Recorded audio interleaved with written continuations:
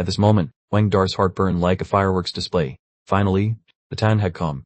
He had waited for this command for over 10 days, and today he would cup to his heart's content, reveling in maximum satisfaction. In that very moment, 2,000 new troops of U Nation simultaneously raised their great sabers, each 1.8 meters tall and weighing 110 kg/145 pounds, forged entirely of steel in a way that would make blacksmiths want to quit their trade. Hundreds of great sabers simultaneously swung down. In the blink of an eye, the solid shield wall in front shattered like a soaked rice cracker, breaking into fragments, as the blood of 2,000 bloodline-awakened soldiers boiled over. It was as if all the pent-up pressure from the past month had finally opened its floodgates. They cut non-stop, cut without rest, and all they did was cut. Strawberry syrup splattered everywhere. In less than a moment, a small portion of the Chu Nation soldiers collapsed in spirit and fled, while most of the remainder were cleanly cut down, leaving not a single piece of armor behind. Who would have thought that U Nation possessed such a terrifying great saber unit so large, so heady, yet so unreasonably sharp? The key lay with the 2,000 armored soldiers under Shen Lang's command. While other nations still used common iron armor because gold steel was scarce, he went big, outfitting all the bloodline-awakened soldiers in heavy steel armor, the kind that would make an ordinary person gasp just by looking at it, never mind calculating the cost. The result was near imperviousness to sabers and spears. Weapons that struck them felt like nothing more than an itch. Meanwhile, they wielded Hunfercan sabers, swinging them down with full force. What could possibly withstand that? What wouldn't be split in half? It was a massacre that was clean, decisive, ruthless, and terrifyingly efficient. The entire arena fell silent. The envoys had prepared themselves to witness a massacre, but they only guessed half of it correctly. They thought the battle would last at least 2 hours. Instead, in less than half a quarter hour, the 2,000 elite Chu Nation soldiers were wiped out. The identity of the massacred party was completely misjudged. Everyone watched with numb scalps and cold spines. It was too fast, too sudden, too horrifying. U Nation rolled straight through without meeting any resistance. One must know that those 2,000 martial soldiers were not ordinary. They were elites who had fought everywhere, yet the outcome was a complete annihilation from beginning to end. The U officials following the commander stared wide-eyed, mouths agape, stiff and pale as ghosts. In their minds, they kept repeating, is this truly U Nation's army? Why are they so powerful? Weren't they considered useless garbage before? The most shocked person was undoubtedly Chang Nai. He had guessed that Shen Lang would not easily concede defeat, but he absolutely did not think the opposing army would be this terrifying, like a nightmare crawling out of a battlefield. He silently told himself he was lucky he hadn't deeply offended them before. He had once thought those people were merely stubborn and unwilling to lose, but now they had directly annihilated the Chu Nation warriors. This could only be described as a miracle. If it were his Chan family army, how many people would it take to win? 3,000, 5,000, nor perhaps even 10,000. As for the king of Chu, his face was pale with shock, his whole body shaking violently, his head buzzing. Just how terrifying was this Shen Lang? In only 3 short months, he had transformed 2,000 useless individuals into an invincible army. We fell into the trap, completely fell into the trap. How could they be like this? The spies clearly reported that those 2,000 soldiers only practiced a single downward stroke with a dummy saber every day. Yet, the power of that stroke turned out to be so terrifying. The funny thing was, the spies didn't report incorrectly. Shen Lang really did only teach one move. It's just that this single move was enough to sweep across the world. When thousands of people executed it simultaneously, the power escalated exponentially, becoming a force that even ghosts and gods would avoid. Just then, the minister beside him anxiously called out, Your Majesty, what should we do next? But the king of Chu still hadn't fully recovered. Immediately, he gritted his teeth and regained his composure. The battle isn't over yet. I still have 3,000 heavy armored cavalry. Field cavalry are inherently dominant, let alone high-level heavy armored cavalry designed to crush all resistance. For 10 generations, no infantry has dared to directly confront them.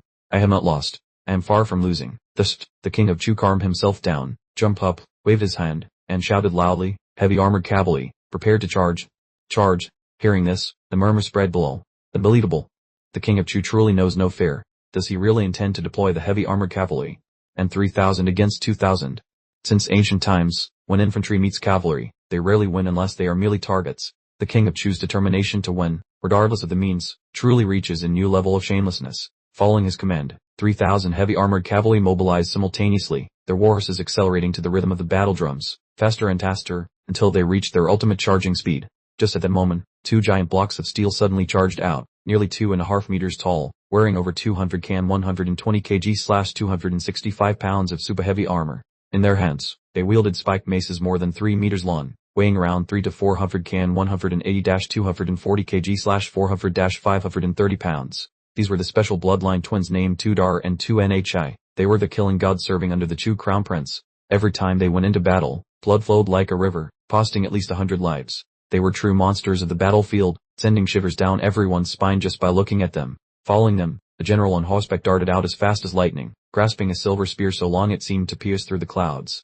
This was Hu Yangtze, the super general of Chu nation, originally the top scholar in martial arts, majestic and magnificent even in his youth. He was also known as the Orphan of War, likely possessing a special Jianlai bloodline.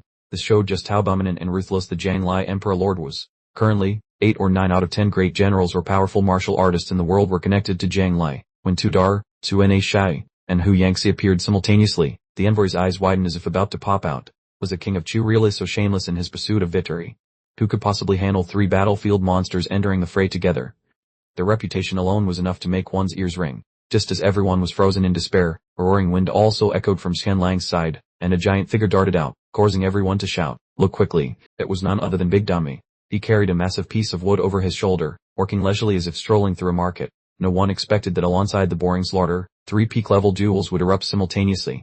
It was a pity that with only 2 eyes, it was like standing before 3 peerless beauties and only being able to choose one. In the end, all attention focused on the most critical battle, 2,000 new Yu Nation troops against 3,000 Chu Nation heavy armored cavalry. It was the most blood-boiling, most unbalanced, and most breathtaking confrontation. Ku Daohon and Big Dummy advanced straight ahead. In his mind, Ku Daohon muttered to himself that as the commander, he should ideally remain in control and direct the troops rather than personally enter the battle.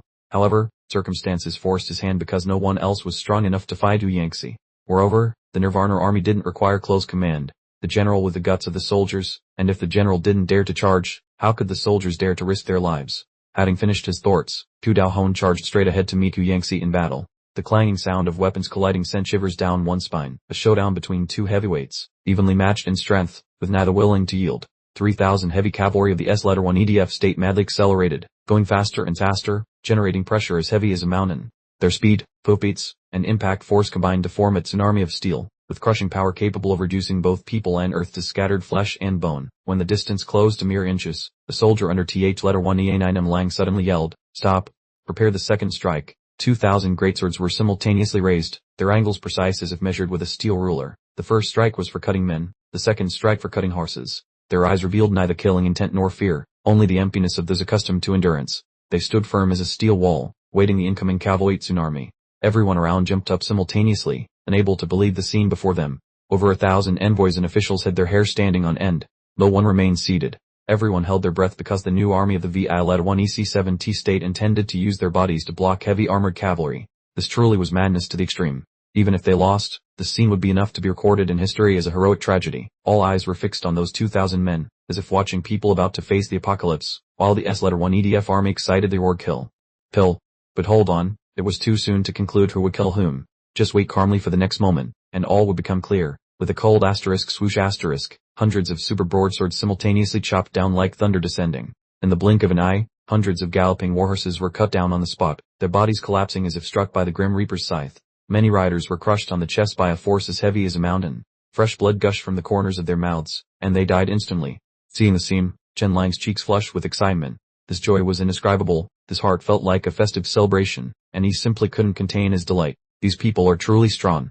Their unconscious focus and pure reflexes constitute their most formidable natural talent, making them virtually unbeatable because their lack of awareness means they don't know fear, and thus don't flee. Thanks to their attentiveness and keenness, they always seize the precise moment to strike. The battle grew fiercer. Chu soldiers fell like stalks of wheat, while the Yu Kingdom's monsters stood impervious like statues, completely unharmed amid the sea of blood. Each warhorse screamed and crashed heavily to the ground. The Chu cavalry panicked and turned pale, but by the time they registered their fear, it was already too late. The situation was sealed, and in this battle, only one side had the right to celebrate. In a far away, Hu Yunzai's face was ashen with shock, unable to believe that his cavalry, which had won hundreds of battles, had lost so quickly. He shook with rage but gritted his teeth, enduring the battlefield pressure, because if the Chu cavalry couldn't break the formation, he and his men would be next to fall into a disadvantageous position. In reality at this moment, the front warhorses had been completely cut down, their corpses piling up and blocking the path for the heavy armored cavalry behind. They were stuck, unable to advance on the Yu army. The soldier panicked, shouting that their horses' legs were trapped. Someone behind yelled loudly, telling them to dismount and charge, claiming that fighting from a higher position would give them an advantage. But just as they prepared to set foot on the ground, they received fatal blows, so fast they didn't even have time to understand what happened. Swift, precise strikes rained down, sending both men and horses simultaneously to meet their ancestors. Even until their last moment, they couldn't believe the cruel reality. Some stayed wide-eyed, stammering, "How did things turn out like this?" Corpses piled higher upon corpses bit by bit, while death descended like a whirlwind. Elsewhere, the giant man also plunged into the slaughter. Big Stupid took on two men, two Dar and two by himself, initially at a disadvantage because this was a match purely of strength, with no dodging or strategy, just force against force. As the three began fighting, the sky and earth seemed to darken, and clashing sounds reverberated everywhere. Each strike made spectators' hearts clench. An ordinary person would have their bones shattered by a single blow, but Big Stupid wore super thick heavy armor, as did the two brothers. The three maniacs fought fiercely, generating sparks. Suddenly, a spike mace weighing hundreds of kilograms smashed straight into Big Stupid's back. The sound roared like thunder, sparks flew, yet he stood firm like a mountain because his armor, truly full-body steel plating, was thicker than half a finger. Big Stupid spun around sharply, his gaze as cold as ice, looking ready to take lives. The opponent's legs turned weak with fear. Sweat poured out like a shower as he stammered that hitting him like that didn't do any damage at all. Not allowing the opponent time to calm down, Big Stupid swung the lug in his hand, slamming it forcefully into Tuer's waist. Tuer was sent flying far away, rolling several times on the ground before he finally stopped. Having just finished dealing with Tuer, Big Stupid easily swept towards the remaining opponent, mumbling that once he strikes, few could escape. When he swung, even stone would add a shatter. They were thrown around roughly, but struggled to get back up, refusing to fall, and rushed in to confront him desperately once more.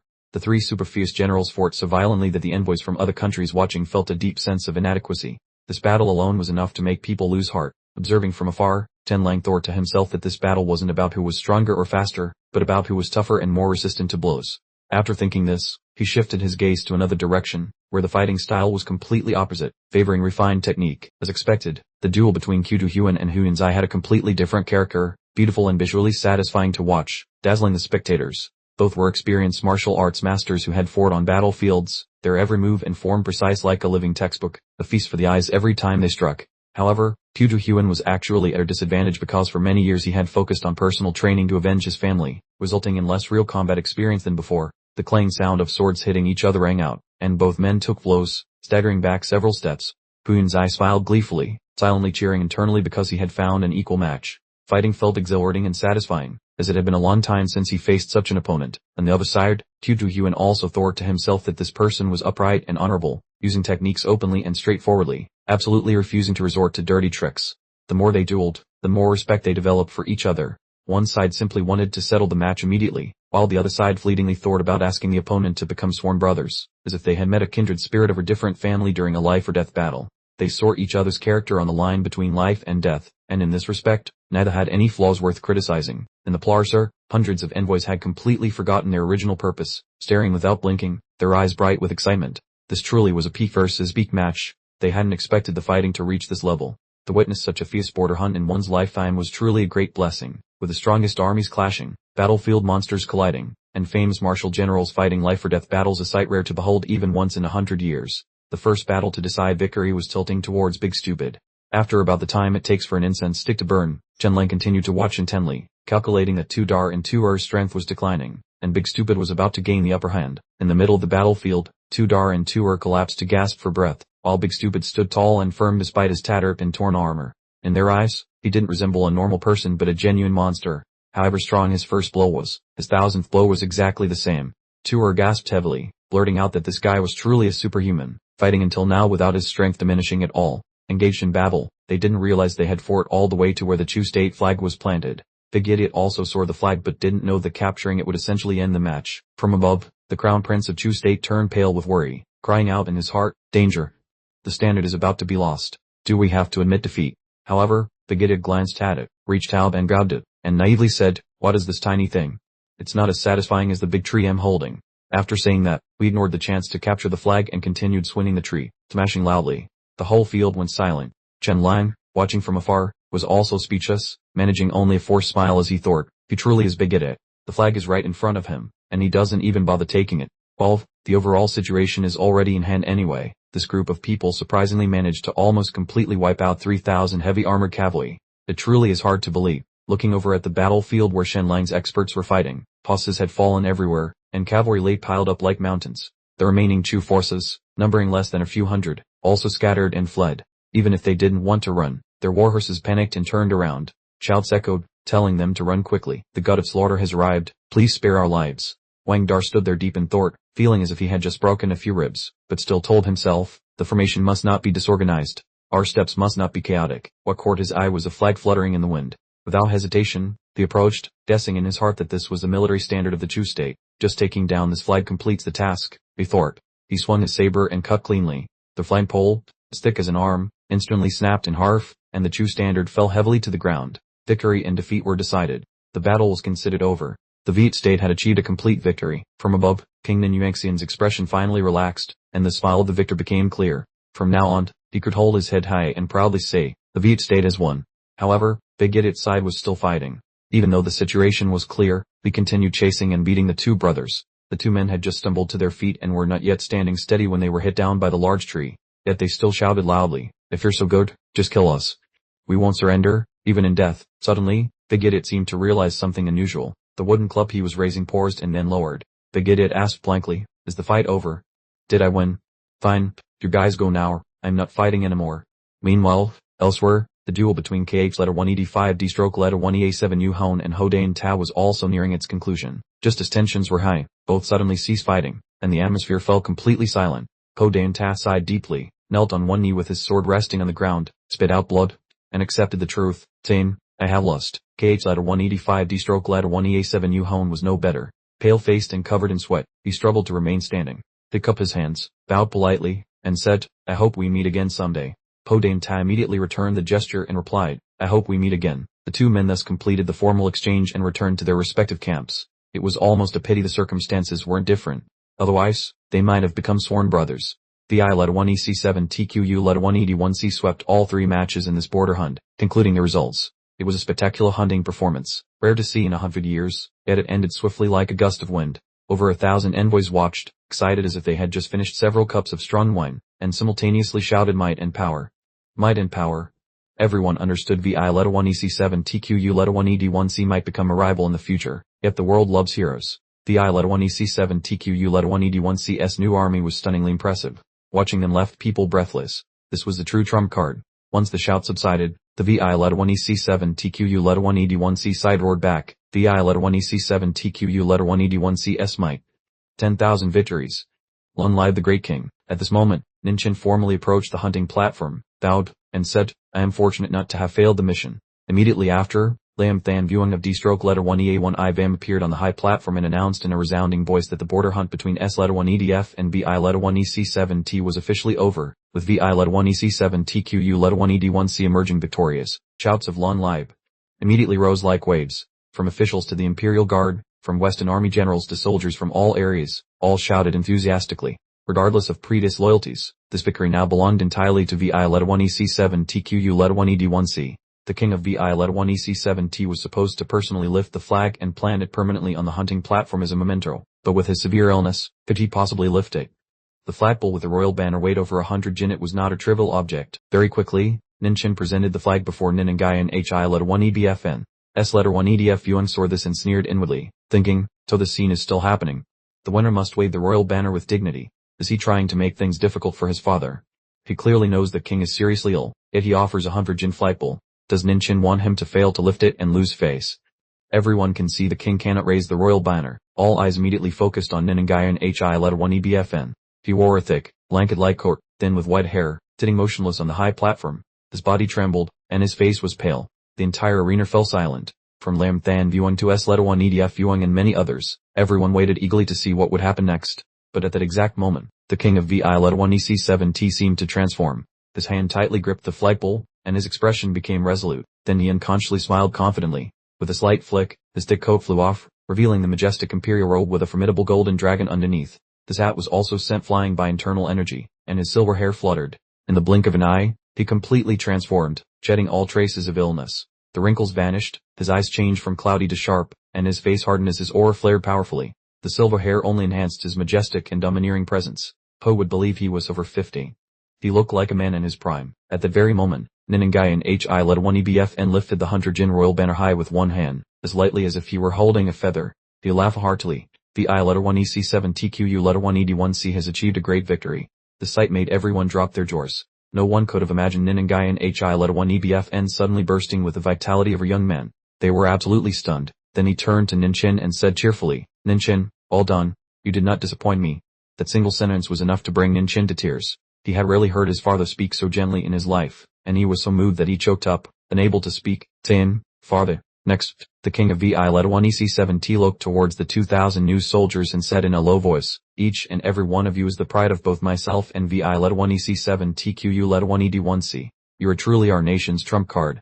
He decisively announced, I bestow upon you the title of VI led 1 EC7TQU led 1 ED1C's foremost army, the Nirvana Army. From now on, this army officially bore the name Nirvana Army, magnificent in power. From today, you must shake the world with your might. Today is just a small victory. I believe you will be victorious in every battle and invincible in the world. His voice echoed across the battlefield, full of vitality and accompanied by astonishing inner energy. Immediately, 10,000 VI led 1 EC7TQU led 1 ED1C soldiers shouted in unison, victorious wherever we strike. Unstoppable wherever we advance. Long live your majesty. Long live. Long live. At this moment, VI led 1 EC7TQU led 1 ED1C officials froze in astonishment. It turned out the great king was not sick at all. He hadn't suffered any illness or stroke. It was all a flawless performance, worthy of Actor of the Year, but the most shocked person was S letter 1 EDF Yuan. Losing this hunt felt like a direct stab to the heart. The humiliation was immense. Who would have thought VI led 1 EC7TQU led 1 ED1C would bring only 2,000 new soldiers, crush 2,000 elite fighters, and then destroy 3,000 heavy armored cavalry? This made him suspect the times were changing, and a new type of army might be emerging. Could heavy armored cavalry no longer be the trump card? Especially considering Ninangayan HI led 1 EBFN wasn't actually ill. Those 2,000 new soldiers must have been planned from the start. Thinking this, S letter 1 EDF Yuan turned purple with rage, jumped up, and shouted, Ninangayan HI led 1 EBFN, are you deceiving me? You're not sick at all. Ninangayan HI led 1 EBFN immediately replied with a calm smile, King Brother, what do you mean? I truly am sick, very sick. In fact, everyone present probably cursed inwardly, thinking, sick my foot. What amazing acting. Life truly had a sense of humor. If you claimed you weren't sick, people would believe you. If you insisted you were sick, everyone knew you were faking it. S letter 1 EDF Yuan looked at Ninangayan HI led 1 EBFN, then glanced at TH letter 1 EA9M line, and understood everything perfectly. He just wanted to shout that he had been trapped. From start to finish, these two had collaborated to put on a show, turning the great S letter 1 EDF Yuan into a laughing stock for all to see. While the atmosphere was still tense, Ninangayan HI led 1 EBFN turned to Lam Than Vuong and the envoys of various states and said slowly, Lam Than Vuong and esteemed envoys, isn't it time to execute the contract now? Lam Than Vuong, also shaken to his core, looked at the king of VI led 1 EC7T and cursed inwardly. Well done, Ninangayan HI led 1 EBFN.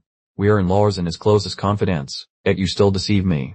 This must be TH letter 1 EA9M Lang's doing again. The slap across S letter 1 EDF Yuan's face was so severe that it felt painful just to watch. Losing 5,000 elites wasn't the worst part. The worst part was losing all dignity, being trampled upon by Ninangayan HI letter 1 EBFN and further humiliated.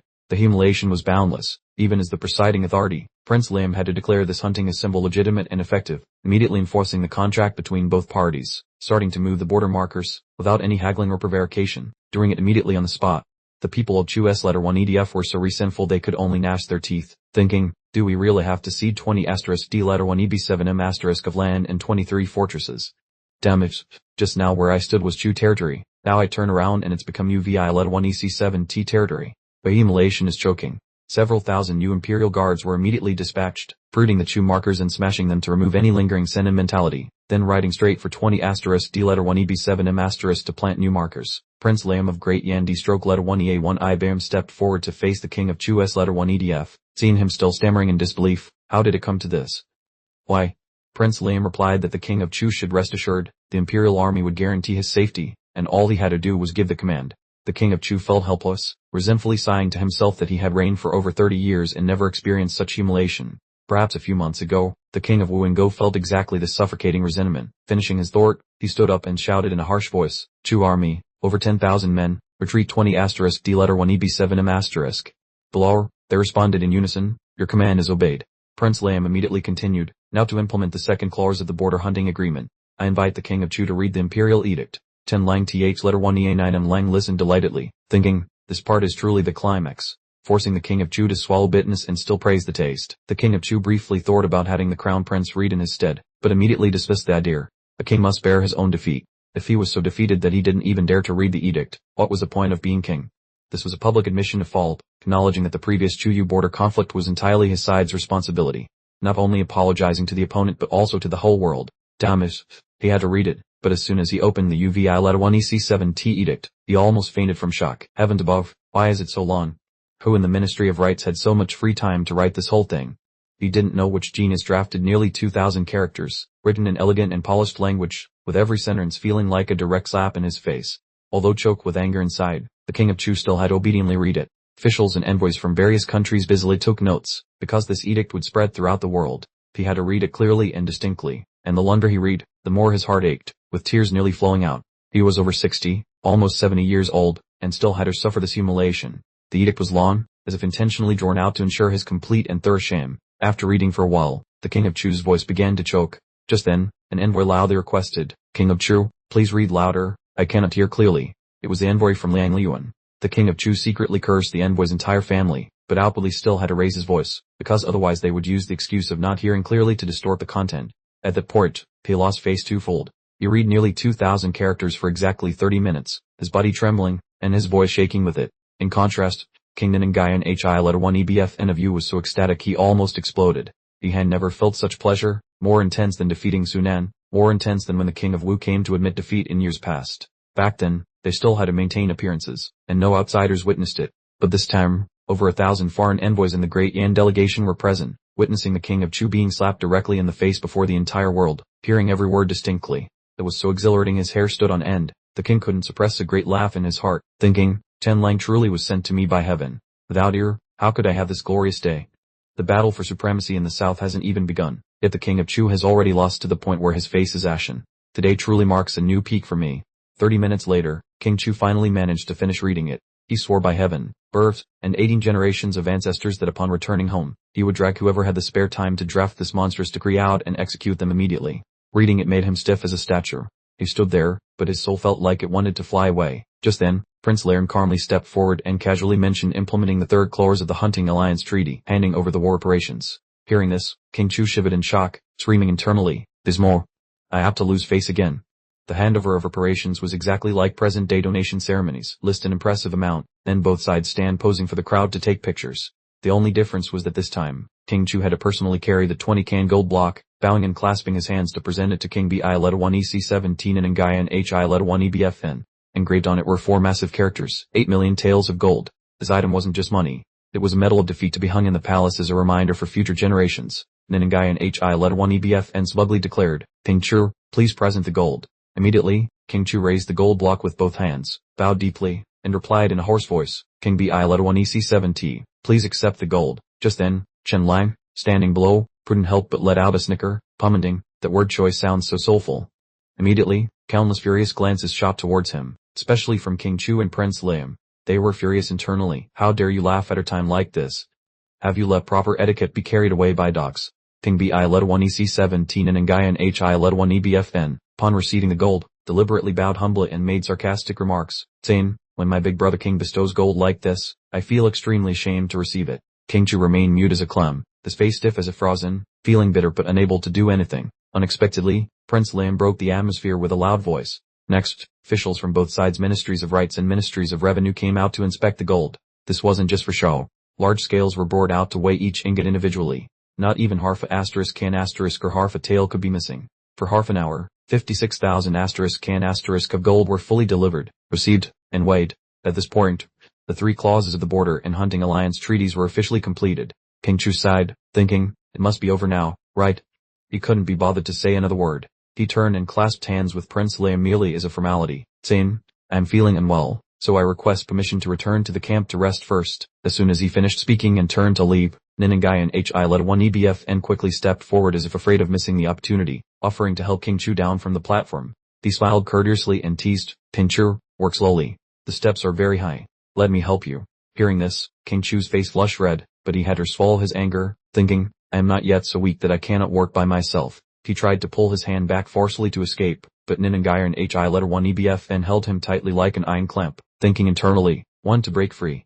Not likely." And so, in front of everyone, Nanangayan Hi-1EBFN escorted King Chu down the platform, looking exactly like he was assisting an old man about to retire. Whether King Chu wanted it or not, he had to grit his teeth and endure, screaming internally, "Fine, so you Nanangayan Hi-1EBFN are wise and healthy, while I have become a useless old man." Finally, having descended all 99 steps, King Chu climbed into his carriage. Nanangayan Hi-1EBFN stood outside, clasped his hands, and smiled courteously, saying, "Thank you, big brother King, for fulfilling this." Just then, Chen Lang also clasped his hands and shouted loudly, respectfully seeing off King Chu.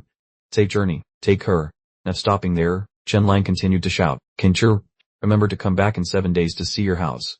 Inside the carriage, King Chu's face turned red with anger, his veins bulging. He screamed internally, Chen Lang, I will kill you. That phrase is only used to send off the dead. In a far away, Prince Lam's face also darkened upon hearing those words full of implications. Thorpe, the previous remark could be excused as a slip of the tongue, but this one is clearly intentional. Does come back in 7 days to see your house allude to the 7-day death anniversary? This is openly cursing another country's monarch. Seeing everyone's change in expression, Chen Lang calmly explained, his face innocent as if genuinely clueless. This place used to be Chu territory. After 7 days of moving the border markers, inviting King Chu to return and take one last look at his former land, what's wrong with that? Everyone present was speechless. The crown prince of Chu gritted his teeth, thinking, everything you say has logic, and your shamelessness is unbeatable. There's no arguing with you. He then coldly ordered, so, King Chu's army turned around and raced straight towards the west. But before they had gone a mile, King Chu finally couldn't hold back anymore. He spat out a mouthful of blood, his eyes turning white from pain before he collapsed unconscious on the spot. Inside the carriage, the eunuchs were frightened out of their wits, frantically calling, Your Majesty! Your Majesty! At the same time, inside the great camp of VI-1EC7 TQU-1ED1C, Ninangayan HI-1EBFN asked with visible delight, Deng Yao, what do you think of my Nirvana army? Deng Yao clasped his hands and replied, Your Majesty's Nirvana army truly deserves the name of the strongest army. Despite the brilliant victory taking place in winter, Ninangayan HI-1EBFN deliberately wore light clothing to appear nonchalant. The same, I'm cold, but my Carissa won't allow me to wear thick layers. Months of feigning illness and lying still had stifled him to the point of near moldiness. He had almost suffocated once, taking nearly an hour to be revived. Fortunately, his brain and body weren't damaged. After a month of recovery, he could run and jump again. The only hardship was playing the patient role, having to dye his hair gray every day and hunch over to look convincing. Now everything was fine. He could finally resume his majestic dragon walk and tiger stride. Ninangayan HI-1EBFN suddenly remembered something and asked, Deng Yao, how much do I still owe you for military expenses? 9,500,000 gold coins. He immediately instructed Lair CHU-1EA9N to give Zhang Yao 9,500,000 gold coins, plus another 350,000 gold coins for the next phase of military expenses. Deng Yao bowed deeply to thank His Majesty for his grace. Ninangayan HI-1EBFN said in a low voice, the victory today was glorious, but you absolutely must not be intoxicated by success. A great war is coming. King Chu has lost face completely, so hatred and anger are building up inside him. When the time is right, he will go insane and start a war in the south. At that time, it will no longer be minor skirmishes, but a war that risks the entire country's fate. Deng Yao replied, your servant obeys the command. Ninangayan HI-1EBFN stepped forward and patted his shoulder, his voice softening, my brother Zhang Yao, I know there isn't much personal relationship between us, but for all these years, you have never failed in your duty, and I keep that in my heart. Recently, Nin D letter 1B0 letter 1E3C and Nin K letter 1EF3 have been causing trouble. When I return, I will personally suppress them. As long as I haven't fallen, it is not time to divide the family power. Deng Yao said nothing, just bowed even deeper. Ninangayan HI-1EBFN continued, the upcoming war could involve 3 or even 4 countries, with the combined forces of all countries exceeding 400,000 or 500,000, perhaps even more. This battle will determine not only the fate of the Nin clan but also the fate of the Zhang clan. If the western border falls, the I-1EC7 TQU-1ED1C risks being partitioned. As for your Zhang clan, you will only be reduced to dust and ashes. Therefore, I am entrusting the western battlefield entirely to my brother Zhang Yao. Deng Yao knelt on one knee, saying, your servant will devote all my strength. I will not retreat even unto death. Ninangayan HI-1EBFN nodded and said, all right, if you don't want to rest, then leave. Deng Yao replied, your majesty, please rest. Your servant requests permission to withdraw.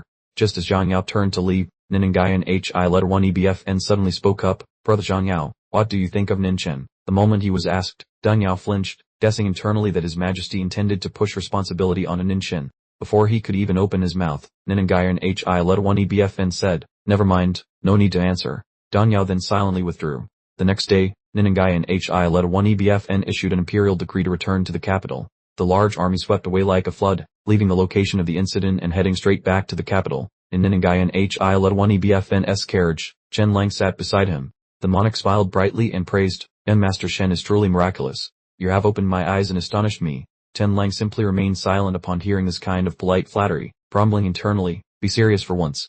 Listening to this makes my ears itch. Seeing Chen Lang sitting blankly without responding, Ninangayan HI-1EBFN burst out laughing and said, in the past 20 years, there hasn't been a day as enjoyable as yesterday. Just thinking about how the news will shake the world makes me ecstatic. Before Nin and Guyan Hi1EBF then finished speaking, he was already imagining returning to the capital to majestically suppress all under heaven, especially the court officials who thought he had suffered a stroke and collapsed, causing them to run and fawn on the crown prince or the third prince.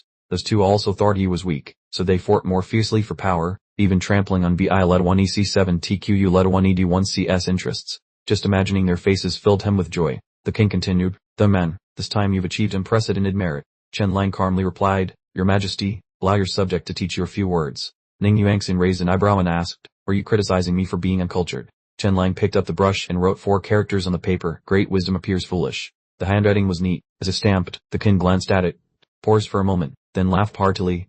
Alright, I'll take these words as extra study. Now, dem Master Shen, with such great merit, what reward do you wish for?" Chen Lang said, slightly surprised, "Your Majesty, we already clarified that previously." Ning Yuanxin laughed, "That's right. If we won, I'd acknowledge Ning Zhan's claim, allow an expansion of 5,000 troops, and appoint him Skyviet Governor General. But that was the old agreement. Now, feel free to ask for anything additional. I can grant it." Chen Lang thought for a moment, then smiled. "I request your Majesty to bestow upon your subject the title of Duke." The king was speechless upon hearing this. He thought granting him the title of Duke would truly put him in a difficult position. In Great Yan, people with different surnames were absolutely forbidden from being granted the title of king. In vassal states, almost no one granted the title of Duke to non-family members. This was considered an iron law. Decades ago, the East consisted entirely of duchies. It was only after Zhang Li rose up that the emperor began granting titles of king everywhere, leading to the kingdoms that exist today. In Biat Nation, the only non-family member granted the title of Duke was Bayan Zyro. Even Jun Nairo, with his immense merits, only reached Marquis. Bayan Zyro had previously been a Marquis in Wu, and his merit involved saving the Viet Nation, changing its fate, helping stabilize the national fortune, assisting Ning Yuanxian in defeating Ning Yunwu and ascending the throne, expanding 9 prefectures, and adding millions of citizens. For a second person to receive such a title was almost unimaginable. The king understood Chen Lang was joking and laughed. "Were you asking for this on behalf of Ning Zheng?" Chen Lang replied, "Of course. The 4th Prince Ning Zhen is already a duke, but the 5th Prince Ning Zheng is only a marquis. It looks quite incongruous." Ning Yuanxin sighed, thinking Ning Zheng was truly blessed to have such a friend. Chen Lang added, "Your Majesty, if he wants to contend for the throne, his title must at least be on par with the other 2 princes." Ning Yuanxian interrupted by waving his hand. "You are too hasty. Ning Zheng has only been a marquis for a few months. Jumping straight to duke would upset the balance. Change the condition. I will fulfill it as long as I can, but it must be for yourself, not for someone else." Chen Lang crossed his arms helplessly, thinking, "What should I ask for myself? I have money, power, wealth, and honor. I have followers sprouting like mushrooms. What else could I possibly need?" He scratched his head, still unable to come up with anything. He finally said arrogantly, "Your Majesty, your subject feels he lacks nothing at all." This attitude annoyed Ning Yuanxian, who thought to himself, "This kid truly deserves a few lashes." The king was again speechless. Chen Lang's merit was great, yet he refused every reward. The king suddenly had an idea. "How about I arrange a marriage for Jin Mudang? Tell me who you like, and I will marry her off to him." Chen Lang heard this and thought it reasonable, his eyes shining brightly as if he had struck gold. That fatty is almost 20 yet has zero experience in love, sometimes covering himself with a blanket to look at erotic paintings to ease his loneliness. As his brother-in-law, I must worry about my sister's husband lest I disappoint my in-laws. Thinking this, Chen Lang excitedly said, "I hear Grand Chancellor Zhu Huanzhu has a granddaughter named Zhu Ning, who is gentle, beautiful, discreet, and virtuous, as well as the foremost talented woman. She is 19 years old and not yet engaged. Suitors are so numerous they crowd the doorway. What does your Majesty think of Zhu Ning?" The king's face turned pale upon hearing this. He thought Zhu Ning was the capital's foremost talented woman, Grand Chancellor Zhu Yuanzhu's treasure, like jade held in his hand, and she even managed to study. This title was neither self-proclaimed nor exaggerated. She was discreet, rarely went out, didn't attend banquets, and didn't flaunt her poetry or writing. Yet her reputation still resonated because she drafted many of the Grand Chancellor's letters and documents. She had previously rejected dozens of scholars, including the top imperial scholar. Anyone who challenged her in a literary competition was completely defeated in less than an hour. She read an immense amount, with knowledge so vast and deep that it surpassed ordinary people, which is why she was called the capital's foremost talented woman. In general, Zhu Ning was indeed difficult to marry off, but the Zhu clan was in no hurry because they didn't need to be. Even princesses sometimes carefully selected a son-in-law, let alone a daughter of the Zhu clan who had no shortage of suitors. When the king heard Chen Lang wanted to marry her to Jin Mudong, his head went numb. He thought, he even managed to come up with something this difficult. I couldn't grant the first condition, nor can I grant the second one. What kind of dignity would I have as a senior if I can't grant anything? But having already said it, it was awkward to withdraw. Ning Yuanxian hesitated, then said in a serious tone, "All right, I will try. Upon returning to the capital, I will personally go to the Zhu mansion to propose marriage for Jin Mudong. This trip will certainly make me lose face, since Zhu Ning made even the top scholars speechless, let alone Jin Mudong. But who knows, perhaps a miracle will happen. The words had already been spoken, sharp as arrows, with no turning back. Ninyu Exin held his head, lamenting internally why he had run his mouth so much. This marriage proposal was bound to be humiliating, as Yuning was worlds apart from Jin Mudan. Meanwhile, Chen Lang thought gleefully, "Hey, Jin Mudan, your brother-in-law me really went all out." After finishing their idle talk, the monarch's smile vanished, replaced by a more serious expression. "Alright, Chen Lang, that's your business. Given how powerful this army is, how many more soldiers can you train at most?" Chen Lang frowned, asking probing questions. "Is your majesty asking seriously or in jest?" The monarch replied, "Seriously." Chen Lang answered earnestly, "No more can be trained. I've completely depleted Jinshi's supply of high-grade steel. Training just over 2,000 people cost several 100,000 gold coins." The monarch knew this army was costly, but he was still taken aback. We could only think that expensive. He had thought it was expensive already, but this number still hit him hard. Chen Lang continued to lament, "Although our family forged the steel, every pound leaving the factory is recorded and must be properly paid for with gold and silver. There's no policy where family members can take as much as they want." The monarch understood this. Every power structure operated similarly. Even his imperial guard, supplied by royal workshops, required payment for equipment. Vague accounting and lax rules would inevitably lead to problems. Chen Lang continued to explain his hardships. Each person averages 5 training blades, consuming over 1 million jin of steel in total. I borrowed these materials from the Heavenly Tao Society. On top of that, they must take medicated baths every day, with the cost of medicine flowing like water into a river. The Heavenly Tao Society nearly scoured several planets to gather enough medicinal ingredients. Prince Ningjang entered the succession race already owing the Heavenly Tao Society 530,000 gold coins. I guaranteed this loan, but Ningjang is still the debtor. You can't force me to pay for him from my own pocket. Consequently, this elite force of over 2,000 consumes enough resources to sustain tens of thousands of regular soldiers. If given enough time, I would train 3,000 more heavy-armored Meidao soldiers. But your majesty plans to use this unit for the next major war, correct? Ninyu Exin nodded. Chen Lang said, "Then there isn't enough time.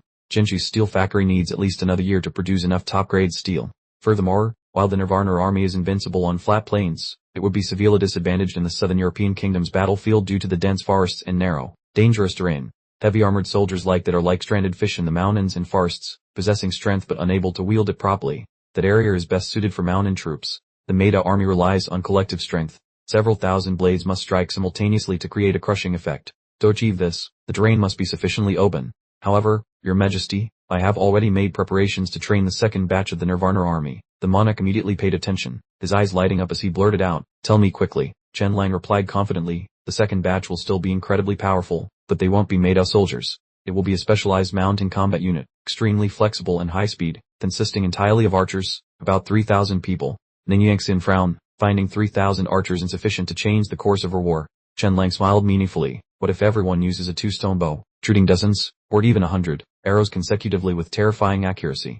Ninyu Exin's eyes widened, thinking silently, impossible.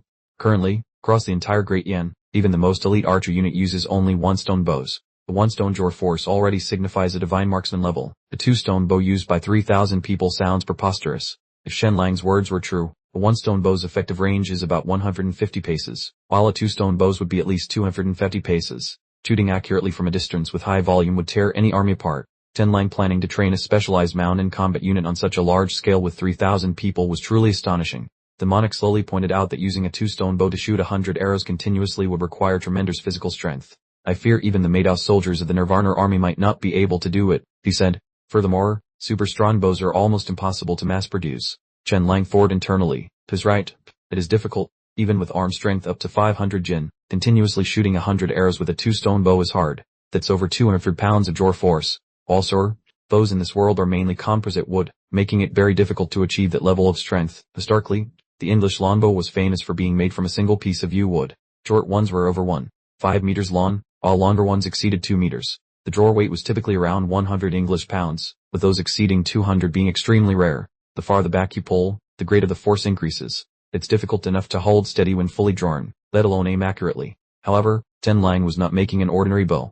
He was going straight for a modern compound bow. While aluminum alloy wasn't feasible yet, high-strength steel was readily available. Using high-carbon steel for the bow body made a 2-stone Jor force a minor issue. The most important feature was the structure of the compound bow itself. It starts heavy, then lightens. The Jor force increases gradually, please, and then decreases, so when fully drawn, the archer needs to hold much less force. Simply put, draw hard and hold light, aiming leisurely.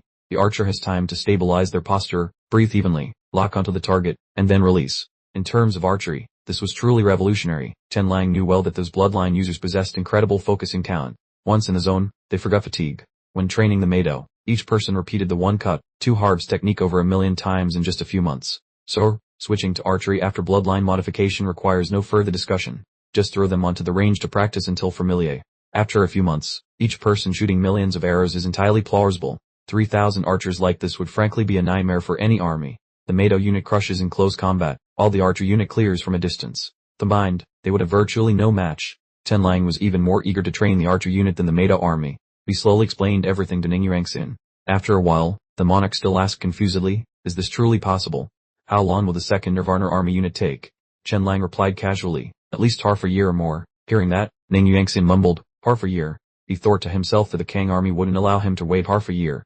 At most, the decisive battle that would determine their fate would erupt in a few months. Just then, Chen Lang casually mentioned, Your Majesty, I heard you refused to borrow money from the hidden Yuan society for my sake. The monarch gave a nonchalant hum. Chen Lang continued, then how much does your treasury lack? The monarch replied, 3 to 4 million gold coins. Chen Lang wasn't surprised, knowing that amount wouldn't be sufficient. The coming conflict was a national war, with hundreds of thousands of troops burning money like water. In the past, Panlon's attack on Jinchuan with over 200,000 troops cost 700 million taels of silver. This time, Yu state had to confront both the Kang and Chu states simultaneously, so the scale could only be larger. 3 to 4 million gold coins were barely enough to get started. However, the monarch didn't ask Chen Lang for help because he understood everyone has limitations. The Heavenly Tao Society was an example. The amount they had loaned was already enormous. Training the second Nirvana army unit required mountains of gold, and Chen Lang was still guaranteeing the loan. If he asked for several million more in military expenses now, not borrowing would risk relations, but borrowing might not even be possible for the Heavenly Tao Society, potentially disrupting strategic planning. More importantly, an alliance collapses if demands exceed the benefits provided. Yet Chen Lang smiled confidently. Your Majesty, how about this? In just over half a month, I will acquire 3 million gold coins for you. Ning Yuanxin frowned, thinking Chen Lang was probably planning to ask the Heavenly Tao Society again. They had already loaned too much. Pushing them further could easily make them turn against us. He said, Chen Lang, don't push people beyond their limits. It would be difficult for the Heavenly Tao Society to come up with that amount, and this is only the initial military expenditure. Chen Lang calmly replied, I said acquire, not borrow. I won't ask the Heavenly Tao Society or touch the Hidden Yuan Society. In half a month, I will purely acquire 3 million gold coins for you. If I succeed, could you grant Prince Ningzheng a ducal title? The monarch was skeptical, thinking, acquire 3 million in half a month without involving those two societies. That sounds more difficult than making it rain on command. No one in the realm, apart from the Hidden Yuan Society and Heavenly Tao Society, can quickly produce that amount. No profession yields profits like that. Compared to this, climbing to heaven would be easier. Seeing Chen Lang speak half jokingly and half seriously, the monarch didn't take it too seriously. It's better for me to figure out this military funding myself, he thought. I cannot put everything on Chen Lang's shoulders. That would be improper. When the monarch was still several hundred li from the capital, news of the hunting grounds results spread throughout the realm. The entire realm was rendered speechless, especially in the capital where officials and citizens alike had goosebumps. The common reaction was, impossible. How much could Chen Lang's 2,000 new recruits possibly be worth? They've only trained for a few months, doing the same exercise every day. Everyone thought they were just for show, yet they actually defeated 5,000 elite soldiers of Chu state. As rumors spread, officials and common people all shook their heads in disbelief. When the victory was confirmed, the officials, still half believing and half doubting, figured Chen Lang must have used a clever ploy, or perhaps the Chu king deliberately conceded. Otherwise, there was no chance of victory, even if rivers flowed backward and the sun rose in the west. But the news returning became increasingly certain and detailed. Chen Lang's 2,000 Nirvana new recruits not only won but nearly annihilated 2,000 of Chu's most elite warriors, along with 3,000 heavy armored cavalry. Everyone was completely shocked. Is Chen Lang a god? How did he achieve such terrifying results? The news sent shivers down their spines. As soon as this news spread, the most evident reaction was that the power struggle between the crown prince and the third prince Ning Kai immediately ceased. Cases of military supply smuggling and military fund embezzlement also went silent. In court, the two immediately displayed a fraternal and filial appearance, acting even more smoothly than the monarch himself. A few days later, monarch Ning Yuanxian returned triumphantly to the capital. The vast army streamed in through the jetty gate, stretching for several li and kicking up dust that obscured the sky. The crown prince and officials had initially planned to welcome him from several hundred li away, but the monarch issued an order forbidding anyone from going out to greet him. Otherwise, they would have rushed out yesterday. As soon as the imperial carriage reached the jetty gate, the crown prince led all civil and military officials in prostrating themselves on the ground simultaneously. They chanted in unison, "Welcome your majesty back to the capital," bowing their heads so low they seemed to touch the ground. Despite kneeling so low, everyone wanted to grow another eye on their forehead, to secretly peek at how the monarch truly looked. Was he truly weak, or, as rumored, terrifyingly vigorous? Some said His Majesty was gravely ill, while others claimed he wasn't ill at all. Everyone wanted to see clearly with their own eyes. As soon as the carriage door opened, the monarch slowly stepped down and gave a shout. Everyone immediately looked up to get a good look. The moment they looked up, they collectively froze, as if nailed to the spot, because his once white hair has turned black again. His face is as vibrant as it was before he fell ill, and his demeanor is majestic and powerful. Your Majesty has truly returned. Damn it. Who said His Majesty had a stroke? To have a stroke looking like this sounds ridiculous. It's clearly a feigned illness. Your Majesty and Th1E9M Lang have joined forces again to set a trap, intending to ensnare the King of Chu, while coincidentally trapping us civil and military officials as well. Looking at their expressions, Ninangayan Hi1EBFN was pleased in his heart. Do you fear me now? How arrogant you used to be. Immediately, he ordered in a stern voice, since I fell seriously ill, too many people have neglected their official duties. At that time, I could not manage things, but now that my health has improved, I can't overlook it anymore. Rest everyone on this list. The soldiers bowed in response, received the order, and immediately rushed off to execute it. Those whose names were called were stunned. Hearing the decisive command sent shivers down their spines. Before they could fully recover their senses, BI-1EC7 Tifuang drew his saber and acted, each quick slash descending as easily as cutting vegetables. The head of the criminals separated from their neck, their eyes still wide open, unable to close in time. The atmosphere was as tense as a bowstring. The civil and military officials standing nearby also shivered. Inwardly, they prayed that His Majesty would direct his anger at anyone else, but not at them. Immediately after, Lord T-1EA7N panicked, fell backward, and fainted. Someone yelled, Lord T-1EA7N has fainted. Quick, help him up. Those nearby only dared to stare, not even breathing hard, because the atmosphere was so suffocating. BI-1EC7 Tifuan turned to him, his voice slow and heavy with authority. Crown Prince, you have worked hard during this time. Hearing the praise, the Crown Prince immediately bowed deeply, responding, your subject dares not claim so. It was Royal Father's defeat of the King of Chu at the border hunting ground that raised the prestige of our nation. That was a truly hard work. But BI-1EC7 Tifuan turned away coldly, stating that this victory at the border hunting ground was entirely thanks to the efforts of Ninchin and Lair Chu-1EA9N. Immediately after, he issued an order to dismiss Tuang Tri-1EC7U, the heavenly VI-1EC7T Governor General, and simultaneously conferred the title upon Marquis TR-1B0-1EDDNG Bin, Ninchin, to serve as the heavenly VI-1EC7T Governor General. He also granted an expansion of 5,000 troops to Ninchin's noble household. This news shocked the Crown Prince and Nink-1EF3. Lair Chu-1EA9N hurried forward to receive the decree. The surrounding officials were also stunned, thinking that His Majesty had allowed Ninchin to compete for the throne, and great turmoil was surely coming to the court. Tuan Tri-1EC7U stood frozen solid, his mouth agape and his face pale, muttering, why am I being dismissed? Is it because I offended Th1EA9M Lang? Because I once surrounded Ninchin's residence? But that was an order from the Department of State Affairs in the Privy Council. How could I dare disobey? BI-1EC7 Tifuan watched Tuan Tri-1EC7U trembling and inwardly assessed him, over 50 years old, from a military background but never having held a high position. His grandfather was only a 6th-rank military general, only reaching 5th rank in old age. Tuan Tri-1EC7U fought against BI-1EC7T-1EDF when he was 20, and against Ngo BI-1EC7T when he was 30. He wasn't a renowned general but was exactly the type of general who could withstand a battle. Now this person, originally the Crown Prince's subordinate, faced the risk of losing everything. He could only hold on to hope by looking toward the Crown Prince, asking himself, am I about to be cast aside? After so many years climbing to this position, am I now being demoted for people to laugh at me? But Tuan Tri-1EC7U finally realized painfully that even His Highness had not finished dealing with his own problems. How could he possibly intervene on Tuan Tri-1EC7U's behalf? The Crown Prince still hadn't fully recovered his senses, his heart filled with resentment as he thought, has Ninchin truly risen? Father actually allows him to openly compete for the throne. How can I possibly accept this? It's utterly suffocating. After speaking, Ninangayan Hi-1EBFN turned and left coldly. Let's go, return to the palace. The next day, Bang Nhi secretly brought her daughter into the palace. Her soft voice rang out, what are you looking at, my dear? It's getting late, let's go to sleep, Chen Lang replied dismissively. In reality, we was looking at a list of people with false spiritual bloodlines. Last time, he found over 200-300 people around the capital. This time he targeted the entire state of Yu.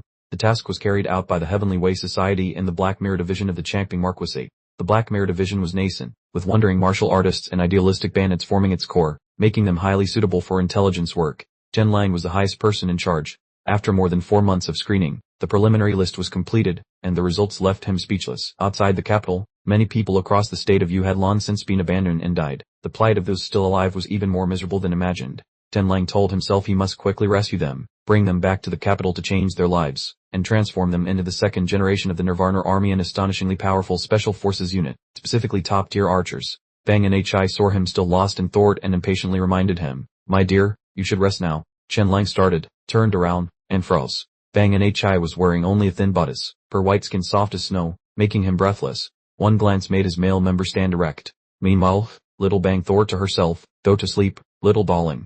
Sleep well so mummy doesn't miss out on this good opportunity." Just when they thought they were finally going to be intimate after longing for days, Princess Nindi Letta 1EC5M's voice echoed from outside, "It's my turn now." Bang and Hi froze instantly, thinking, "Oh now, it's over." Bang and Hi wanted to cry but couldn't shed any tears. She secretly grumbled at the naughty little devil her daughter for not going to bed earlier. Otherwise, father would have been pulled under the covers by mother already. That big-bottom person wouldn't have had a turn. The scene is too familiar. Chen Lang really lives a charmed life. A few days later, Nin Chen was going crazy with business. As soon as he became the Heavenly Yu governor, he had to take charge of all defense and security in the capital, spinning like a top. Chen Lang, meanwhile, remained leisurely, completely uninvolved in politics. Watching Nin Chen toil away, he thought to himself, the people of the third prince and the crown prince cannot cooperate and are trying to obstruct things and cause trouble. Therefore, chaos will inevitably ensue, and security in the capital will deteriorate. However, the king won't help with this, nor can I help. Nin Chen had to learn and do many things himself. He ate and slept right in the governor's mansion, sleeping only 2 hours a night. The rest of the time, he investigated every corner of the capital, inspecting every city gate, every granary, and every army unit. Nin Chen reminded himself, Chen Lang was right. If you don't investigate, you have no right to speak. Chen Lang saw this and secretly rejoiced, feeling emotional. In diligence alone, Nin Chen surpasses the king. The king and I are similar, lazy when possible, often relying on cleverness to govern, which can lead to speculation. Smart people prefer shortcuts, which is why the national treasury is almost depleted. Governing a large country is like cooking a small fish. Sometimes you can't just rely on intelligence, but must take solid, step-by-step actions. Moving to the imperial palace, Ninangayan Hi Letta 1 EBFN was reviewing account books.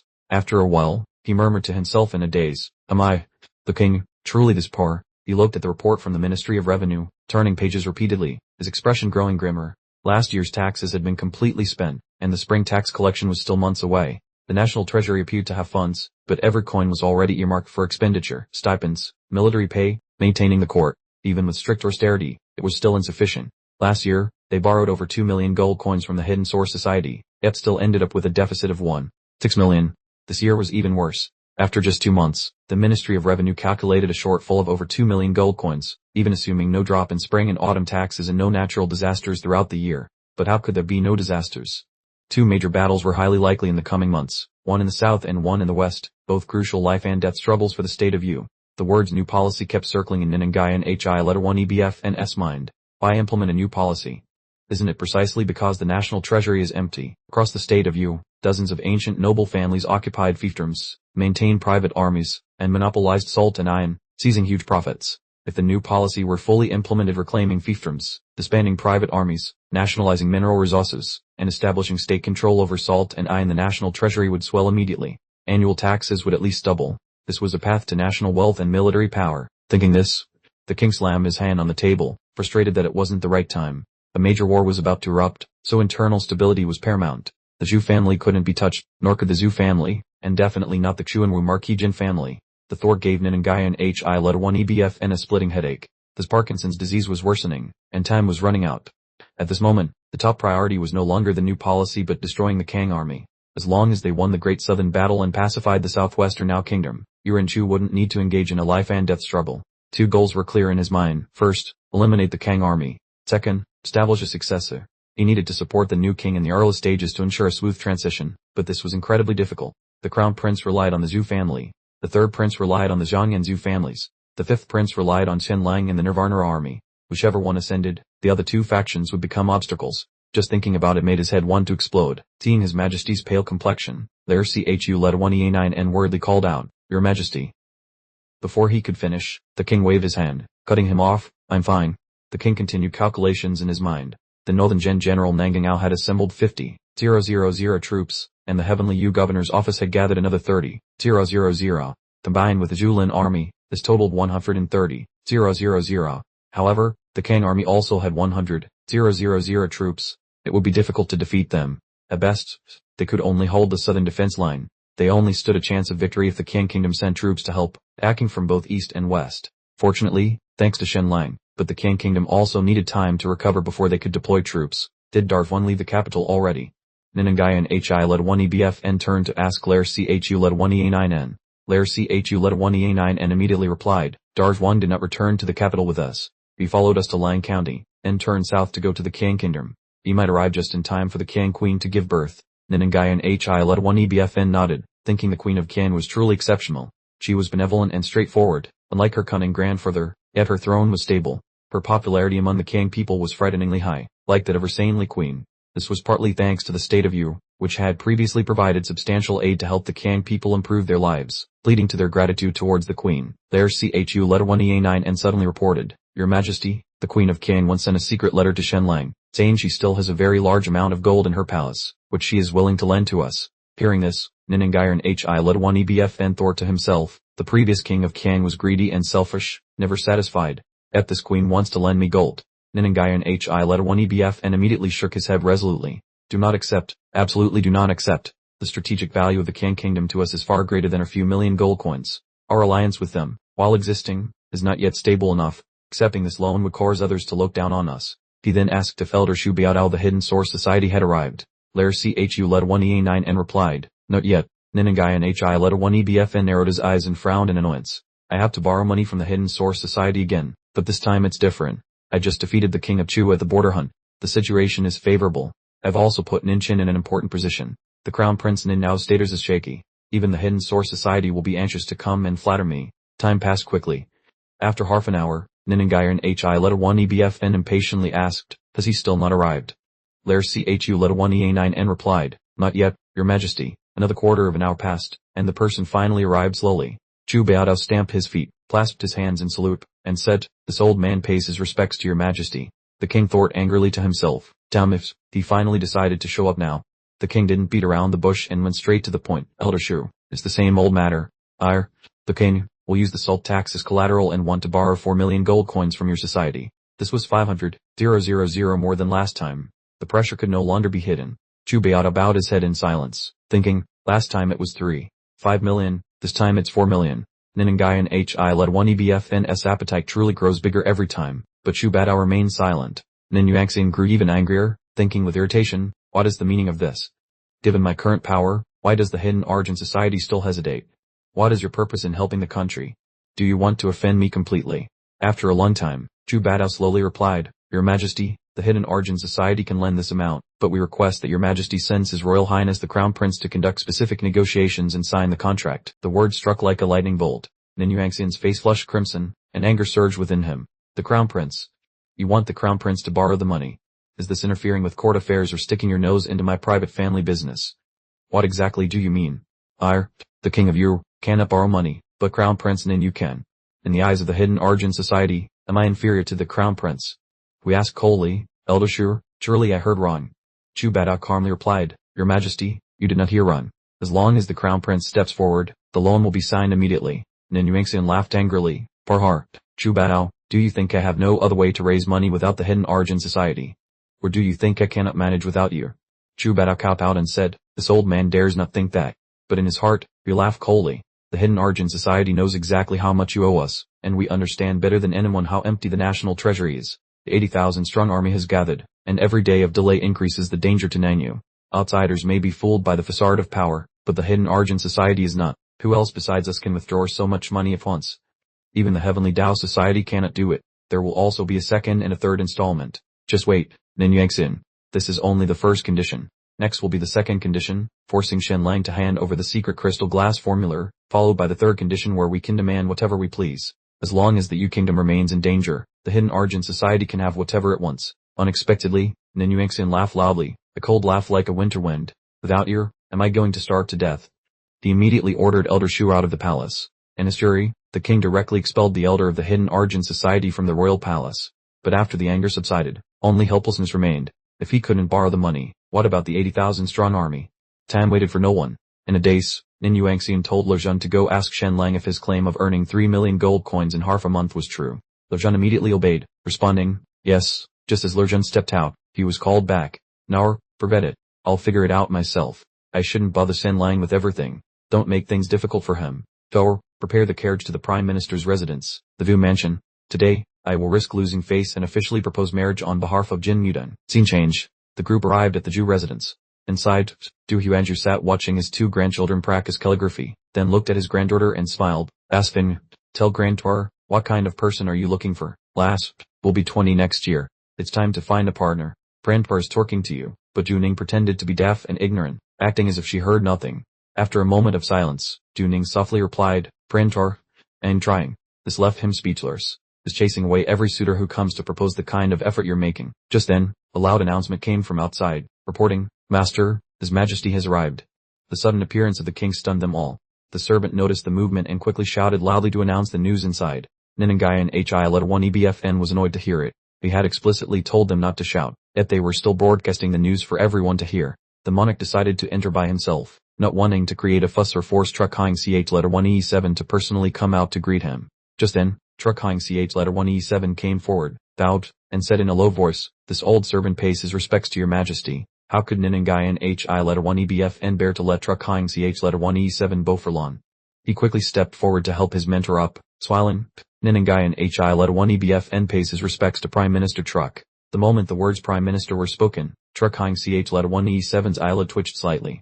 The monarch before him was not only his ruler and son-in-law but also a student he had personally tutored. He had watched him grow up and knew him inside and out. He sighed internally, realizing that whenever he called him Prime Minister, something complicated was bound to happen. At that moment, Truck-1ED3NG Bin and Truck-Nin also came out, clasped their hands respectfully, and paid their respects to His Majesty. Truck-1E7 turned slightly and told his two children to withdraw first. Both responded in unison, Yes, Your Majesty, and then left. Truck-1ED3NG Bin and Truck-Nin left the main hall, leaving Ninangayan Hi-1EBFN and Truck-1E7 to discuss state affairs over tea. Truck-1E7 initiated the conversation. I hear Your Majesty's attempts to borrow money from the Hidden Source Society were unsuccessful. If anyone else dared to ask such a question, the monarch would likely turn purple with rage, thinking, How dare you mock me? But because this was his Prime Minister, Ninangayan Hi-1EBFN simply nodded in acknowledgement. He added that Thubar Dao suggested sending Nindi-1B0-1E3C to negotiate.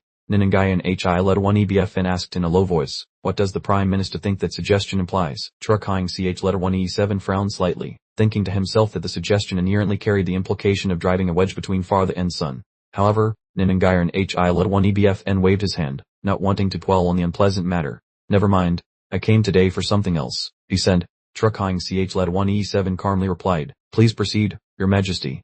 Ninangayan Hi-1EBFN personally took the teapot and poured tea for Truck-1E7 first. He felt awkward inside and inwardly cursed Th-1E9M line for causing trouble. He knew this conversation would be as difficult as picking stars from the sky, but as the monarch, there were times he had to endure things and grit his teeth and accept the loss of face. He spoke awkwardly, Tran Nhi Truck-Nin is almost 20 now. Truck-1E7 was slightly surprised before nodding. That's right, she'll turn 20 next year.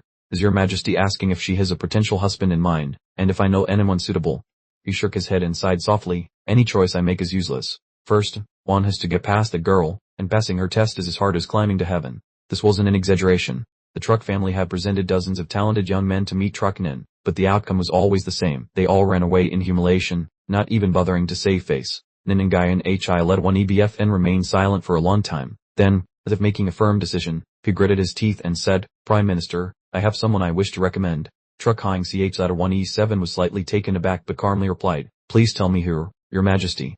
Ninangayan Hi-1EBFN stammered, It's Kim N-1ED9C Thong, the heir of the Marquis of Chuanwu. He comes from a noble background, has a gentle nature, and his character is quite upright. Truck-1E7 couldn't hide his astonishment upon hearing this name. Even with all his experience, he hadn't expected it to be this person. He was shaken inside. Kim N-1ED9C Thong, the National Academy student without any official achievements. To put it bluntly, he currently has virtually no education or profession. Of course, he would inherit the title of Marquis of Chuanwu later, but among the aristocracy, official achievement was indispensable. Without it, even the descendants of powerful families didn't dare to hold their heads up high. After a very long silence, Prime Minister Truck-1E7 finally nodded. Kim N-1ED9C Thong is indeed an honest young man. Hearing this, Ninangayan Hi-1EBFN probed, Why don't we let the two of them meet once? Truck-1E7 nodded in agreement. Very well, let's pick a date for them to meet and talk. As an introduction, Ninangayan Hi-1EBFN didn't dare to stay any longer and hastily bid farewell. As he left the residence, his face was twisted in a grimace. He thought to himself, Th-1E9M Lang, You've completely destroyed half my like's reputation. After the monarch left, Truk Hing Ch letter 1E7 called Truk Nin over and told her, His Majesty wants to introduce someone to you. Truk Nin paused briefly. For other young women, this would mean the match was essentially set in stone, but for Truk Nin, it was far from certain. Truk H letter 183 and G Bin, standing beside her, asked directly, "Who is it?" Kim Min letter 189 Si Thong, the heir of the Marquis of Chuanwu. The moment Truk Hing Ch letter 1E7 finished speaking, both Truk Nin and Truk H letter 183 and G Bin froze in shock. Truk H letter 183 and G Bin cried out internally, "Has the monarch lost his mind today? Isn't that the poor student from the National Academy who made a complete spectacle of himself last year, causing widespread laughter?" In her eyes, Kim Min letter 189 Si Thong wasn't even worthy of half her sister's little finger. Truk Hing Ch letter 1E7 looked at his granddaughter and gently said, "Since His Majesty has mentioned it, you should go meet him once." Truk Nin nodded decisively and said, "Alright, I actually love meeting new people for a match." Hearing this, Truk Hing Ch letter 1E7 almost choked on his tea, thinking to himself, loves meeting people for a match, more like loves crushing men with her intelligence and talent. And so, the meeting between Truk Nin and Kim Min letter 189 Si Thong was arranged. Meanwhile, Th letter 1E9M Lang was still in the basement conducting experiments, which was almost his only hobby. Recently, while modifying the false vacuum Ning bloodline, he discovered something new, not earth-shattering, but enough to make people scream. Just as he finished his work, his wife, Nin Chin Chark, brought food down, not for him, but for the wife of Sword King Lai Thayan Thur. Th letter 1E9M Lang took the tray and said, "I'll take it in." He carried it in for Karu Th letter 1ECB. It had been nearly half a year since Th letter 1E9M Lang cured her poison. Her body was slowly recovering, only recently beginning to look like a normal woman again. Her face hadn't fully recovered, and her skin wasn't completely healed, but compared to her previous appearance, which resembled a beast, she was much better. Her hair had even grown several inches longer. She still stayed in the basement, lighting candles only when alone and extinguishing them when someone arrived. As her mind recovered, she grew increasingly self-conscious about her appearance and didn't want to appear before anyone in her frightening state. Even with Lai Thayan Thur, the two ate and torked in complete darkness. Because of this, Th letter 1E9M Lang prepared various nourishing beauty products for her, requiring her to use 2 face masks daily. He stood outside and called, "Karu Th letter 1ECB, dinner time." Inside, Karu Th letter 1ECB was reading. Hearing his voice, she immediately blew out the candle, plunging the room into darkness. Th letter 1E9M Lang put the food on the table and said, "Karu Th letter 1ECB, I'm sorry, I sent Senior Sword King out to work again." Karu Th letter 1ECB smiled faintly and said, "It's fine. He's a farmer. If he doesn't have work, he gets restless all over." Th letter 1E9M Lang said, "If you're lonely, I'll bring B letter 1EA30 B letter 1EA30 down tomorrow to play." He thought to himself, Karu Th letter 1ECB couldn't have children in her entire life. The adopted daughter she took in was actually a poisonous snake sent by her enemies, who almost destroyed her life. Karu Th letter 1ECB quickly shook her head and said, "Don't scare B letter 1EA30 B letter 1EA30. Wait until I recover my appearance before letting me meet her. I don't know when I'll be fully recovered, and only then will I go out with Lai NH letter 1ECB C letter 1EA7U. My martial arts skills aren't bad. We can work together to help you." Lai Thayan Thur's original name was Lai NH letter 1ECB C letter 1EA7U. He changed it only after being taken as a disciple by the previous Sword King. No ordinary farmer would dare give himself such a majestic name. Th letter 1EA9M Lang laughed in response. "Why not?" Karu Th letter 1ECB murmured, "Martial artists like us are fundamentally worthless." Th letter 1EA9M Lang then asked, "It's so boring down here. What book are you reading?" Karu Th letter 1ECB countered with a question. "Has volume 4 of Battle Through the Heavens been finished yet?" Th letter 1EA9M Lang replied, "Not yet." She sighed and said, "Hurry up," and urged the fat guy to write faster. "I'm relying on that book these days." The news of Truk Nin meeting Kim Min letter 189 Si Thong spread throughout the capital, not because the Truk family leaked it, but because it came directly from the palace. When the queen heard the news, she was rarely furious but this time stormed directly into the monarch's study to challenge him, her voice thundering so loudly that outsiders could clearly hear every word. She coldly asked, "Truk Nin possesses both talent and beauty. Why should she meet the incompetent, fat Kim Min letter 189 Si Thong? Does your majesty intend to humiliate the Truk family in this way?"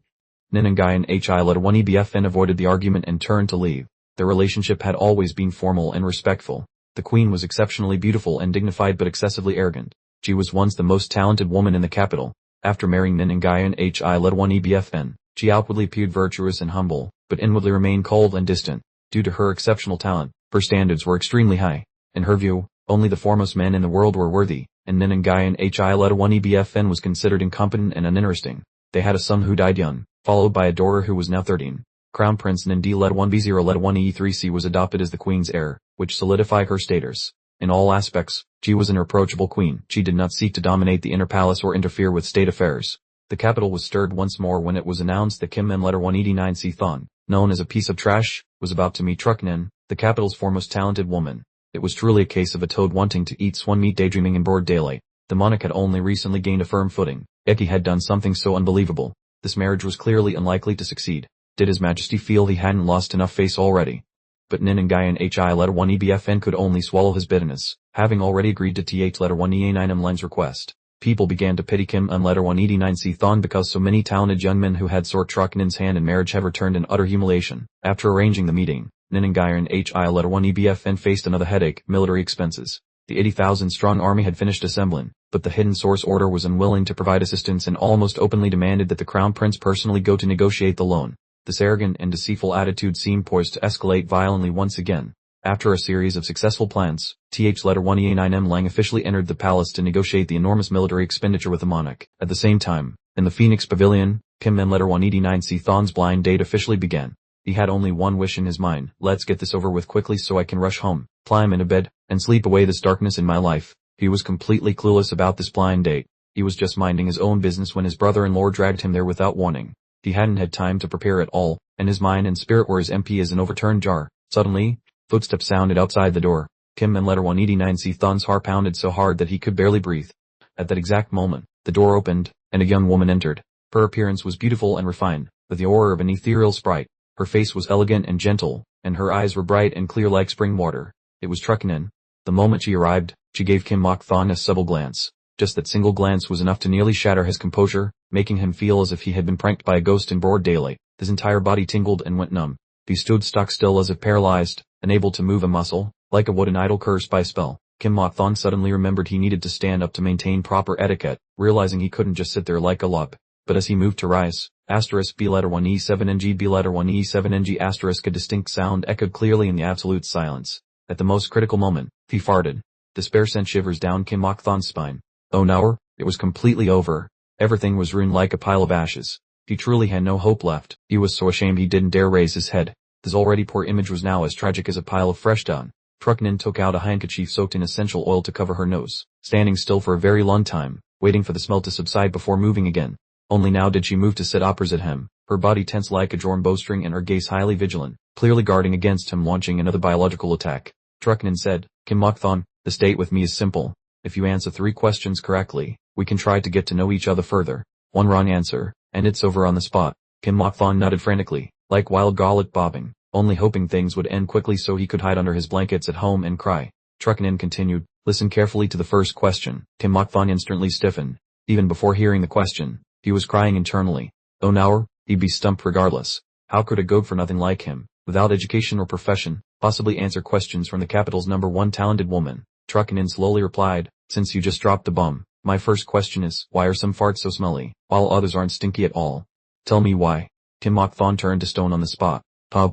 Was this really a dating question from the capital's #1 talented woman? Why was it so bizarre? In that moment, he didn't feel less nervous. Instead, he was even more intrigued by her. He really wanted to ask her if she asked other people the same question, but his courage was as thin as paper, so he held his tongue. Seeing Kim Mok Thon staring blankly, Trucknin immediately said, can't answer. Then I'm leaving. The date's over. Kim Mok Thon panicked. No, most farts aren't smelly. They only get pungent when you eat specific foods or need to relieve yourself. The reason they smell is due to specific gases inside, like hydrosulfide.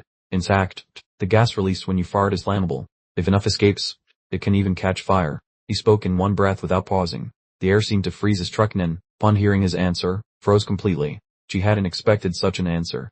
Her knowledge was limited, having only read a few lines in obscure books, yet Kim Mok Thon answered with terrifying professionalism. Kim Mok Thon thought to himself, I learned all of this from my brother-in-law. Some of it Bang Nh I asked, some I asked, but mostly it was the 2 little girls, Dewey He and Du Carker. Those 2 truly asked 10,000 whys, and Chen Lang answers every single time. It's strange, and not good at remembering other things, but this kind of random knowledge sticks in my head after hearing it once. Trucknin nodded. You passed the first question. Moving to the second question, when we see stars at night, what are they?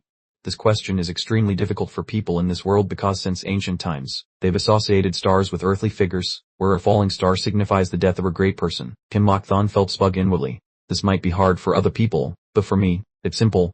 After thinking, he answered confidently, it's divided into 2 types. Some very large, very bright stars are nearby planets reflecting sunlight, but most stars in the sky are actually suns. They just appear as small dots of light because they are so far away. She was stunned upon hearing this. She had used this question to test countless talented young men, yet no one had answered correctly. Most were only good at spewing flowery, empty words, rambling on for thousands of words as if length equaled quality. But not only did he answer precisely, he also provided a thorough analysis, even surpassing what she had read in books. She recalled how long she was shaken when she first learned the sky held more than one sun, as the legend of Hui shooting down 9 suns was already enough to leave people speechless. Who knew there were countless suns in the sky, so many that counting them would strain one's neck? That single answer was enough to make Trucknin ponder for a long time. Whenever she had free time, she would look up at the sparkling starry sky. Where did this fat man get such vast abilities and knowledge that he understood such deep mystical information? After a long pause, she finally asked the third question, what is your ideal goal? This sounded more like an everyday conversation topic than a difficult riddle. And letter 189C thought for a moment and asked in return, is an ideal the thing you most want to do in your heart? Trucknin nodded. He immediately said, I want to write books, to become a great storyteller. I hope that wherever there are people reading the books I write. Trucknin was briefly stunned. Her ideal. She just wanted to stay home forever without being busy, spending every day reading books. The more bizarre and fantastical, the more to her liking. In previous blind dates, she had asked many men about their ideals. Some spoke endlessly, others were brief, but ultimately, all centered on governing the nation, pacifying the world, and achieving high titles. Just hearing it sent shivers down her spine. If that happened, wouldn't she become a prime minister's wife, constantly socializing and dealing with power struggles?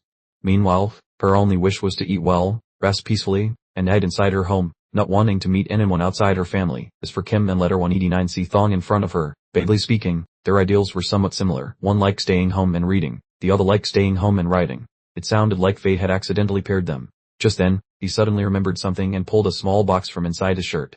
I almost forgot. This is a gift for you.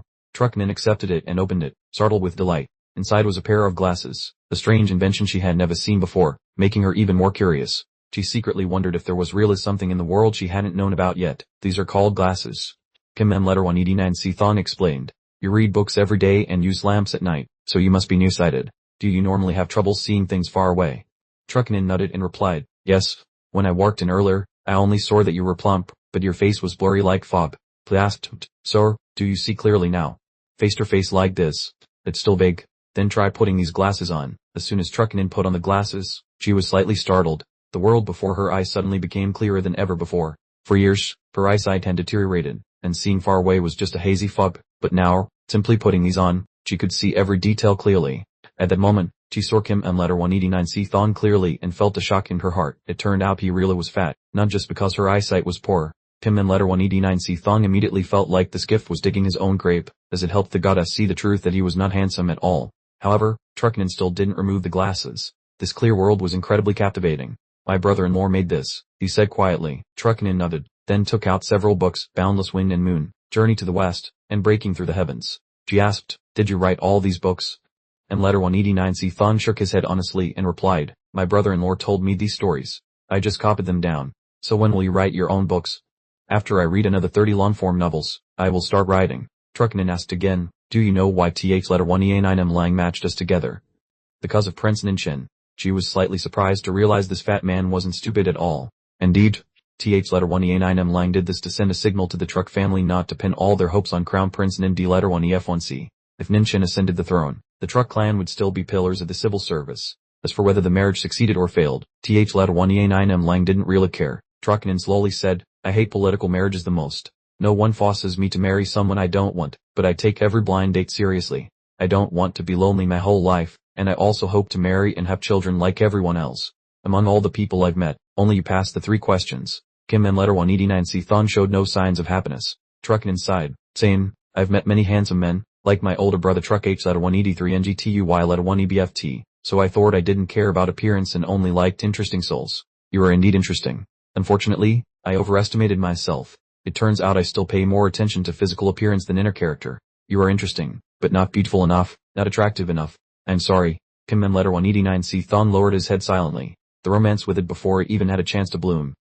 In that moment, he felt like he had aged several years. At least this girl was very straightforward. Finally, Trucknin took off the glasses, gazed at them one last time, and handed them back to Kim and letter 189C Thon. After that, she silently left. And just like that, Kim and letter 189C Thong experienced another heartbreak, enough to make one light incense for his sorrow. Inside the royal palace, Ninangayan Hi Led 1 EBFN discuss court affairs with Th Led 1 EA9M Lang. The king asked if Truck Nin and Kim M Letter 1 ED9 C Thon's blind date was successful. Th Letter 1 EA9M Lang replied, it definitely failed. She says she likes interesting souls, but when it comes to choosing, she still prioritizes good-looking men. Men are the same, so I'm very honest about it. I still like drop-dead gorgeous women with devilish figures. The hotter the better. The king internally snorted, dismissing such vulgar tastes, then thought of his own consort Bi Letter 1 EC7N. She wasn't necessarily drop-dead gorgeous, yet he loved her deeply. What if he only married one woman in his entire life? Furthermore, consort Bi Letter 1 EC7N was beautiful, just not her city-toppling beauty. Th Letter 1 EA9M Lang continued, women are a man's school. Kim M Letter 1 ED9 C Thong needs to take a few more courses to graduate and mature. Heartbreak isn't a bad thing. How can one become wise without pain? More importantly, Th Letter 1 EA9M Lang used this opportunity to send a signal to Lord Truck. Accepting or not was Prime Minister Truck's choice. The two quickly set aside the matter of Kim M Letter 1 ED9 C Thong and Truck Nin. Th Letter 1 EA9M Lang asked, Your Majesty, the Hidden Source Society still refuses to lend us military funds. Threat. The king's expression immediately turned cold. Not only did the Hidden Source Society refuse to lend us money, they even spread rumors suggesting the Crown Prince should be the one to borrow it. This is practically trampling on my dignity. Without the Hidden Source Society, are we truly unable to raise military funds?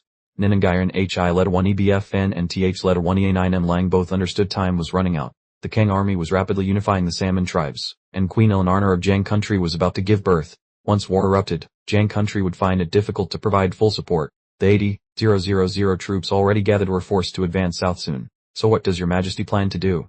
Th Letter 1 EA9M Lang asked. Ninangayan Hi Letter 1 EBFN found it hard to speak, as this method of raising military funds wasn't particularly honorable. He originally didn't want to mention it, but ultimately sighed and said, we will force the powerful families throughout the land to donate money. This battle isn't just for the court, it's also for them. Whether they are old nobility, new nobility, powerful clans, or wealthy merchants, they all have a responsibility to contribute. Of course, those who donate will be granted honors. It sounded honorable, but Th Letter 1 EA9M Lang understood the core of it was forced donations and selling noble titles. All nobles were forced to share the burden. If they didn't pay money, they had to send their descendants and private troops to die on the southern battlefield. This was a killer move the king had considered last year but hadn't used yet. Selling titles was simple. Whoever donated a certain amount of gold would receive a corresponding title. Everyone knew Ninangayan Hi Letter 1 EBFN was stingy, but no one expected him to be so desperate. He calculated that this measure alone, from both new and old nobles of Viet country, would yield over 1 million gold coins, mostly from selling titles. The Nin family had always been frugal. Even when Xuanzeng achieved great merit, he was only granted a viscount title. In 20 years of his reign, fewer than 20 new nobles were appointed, while dozens of titles were stripped. As a result, among the 4 prime ministers in the secretariat, 2 held no noble titles at all. Th Letter 1 EA9M Lang said, Your Majesty, the consequences of this matter are very severe. Ninangayan Hi Letter 1 EBFN replied, there are precedents. As long as we handle it carefully, it will remain under control. Furthermore, if we win this battle, everything will be easy to talk about. Winning solves everything. If we lose, the noble titles of Viet country will lose their value anyway, so selling or not selling makes no difference. Forced donations or selling titles may sound terrible, but they have happened throughout history, both inside and outside the country. There's nothing truly new under the sun. The king waved his hand and sighed. Th Letter 1 EA9M Lang, I know you want to secure a duke title for Ninchin without having to pay. But on this occasion, I will personally grant Ninchin the title of duke. He was still angry at the crown prince. Failing to borrow money from the Hidden Source Society while you succeeded in borrowing from them is truly a painful slap in the face. Th Letter 1 EA9M Lang said, Your Majesty, I speak truthfully. Your honor is extremely valuable and should not be squandered like this. Entrust these military funds to me. Within half a month, I will raise 3 million gold coins. The king stared at him, seeing he was serious. I am very serious. Th Letter 1 EA9M Lang emphasized. I will not ask the Hidden Source Society or the Heavenly Tao Society for this money. I will earn 3 million gold coins myself. Lair Chu Letter 1 EA9N was shocked internally upon hearing this. There had never been a business venture in the world that could earn 3 million gold coins in just half a month. The last time Th Letter 1 EA9M Lang got 1 million, it was by selling all the crystal glass technology to the Heavenly Tao Society, essentially selling off decades of potential profit.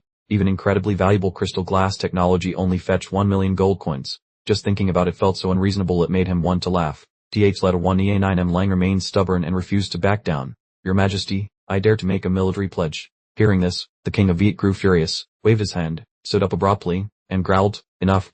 Stop pulling out that inauspicious military pledge to threaten me all the time. Every day a military pledge. Does gambling blood flow through your veins or something? Th Letter 1 EA9M Lang didn't flinch. On the contrary, he became more enthusiastic as he spoke. Your Majesty, if I truly manage to raise 3 million gold coins for you in half a month, Then please bestow the title of Duke of Viet country upon Prince Ningchen. The king of Viet, who was stretching, immediately stopped and made a wry face upon hearing this. A torrent of thoughts swirled in his mind. This matter was massive. Was the title Duke of Viet country something one could grant so easily? Granting it to Ningchen was essentially stating explicitly that he had the qualification to inherit the throne. Seeing the king's silence, letter 1EA9M Lang added fuel to the fire. Is it difficult, your majesty? At this moment, the king of Viet became truly serious. He slammed his hand on the table, leaned close to letter 1EA9M Lang, his eyes sharp as knives. Were you serious about this? The king of Yu's heart began to waver.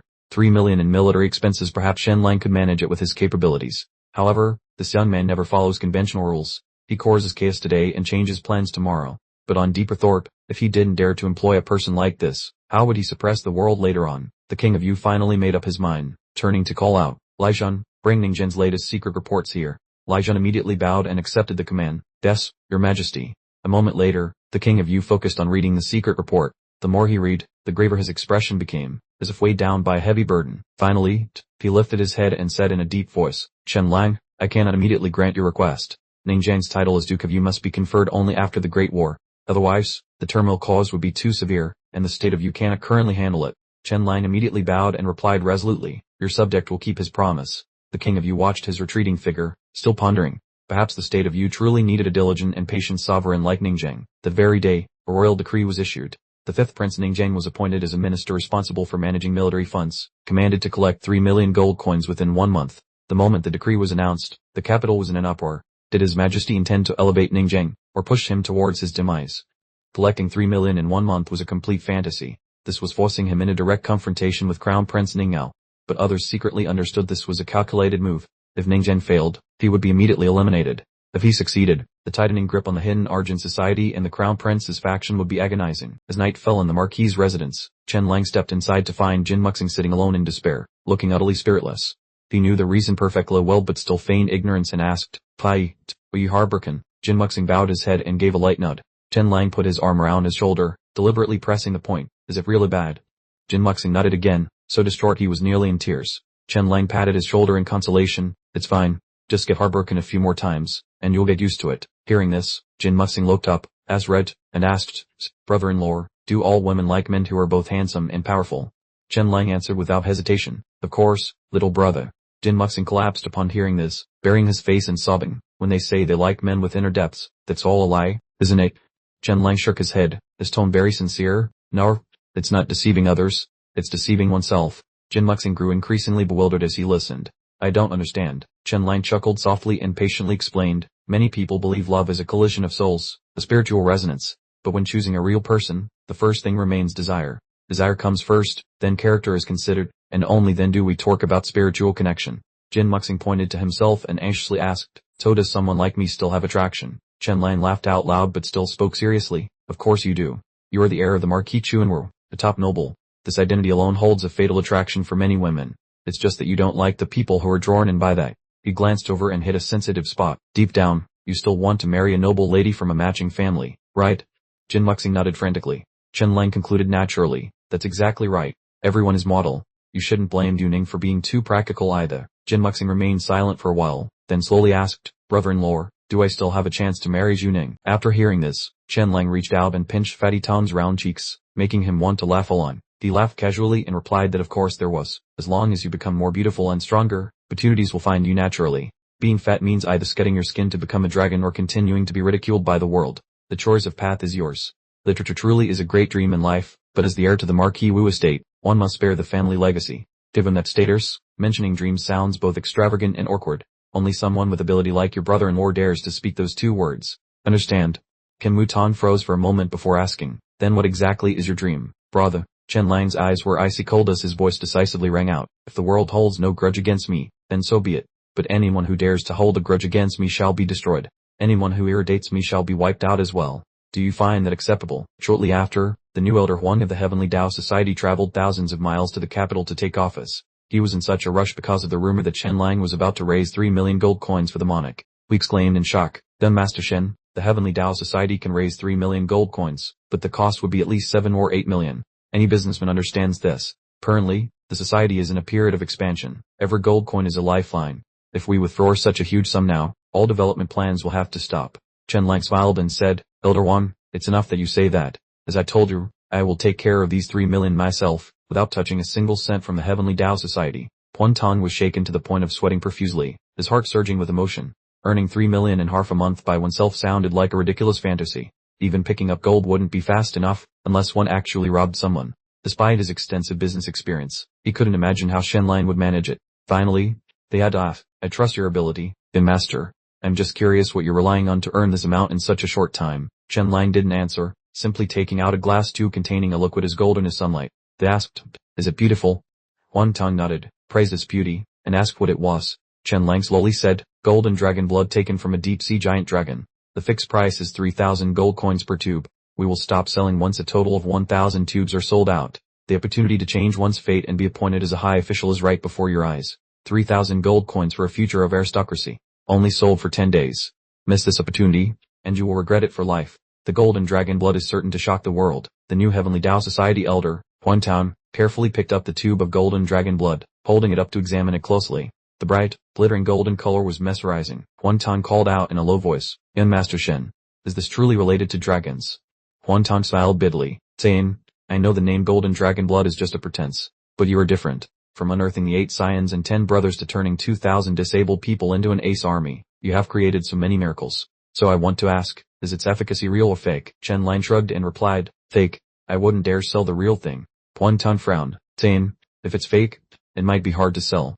Shenlang laughed, drink it and your strength will increase sharply, your spirit will be invigorated, and your reflexes will be quickened. The effect is strikingly obvious, only it doesn't last for more than a month. This done in one time. Even Shenlang himself was initially surprised because, theoretically, a low-level golden bloodline goo worm is hard for an ordinary person to endure. Only those with a special spiritual bloodline can assimilate it. Others, like the plump Kim Mutong, would explode and die, because the goo worm continuously releases energy to transform the host bloodline, creating intense conflict with the old bloodline. During experiments, Tenlang produced quite a few defective items, dead golden goo worms numbering over 300 tubes. Initially, he planned to seal them all, but on a whim, he tested them on animals. The first time, they exploded and died with blood flowing from their 7 orifices. The next time he gave it orally, they didn't die, proving that it couldn't be injected into the bloodstream but could be consumed. The terrifying thing was that the animal's strength and speed increased markedly. The only downside is that the effect decreases after half a month and completely disappears after a month, leaving no side effects. Its essence is a super stimulant that significantly boosts abilities for a relatively long period, but it's still a single-use product. With over 300 tubes, Shenlang started diluting it with all sorts of miscellaneous things, such as sea horse serum and dozens of other substances. The goal was to make it so complex that no one could analyze it, ensuring enough mystery. After that, came the coloring stage. We used high-quality medicinal ingredients mixed with gold powder to create a dazzling golden color, making it immediately recognizable as dragon blood. The 300 tubes turned into over 2,000. Looking at the results, he even praised himself for having a conscience. In comparison, those who sell functional food elsewhere would probably mix up 100,000 bottles. A single turtle can be sold for tens of thousands of bottles, yet it's still swimming around freely. In this day and age, conscientious merchants like him are as rare as leaves in winter. Shenlang added that upon drinking it, one would possess unparalleled strength. Even a man thought to be with it could rise up heroically, taking on 5 people alone without harm. For golden dragon blood like this, is 3,000 gold coins expensive? Search your conscience and think about whether it's worth it. Huan Tong listened, his eyes shining brightly, unable to hide his excitement. Shenlang calmly stated, in some respects, it's even more miraculous than you imagine. Of course, I must clarify that I've never used it myself, as I naturally have abundant energy and don't need these things. Huan Tong nodded rapidly and said, I know your ability, the master, then cautiously asked, are there any side effects? None at all, Shenlang asserted firmly. I have tested it dozens of times on both humans and animals, and no problems occurred. Shenlang's expression turned serious as he teased, Elder One, don't tell me you want to use it. Huan Tong quickly waved his hands, saying, no, how could I? We then coughed and confessed, I have an uncle who has a condition difficult to describe, that is to say, he's impotent. I wonder if I could take a few bottles for him. Shenlang saw through his intentions and merely chuckled. In recent days, the monarch had spent almost all his time reading secret reports about Ningzheng. Although he disliked him, he had publicly supported Ningzheng's ambition to seize the throne, so he decided to investigate thoroughly. After reviewing the reports, he learned that the 5th prince was truly working tirelessly recently. Since taking over the governor's mansion, problems had been endless. The old city guards were disobedient and caused trouble every day, delaying public affairs. The underground factions were arrogant and difficult to tame. The hooligans caused the capital's public safety to decline, with a surge in robberies, murders, and lawsuits. The military arsenal was poorly managed and stolen from. The city wall repairs were also stalled. Previously, Ningzheng was just a prince who had been sidelined and had never handled complex political affairs. Furthermore, Above him was the third prince, Ning Kai. The entire central commandery was indifferent and created obstacles. Ning Zhen lacked personnel, only having Ku Tuiyuan, the 8 scions and 10 brothers, and Bai Tan on his side. Pei had to use the old staff, who were naturally disobedient, outwardly complying while resisting behind his back, making things difficult for him in every way. The monarch did not offer help, and Shenlang also kept a low profile because affairs concerning the state could not tolerate mistakes. The more Ning Yuanxian read, the more shocked he became, not because of brilliance. Ning Zhen's methods were neither ingenious nor outstanding. The solutions seemed time-consuming but were very thorough. Apart from truly punishing criminals, he was quite tolerant toward disobedient subordinates and did not engage in large-scale slaughter. If it were Shenlang or the monarch himself, blood would have flowed and heads would have rolled long ago, especially Shenlang, who would explode upon hearing even half a contradictory sentence. Ning Yan, however, was different. He patiently and thoroughly resolved both large and small issues one by one. Ning Yuanxian fundamentally disliked such slow and laborious types of people, but upon reflection, perhaps the country needed a slightly dumber monarch, dumb enough to cautiously handle state affairs, and dumb enough to dare face every potential disaster hidden in plain sight. After reviewing everything, Ning Yuanxian couldn't help but ask, Lai Zhen, isn't Ning Zhen being overly tolerant? Lai Zhen remained completely silent. Inwardly, however, we didn't think so. Instead, he saw in Ning Zhen a rare and terrifying resilience. Your Majesty always avoids potential crises and delays the spread of wounds, but once it erupts, anything can happen. Ning Yuanxian suddenly remembered Shenlang's plan to earn 3 million in half a month. He immediately asked, has the kid started yet? Lai Zhen's scalp tingled. Yes, we have started. He immediately submitted a detailed report. The monarch glanced over it once, and his teeth instantly chattered. The scoundrel, isn't he exaggerating a bit too much? Recently, 2 streams of negative energy have arisen in the capital. The first stream was generated jointly by the Crown Prince and Third Prince factions. They pressured every noble family and wealthy merchant to ensure no money flowed to Shenlang, forbidding business dealings and donations. They wanted to use this method to strangle him financially. The second stream was a golden dragon hype that Shenlang was spreading. The common people were abuzz with discussion. The Lion clan has declined. Do you know why those 2 cripples suddenly became strong? It's because Shenlang possesses the golden dragon bloodline. He gave them dragon blood to drink. Some seared, how could there be dragon blood in the world? That's negative energy from the ancient ruins. Otherwise, how could a cripple suddenly become strong in an instant? That makes sense. I heard about it too. It seems the imperial envoy of Cloud Dream Marsh blurted it out while drunk.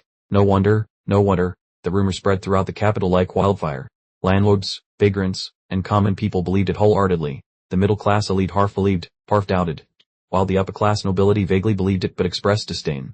They were convinced the story was too outlandish and obviously fabricated by th letter 1EA9M Lang, who used Van M letter 1ED9 and GTR letter 1EA1CH to spread the rumor and swindle money. But the real question was how th letter 1EA9M Lang managed to transform over 2,000 low-level misfits into king-level warriors in less than 3 months. The rumor fermented for days, causing many people to grow restless and eager to get involved. The capital wasn't just filled with commoners who had risen to nobility. There were also many people without heirs. The Golden Dragon bloodline, which th letter 1EA9M Lang called Dragon Blood, was exactly what they craved to the point of losing sleep. The first fish to take the bait was BunRv letter 1EADT, the heir of the Western Dragon Viscount. He was a legitimate son, but since childhood, his natural aptitude was poor, and he was gluttonous, lazy, and debauched, with mediocre martial arts skills. He utterly failed this martial arts examination. Failing was bad enough, but what made it worse was that his half-brother, born to a concubine, passed the exam this year. His father, General Vuan Thu letter 1EADT, the third-ranked general serving under Marquis Zhenbei Nangkon letter 1EA30,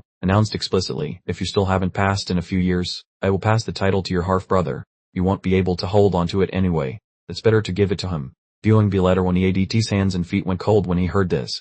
If the title fell to his half-brother, would he even survive? Just then, he heard the rumor that th letter 1EA9M Lang possessed golden dragon blood. Drinking it supposedly changed one's aptitude, increased strength and speed, and even altered destiny. Vuan B letter 1EADT immediately sought out Imperial Envoy Van M letter 1ED9 NGT letter 1EA1CH and subtly inquired about whether the golden dragon blood was real or fake. Van M letter 1ED9 NGT letter 1EA1CH immediately replied that it was fake and that he had spoken nonsense while drunk. However, the more Van M letter 1ED9 NGT letter 1EA1CH denied it, the more Vuan B letter 1EADT believed it was true. He then offered a huge sum of money, hosted a banquet with courtesans serving wine, and attended to Van M letter 1ED9 NGT letter 1EA1CH until he was completely pliable. Finally, Van M letter 1ED9 NGT letter 1EA1CH conceded, fine, it's real. He then added sternly, threateningly, you must swear absolute secrecy. If it leaks out, your descendants will be ruined. Vuan B letter 1EADT immediately swore a solemn oath. Afterward, he pleaded, Van, please introduce me to th letter 1EA9M Lang. I only need to buy a bit to improve my aptitude so I can pass the martial arts examination next time.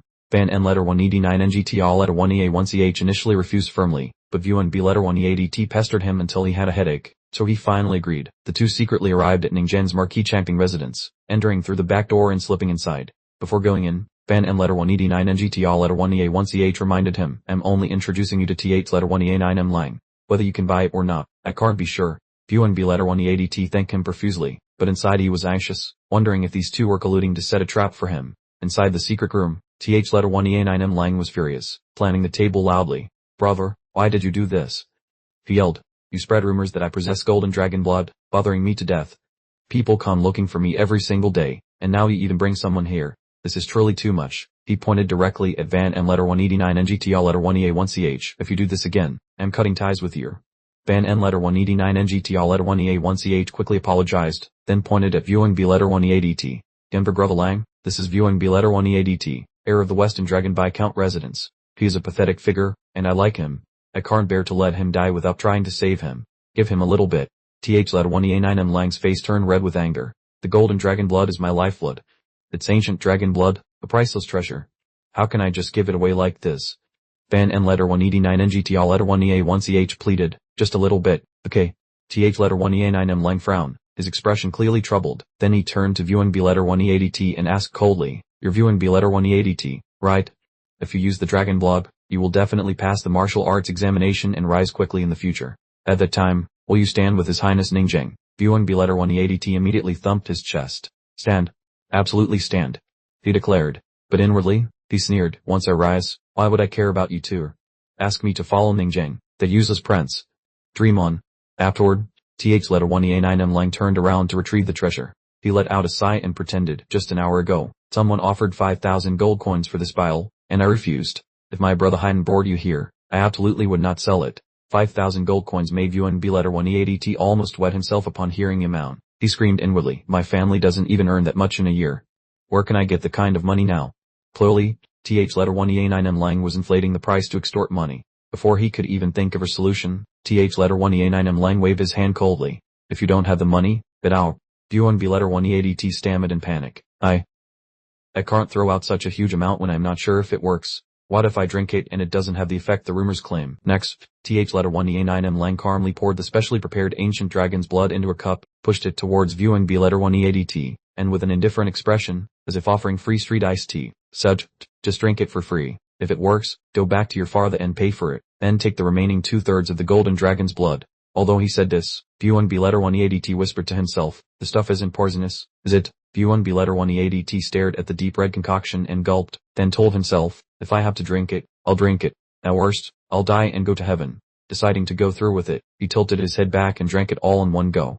As soon as the potion passed his throat, he immediately felt his body was thrown into an alchemy furnace, burning intensely, so hot that smoke seemed to pour from his pores. His body stiffened, his eyes rolled back, and his face turned red as if he had run several laps. With a crack, the cup was crushed in his hand. BunRv letter 1EADT shouted, I feel immense power surging inside me. If I don't release it, I might explode. Just then, he casually glanced at a weight in the corner of the room, furrowed his brows, and thought, 200 pounds. The next second, BunRv letter 1EADT stepped forward, grabbed the handle of the weight, let out a yell, and put all his strength into his hand. The 200-pound weight was lifted off the ground with only one hand, as easily as flipping a hand. BunRv letter 1EADT stood stunned, sweat pouring off him like he'd just baked. His jaw dropped, and his mind blanked. I really lifted it. Before, just budging a 200-pound stone was enough to make him doubt his life. Now, it rested securely in his hand like a toy. He used to barely manage to lift it with both hands, but recent years of debauchery had ruined his health, making it impossible to even lift 100 pounds. Just drinking 1/3 of the dragon's blood produced such results. What would happen if he drank the whole thing? Would he fly straight up to heaven? Thinking of the upcoming martial arts competition, BunRv letter 1EADT felt his life path shine brighter than lanterns on a festival day. If he didn't win this time, he'd be letting the dragon's blood go to waste. He immediately knelt before TH letter 1EA9M Lang. His eyes gleamed, and his voice trembled with excitement, saying, it's amazing. It's truly golden dragon's blood.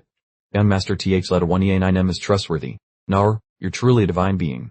TH letter 1EA9M Lang looked down at him with a calm, cold tone. I told you beforehand, the effect varies by person. For some, it works. For others, it doesn't. If it doesn't work, don't waste your money.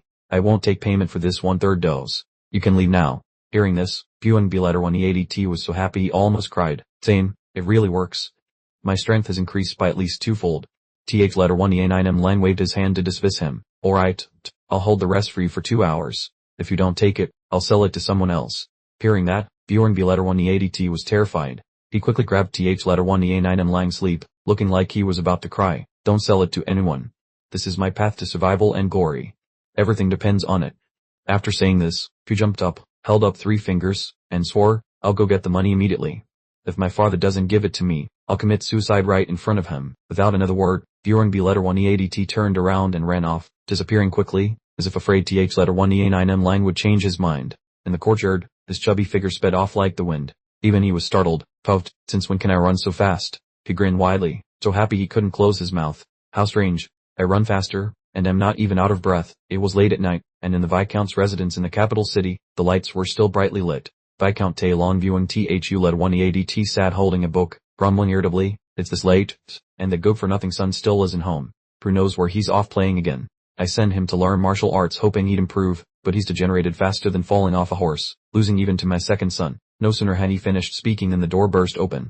Asterisk thump, thump asterisk, BunRv letter 1 EADT rushed in and fell to his knees, shouting, Father, give me money right now. Thu letter 1 EADT was startled and almost dropped his book.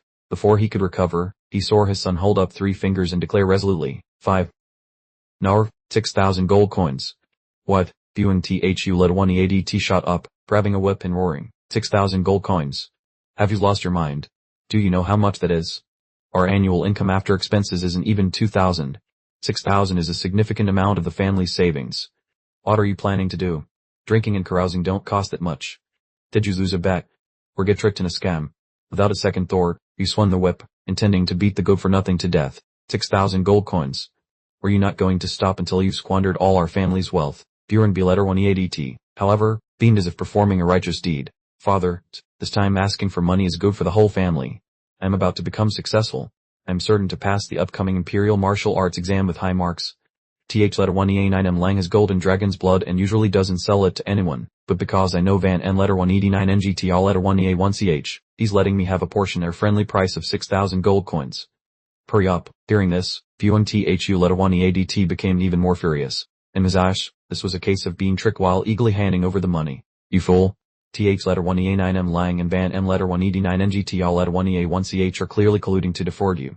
Furthermore, the Crown Prince and Third Prince have issued a decree explicitly forbidding all transactions with letter 1 EA9M Lang. Have you paid him yet? Thu letter 1 EADT snarled. No, BunRv letter 1 EADT replied immediately. He let me try 1/3, and he's keeping the remaining 2/3. He gave me 2 hours to bring the money.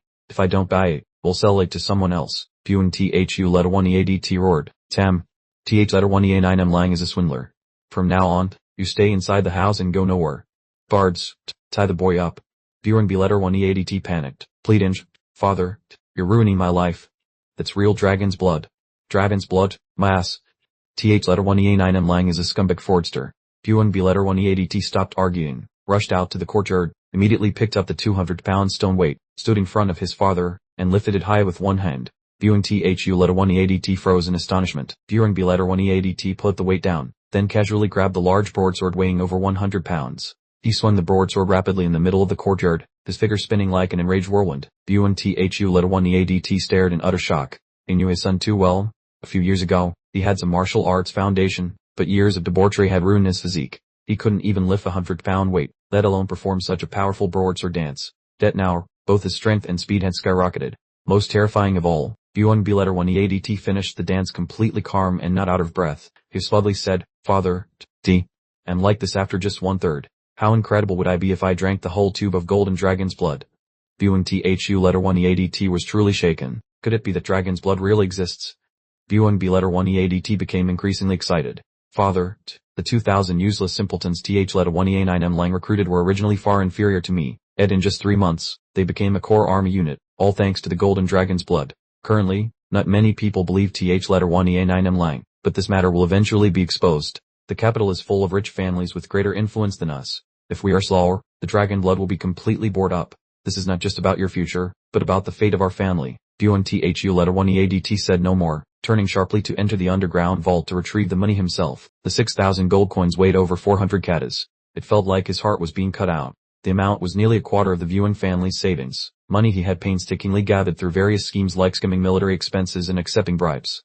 The newly rising aristocratic families had a weak foundation yet high expenses. It was extremely difficult to save face without spending money, and without withdrawing the funds, things wouldn't work out. He said, I'll go with you. BunRv letter 1EADT broke out in a cold sweat upon hearing this. If his father went along, it would reveal that BunRv letter 1EADT had arbitrarily inflated the price and skimmed over 1,000 gold coins. He quickly devised a plan and said, Father, you can't go. What if th letter 1EA9 Lang forces you to publicly support Ninchin and revokes your title? I can still talk in circles, but given your status, you can't be so casual. BunThu letter 1EADT thought this made sense, and with a suppression order pending, it wasn't convenient for him to show his face. Therefore, he only dispatched a confidant to follow BunRv letter 1EADT with a carriage carrying the gold. They quietly proceeded to the Champing Marquis estate belonging to Ninchin. The transaction complete, BunRv letter 1EADT took the remaining 2/3 of the golden dragon blood. Before drinking it, he still felt anxious inside. What if he drank it all and it wasn't effective anymore? Wouldn't the 6,000 gold coins have turned into wasted effort? But that worry was unnecessary. As soon as he finished drinking the remaining portion of the dragon blood, BunRv letter 1EADT felt his body about to explode. A surge of boundless power swelled within him. I want to unleash myself. I want to defy heaven. Is there anywhere in this world strong enough to contain a powerhouse like me? Right beside him happened to be a stone weight inscribed with a character for 400 katas. BunRv letter 1EADT stepped forward and effortlessly lifted it with one hand, laughing. 400 katas feels as light as a feather. This dragon blood really is powerful beyond logic. With his strength, passing the imperial martial examination will be easy as flipping a hand. But a doubt suddenly flashed through his mind. Is this weight really 400 katas? No, the 200 kati weight from before was real, but this 400 kati one actually weighs only about 250 katas. The inscription is just for show. In reality, the difference in effect between drinking 1/3 and drinking the entire tube of golden dragon blood was not significant, but the sense of explosion and the illusion of invincibility had multiplied several times over. BunRv letter 1EADT thought to himself, what does that second son, Duan Lam, have to compete with me? He's dreaming if he thinks he can fight me for my position. Wangbiro abruptly knelt down with a thud, his two knees hitting the ground, his expression a mix of excitement and awe, his voice trembling yet firm as he said, Lord Sken En is no different from a reborn parent. He not only saved me but also saved my future and the destiny of my clan. From now on, if your excellency speaks, I will face mountains of knives or seas of fire without blinking. Chen Lang slowly said that he had two conditions. Wangbiro patted his chest and replied, just say it. If I even frown a bit, I'll be your grandson. Chen Lang said, first, absolutely do not reveal the secret of the golden dragon blood to anyone, and don't show off just because you've become a bit stronger. Wangbiro nodded decisively, understood, but inwardly, he scoffed, thinking, being strong but not showing off is like wearing fine silk while working at night. Chen Lang continued, second, at the critical moment, you must stand with the fifth prince, Ningzhe. Wangbiro puffed out his chest and said, no problem. From now on, I belong to His Highness Ningjing. That's what he said aloud, but inwardly he was contemptuous. Once I leave this door, who cares who Ningjing is? A cripple demanding my loyalty. I am already strong now. In a few days, I will choose the crown prince or the third prince. My future will be 100 times brighter. Thinking of this, he chuckled secretly. Chen Lang waved his hand and said, all right, you can go now. Wangbiro cupped his hands in thanks. Before leaving, he also heard a warning, do not go near women for 1 month, or your vital energy will deplete, and your strength will fade away with it. Wangbiro was startled, thinking, what is the meaning of life if I can't touch women? We quickly asked, is even a slight touch forbidden? Chen Lang answered concisely, 1 touch will cost about 10% of your strength. Wangbiro calculated secretly. Even if he lost 20 or 30%, it would still be enough to pass the martial arts examination. Thinking this, he dashed off like the wind, with only the thought resounding in his mind, I am strong now, my time has come. I must make those young masters see the light.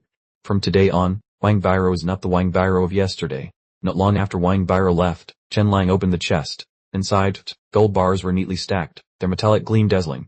There were 5,000 taels in total, weighing over 300 katas 150 kg, but this was only the beginning. He sneered coldly, that foolish Wangbiro will surely go around showing off to everyone. His circle of friends consists entirely of prodigal young masters who lack real strength despite dreaming of becoming powerful figures, yet they are too lazy to sweat. Who else could he trick if not such people? Not taking their money would actually make him feel guilty. Just then, Menge clapped his shoulder and said, Brother Lang, doing this will offend the entire aristocratic circle of the capital. Chen Lang idly spun a gold bar and chuckled lightly, asking, Brother Yan, were you afraid of the noble families of your country? Menge shook his head, saying, I am an envoy from the empire. I don't need to curry favor with them. Chen Lang laughed and replied, in the future, I won't need to associate with them either. After helping the fifth prince ascend the throne as crown prince, I'll shake the dust off my feet and leave. I won't care if they live or die. Furthermore, since I've already offended them once, offending them again makes no difference. Menge asked, what if you want to trick them again later? Chen Lang calmly said, I'll just make up a better story. Chives, once cut, grow back. People's memories are short when it comes to benefits. As for the Tushan clan, they haven't caused trouble yet because I haven't pushed their limit. Their power base is in the Western Jin Kingdom, backed by their sovereign, so their influence hasn't reached you yet. Young Menj looked at him, feeling helpless toward this audacious person. Scene changed to Chunaming Pavilion deep in the night. In a private room, despite having been strictly warned, Wang Biro still sought out a beautiful courtesan to relieve himself. From being weak, he now made her gasp and become infatuated. After it was over, he shuddered, remembering the warning. Every time he was near a woman, his strength would diminish by 10%. Since the dragon blood was not yet stable, losing vital energy was common. He understood this but couldn't resist the feeling of control and regain masculine dignity. Her infatuated gaze made him feel as if he were riding on clouds. Now, he just wanted the whole capital to know that Wang Biro today was different. Chunaming Pavilion was a gathering place for the young nobles. As soon as night fell, it was as bustling as a marketplace. As soon as Wang Biro stepped in, the pot-bellied man sneered, "Isn't that the third young master Wang? How dare he show his face in here? I wonder if he can even last 4 rounds today." The man was Yurikshin, the son of Viscount Yangwu, burly and skilled in martial arts, who had defeated Wang Biro miserably time and time again. From wrestling matches to formal duels, Wang Biro had never won once. New grudges piled upon old ones, compounded by family feuds dating back to their farthest generation. They were reconcilable enemies. Both the Wang and Hua families were military factions in New Country. The Hua family was once glorious but declined because they did not side with Ning Yurengxian during the succession struggle. Furthermore, Wang Biro's father seized the position originally belonging to Hua Tingley, leaving Hua Tingley with only a mediocre third-rank official post, idling in the secretariat. Normally, upon encountering Yurikshin, Wang Biro would only think of one word, flee. But today, he feared no one, not even Yurikshin's father. In his heart, he sneered, "Yurikshin, you showed up at the perfect time. Just because I lost to you before doesn't mean I still lose now. Tonight, I will settle all the unjust debts." Thinking this, Wang Biro pointed directly at his face and shouted, "Yurikshin, what did you just say? Say it again." The entire hall suddenly fell silent. Yurikshin froze, thinking to himself, what did this weakling, like a little chick, drink today? He's not running away but daring to challenge me in broad daylight. Yurikshin clenched his fists, his tendons cracking audibly, a chilling sound. He was naturally powerful, his physique like a bear, and he had always crushed Wang Biro like an ant in their previous confrontations. How come Wang Biro, after not being beaten for a few months, is now itching for a fight? Wang Biro lifted his chin and replied, "However you humiliated me before, I will repay you tenfold today. All the brothers here are witnesses, and all the beauties are watching. Do you dare to duel me?" The loser must kneel and kowtow 3 times, shouting, "Grandfather, I was wrong, I was truly wrong." The entire Chunmin house immediately erupted as if watching a great drama. People whispered, "Is young Master Wang the third drunk? He lost to Yurikshin dozens of times, falling in 3 moves every time. He's truly dating his own grave." Mockery echoed from all sides, while Wang Biro was ecstatic inside, wanting to fly. "That's right, keep looking down on me. It will be more satisfying when I slap your faces later." Wang Biro gritted his teeth and asked, "Do you dare or not?" Yurikshin roared back, "If you dare to die, I dare to bury you." A contract was immediately drawn up on the spot. The loser must kneel and kowtow 3 times forcefully, shouting loudly, "Grandfather, I was wrong, I was truly wrong." Regardless of injury or death, the other party would absolutely not pursue any responsibility. The document was finished, and both sides rolled their fingerprints and affixed their seals. The waiters at Chunmin quickly cleared the tables and chairs in the center of the hall, leaving an open space about 30 square meters for the competition. The bookmaker continuously announced betting odds. The odds for Wang Biro to win started at 1 to 5, then 1 to 6, then 1 to 7, but absolutely no one bet on Wang Biro. Everyone assumed he would certainly lose because he was so far inferior to Yurikshin. In their previous dozens of confrontations, Wang Biro had been utterly defeated every time. Yurikshin was not only strong but also possessed terrifying power. The bookmaker was Ning Kang, a noble young master, the son of Uncle Ning Kai. Someone shouted, "Why not open the betting on Yurikshin winning?" Ning Kang laughed and said, "If you want to open it, I'll follow. Low odds are better than 0. However much you want to bet above 1 the base stake, I'll match it." Opening a bet on Yurikshin winning is no different from throwing money out the window. Still no one bet on Wang Biro despite the repeated calls for bets. Ning Kang was about to close the betting when Wang Biro waved his hand and said, "I bet 1,000 gold coins on the main bet, that I will win." After speaking, he slammed a gold bar onto the table. Ning Kang stood stunned for a moment, then nodded, "Fine, I accept." The surrounding crowd was dumbfounded. Is viewing B-letter 1EADT overexcited today? Not only is he looking for a beating, but he's also throwing 1,000 gold coins into a certain losing bet. In an instant, the pleasure-seeking young masters abandoned the beauties beside them, their eyes fixed on the 2 individuals, waiting the opening match. The gong sounded, officially starting the sparring match. Poor Hun bared his teeth in a grin, his aggressive demeanor clearly visible. He growled, "Today I'll break one of your legs so you can taste what it's like to be crippled." After speaking, he swung his wooden staff and charged forward fiercely. Previously, he had always dominated in both speed and strength, but because there was no life or death contract, he hadn't dared to hit hard. This time, he intended to both win and cripple one of his opponent's legs, but in the very next moment, All he saw was a blur as Vuan B letter 1 EADT closed and delivered a direct kick to Horhan's leg. Horhan crashed to the ground, lying flat after just a single blow. The entire hall fell silent. Was Vuan B letter 1 EADT really that fast? Not only did he avoid the attack, but he also kicked Horhan directly in the knee. That wasn't all. Vuan B letter 1 EADT stepped forward, single-handedly lifted his opponent's body, which weighed over 200 kilograms, and threw him several meters away. The match ended in the blink of an eye. Vuan B letter 1 EADT defeated Horhan with just one move. Everyone was stunned again. My goodness, since when was Vuan B letter 1 EADT this strong? His speed soared and his strength increased several times over. Before, he was so useless that he was eliminated in the first round of the martial arts exam. He couldn't even lift a 100-kilogram weight and was considered the shame of the martial arts world. Yet Horhan, who is as big as a bear and weighs over 200 kilograms, was lifted with one hand. This is too terrifying. Did he encounter some sort of great fortune? He completely transformed in just one day. Inside, Vuan B letter 1 EADT felt both delight and regret. Young Master TH letter 1 EA9M truly hadn't lied. No women for a month. One touch reduces strength by 10%. A young Master TH letter 1 EA9M's house. He had lifted a 400-kilogram weight as if it were nothing. Throwing Horhan, who weighed around 270 kilograms, still required significant effort. Even so, seeing the looks of shock around him made him tremble with excitement. Just then, a beautiful woman swayed her waist and worked out, asking in a soft voice, Young Master Vuan B letter 1 EADT, what great fortune did you encounter? You were so strong in the room just now, and now you easily defeated Horhan. What exactly happened to you? Hearing this, the crowd became even more suspicious yet intrigued. Did he really change his fate? Vuan B letter 1 EADT threw his head back and laughed loudly, roaring internally, the golden dragon blood truly is miraculous. It has changed my destiny.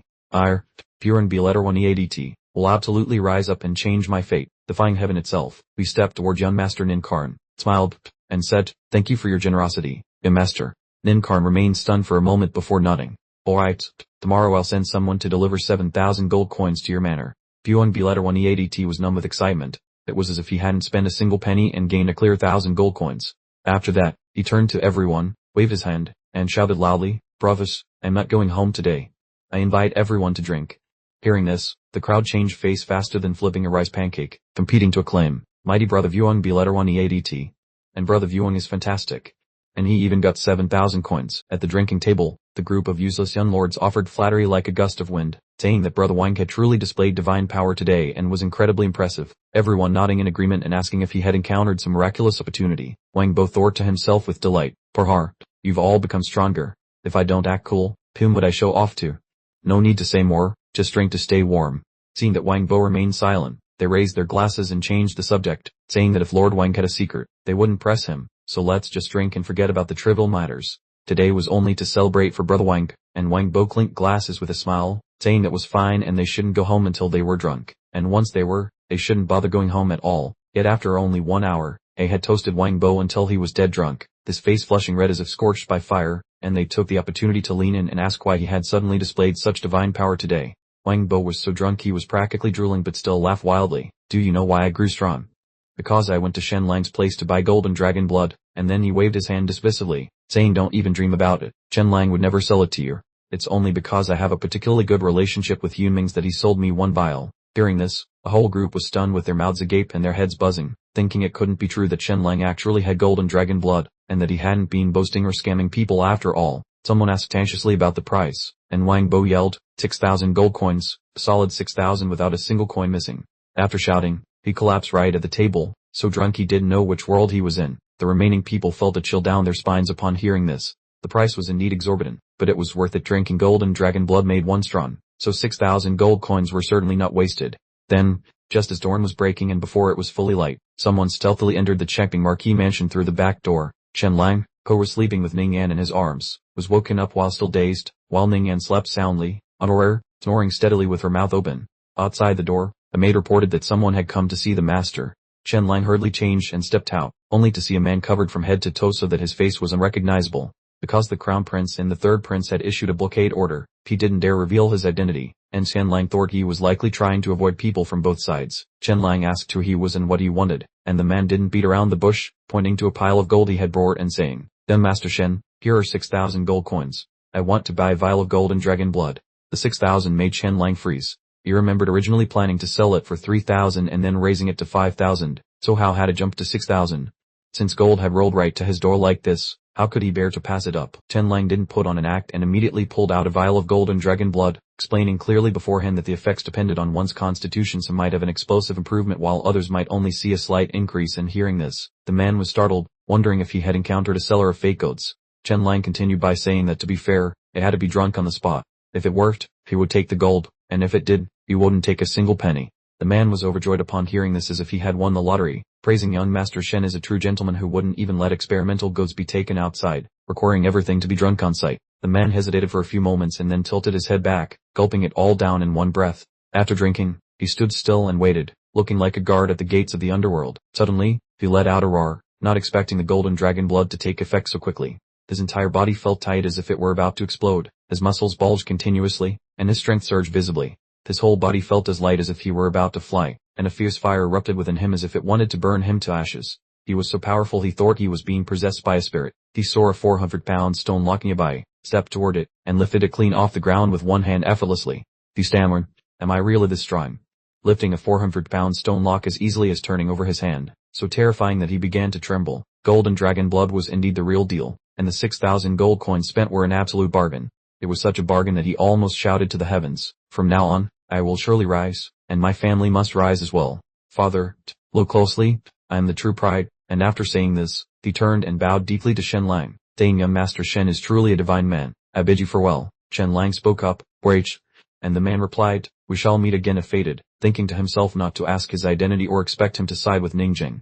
Business was business, and stance was stance. Chen Lang advised, "I have a word of advice. Do not touch a woman for 1 month. Each time you do, the effectiveness of the golden dragon blood will decrease by 10%, to which he replied, "Understood, thank you young Master Shen." Before taking his leave, he dashed along the road as if chased by a ghost, his heart bursting with excitement, thinking, "Is my speed this incredible too?" Feeling an endless spring of strength in his body. He didn't need a horse or a carriage, he wanted to run straight home, and he even wanted to run around the capital 3 times just for the thrill of it. When his feet accidentally carried him past the Chunaming residence, he finally understood the meaning of fate's push. Before the news could even sink in, his blood had already rushed to places it shouldn't, a raging fire igniting in his mind that even plain mortar couldn't extinguish, just as Shen Lang's voice echoed chillingly in his head like a ghost knocking at the door. "No touching women for a month." He was startled, managed to stay serious for 3 heartbeats, but then steered himself off course, thinking a month was too long, maybe he could cheat a little, once probably wouldn't hurt. He stood there in a fierce struggle, but eventually, instinct crushed reason. Clicking his tongue in a tusk, he settled his own fate simply. While his mouth preached a healthy life, his lower body rebelled regardless of instructions. Before him was a nest of fresh, blossoming beauties with flirtatious glances flying back and forth, and if he didn't stop by, he'd be doing himself a disservice, so he might as well go in for a quick refreshment. Meanwhile, Chen Lang was so busy he felt like he was going crazy because people wanting to buy golden dragon blood began to form a long line, each of them sneaking in through the back door of the Champing Marquis mansion. Indeed, when the back door is used enough, it becomes the main entrance, and in the blink of an eye, the mansion was bustling with guests. When Jiroshi brought in the tea, she saw an extremely bizarre scene. Dozens of people in the room were dressed identically in black, wearing completely black masks, dark robes, and gloves to hide their identities. Dressed like that, even drinking tea would be cumbersome. What was stranger was that no one dared to speak to anyone else for fear of exposing their identity. Revealing even a little could lead to assassination by the Crown Prince and the Third Prince, but missing the chance to change their bloodline would lead to lifelong regret. Thus, Chen Lang's golden dragon blood was sold off, bottle after bottle. Money was exchanged for goods neatly, and they were forbidden to take it away. It had to be drunk on the spot so that results could be seen before handing over the gold. The gold Chen Lang received was so much that he counted until his hands ached. Even though there were a few scoundrels who tried to pull tricks, he subdued them instantly. One person even pointed at his face and shouted that this golden bloodline was fake and had no effect at all. Chen Lang smirked calmly and said, "Oh, guards, unmask him, tear off his clothes, and throw him out." Hearing this, the man panicked and quickly lowered his voice, pleading, It works. I was just speaking nonsense earlier." Chen Lang thought to himself that these decadent young masters, who covered their faces from the world with tight masks, hiding their true selves while pleasing him, would certainly make it impossible to cross-examine them later. If the effects of the golden dragon blood disappeared after a month, they shouldn't come looking for him. When did I ever sell that to you? Don't fabricate stories. Where is the evidence? Where are the documents? Where is the receipt? If you have none, then forget it. Furthermore, even if they felt their bloodline had genuinely changed, most would only dare to hide it secretly, fearing that if the Crown Prince and the Third Prince found out, it would bring disaster upon their families. Just like that, Chen Lang sold batch after batch. Sometimes, Pei only needed to say, "Let me give you a piece of advice." The other party immediately replied, "You can't touch women." It was truly speechless. He could guess the last part of the advice without even hearing it. 3 days later, Chen Lang couldn't stand it anymore.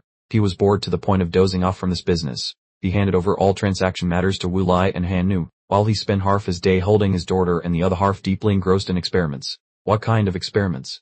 Naturally, fiddling with ways to change the bloodline for ordinary people, like Bao Beilan, for instance. He had promised to make her the #1 master under heaven.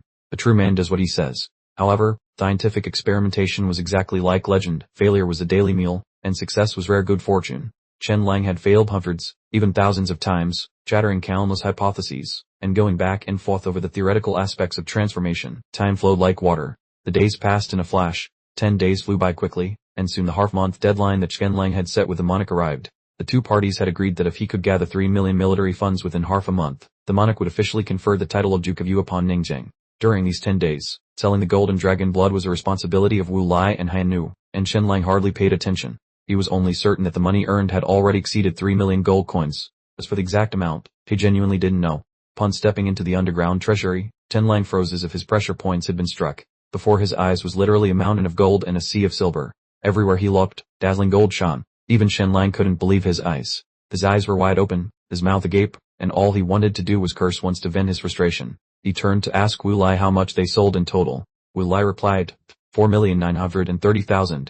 Hearing the figure of 4,930,000 gold coins, Chen Lang nearly collapsed. The monarch only required him to have 3 million. In exactly half a month, he had accumulated nearly 5 million gold coins. It was truly the height of absurdity. Chen Lang quickly regained his composure and said, prepare to transport this gold to the palace immediately. Wu Lai clasped his hands and replied, yes. Following this, a shocking scene appeared in the capital city. The citizens, before they could even figure out what was happening, had their eyes dazzled by the sudden glint of gold. They never expected Chen Lang to transport gold so ostentatiously. Carriages loaded with gold lined up one after another, heading straight for the capital. The glare of the gold was blinding. Everyone was so shocked they stood like statues. Hurry up and look. My eyes are going blind. Heavens above, just how much gold is this? The soldiers shouted in alarm. General, the crowd outside is gathered too thickly. Hurry. Everyone immediately guard the convoy closely. A bewildered soldier turned worriedly to ask the young Master Shen if this display was too ostentatious. Chen Lang smirked and replied, I just donated several 100,000. Shouldn't I be allowed a little extravagance? Hearing this, the soldier tacitly agreed it made sense, but with mountains of gold and seas of silver like this, he worried the few escorts might get robbed. The surrounding populace gathered to watch noisily, everyone daring only to stand far off and marvel, because only someone with heaven-defying courage would dare rob the national sovereign's gold. But some scoundrels with shaved heads and tails, upon seeing the mountains of gold, felt greed stir within them. Young Master Shen is playing a big game. In that case, I'll rob it all. Just then, the soldier shouted loudly, clear the way, clear the way. Unauthorized personnel are forbidden to approach. The elder of the Heavenly Tao Society broke out in a cold sweat, thinking to himself, honestly, since I became the leader, I have never seen so much gold appear at once. It is truly shocking. But after this incident, the business dealings of my descendants and close associates in the capital will likely not go smoothly. This time, young Master Shen swept up too aggressively, almost scraping clean the wealth of all the rich families in the capital. The scene shifts to the headquarters of the Hidden Argent Society in the capital of the Yu Kingdom, a place called the 7-story Ancestral Sacrifice Tower, which in the capital was considered skyscraper high. Standing on the top floor, one could survey almost the entire capital city. At this moment, the elder of the Hidden Argent Society, Chu Batao, and his son, Chu Tingyu, stood on the 7th floor, quietly watching the stream of gold-laden carriages entering along the Black Tortoise Avenue. The father and son, though accustomed to seeing mountains of gold and seas of silver, were still overwhelmed. They never expected that little son-in-law would go to such lengths. Initially, the Hidden Argent Society planned to use this opportunity to pressure the sovereign, Ning Yangxin, into submission because, apart from them, no one else could loan such an enormous sum. Who knew that in less than half a month, Chen Lang had amassed such terrifying wealth? This little bastard's methods truly knew no bounds. Chu Batao sighed, feeling both angry and helpless. Chen Lang didn't care how many people he offended, but his methods were spine-chilling. In the world, no trade could earn 3 million gold coins in half a month, not even trading crystal glass. He not only achieved it but directly brought in 5 million. It truly gave one goosebumps. Chu Batao gritted his teeth in anger. After this, the capital will surely face a currency crisis. The Hidden Argent Society's business this year will likely suffer significant declines. That little bastard has caused the Hidden Argent Society trouble so many times, the 2 defeats at Naichu City, the crystal glass business, and now this. War inherently has winners and losers. Some go bankrupt while others profit, and profiting from war is the specialty of the Hidden Argent Society. They even directly invest in wars, which is why they were so enthusiastic about loaning military funds, expecting most of the money back through other channels. However, with the upcoming major war, the business barely involves the Hidden Argent Society anymore. Just then, Chen Lang's convoy passed by the headquarters. What you say is not wrong. Chen Lang's actions are essentially robbing the rich to support the poor. What will the sovereign do with such a huge amount of gold? First, he will distribute military provisions and pre-war subsidies to the soldiers. More than 100,000 soldiers will each receive an allowance. Soldiers, after all, come from the poor classes. The logistical supply lines for the 80,000 troops campaigning south, food, weaponry, clothing, and medicine require mobilizing hundreds of thousands of laborers, and they must conscript the carts and donkeys belonging to the populace. All these things require money. If the sovereign were unscrupulous, he could enforce forced labor, but Ning Yuanxian is not the kind of person. He is harsh on officials, but he still has some conscience toward the common people. He wouldn't bear the thought of forcing the people to spend their money and shed blood. Therefore, most of this money will eventually fall into the hands of the laborers and flow into the civilian sector. Not to mention, he needs to purchase food, fabrics, and all sorts of supplies. In summary, the wealth will sooner or later return to the people. The issue is that none of these matters concern the hidden Arjun society, as they have turned against the sovereign, so procurement contracts will absolutely not be given to them. Their losses are catastrophic. Conversely, the heavenly Tao society is about to reap a huge reward. How much have we lost this time? Chu Badao asked in a deep voice. Chu Tingyu replied, just the procurement of food, fabrics, and medicine cost over 1 million gold coins, not to mention the profits from currency exchange. The total loss is even greater. Chen Lang, the bastard, has made the hidden Arjun society suffer so many times: the 2 defeats at Neichu City, the crystal glass business, and now this. War has winners and losers. Some go bankrupt while others profit, and profiting from war is the specialty of the hidden Arjun society. They even directly invested in the war, which is why they were so eager to lend military funds, expecting most of the money to be returned through other means. Yet, with the impending major war, the business almost no longer involves the hidden Arjun society. Just then, Chen Lang's convoy passed by the headquarters. The father and son were stunned. The damn bastard! Chu Tingyu exclaimed in surprise. Did Chen Lang just look over here? It seemed Chen Lang had also spotted the father and son. Chu Badao. Abruptly, Chen Lang stopped, raised 2 fingers in a most friendly gesture, and waved toward the high floor with a defiant expression. Not only that, but Chen Lang also made continuous sweeping motions with his hand, the gesture of unmistakable provocation. Even from hundreds of meters away, Chu Badao and Chu Tingyu felt every slap land directly on their faces. The two were furious enough to smoke. This little bastard is unbelievably contemptible. How is someone so despicable still alive? Father, we must take revenge. Chu Tingyu gritted his teeth. The usually dull eyes of Chu Badao suddenly turned cold and sharp. Yes, we must take revenge. We must make Chen Lang suffer a lesson he will never forget, a pain that pierces his very bones. To make him suffer, we must strike what he values most, said Chu Badao. Is Chen Lang secretly gathering the special recruits across the country? Chu Tingyu nodded. Yes, we kept it secret, but the massive commotion was still detected by me. Not just me, the Crown Prince and the Third Prince are also tracking him. Chu Badao spoke in a deep voice. He wants to forge a second Nirvana army. That's right, he always acts without limits. Seemingly mad, but his actions to help Ning Zheng contend for the throne are incredibly stable and conventional. Before, whether helping the Jin family surpass Xin Zheng or eliminating the Su family for revenge, he spared no means. Everyone thought this time, helping Ning Zheng seize the throne, he would fiercely confront the Crown Prince and the Third Prince. But no, he only secretly expanded his influence and strengthened his military forces, never attacking his rivals directly, competing honorably. Because of this, Sovereign Ning Yuanxian trusts him even more.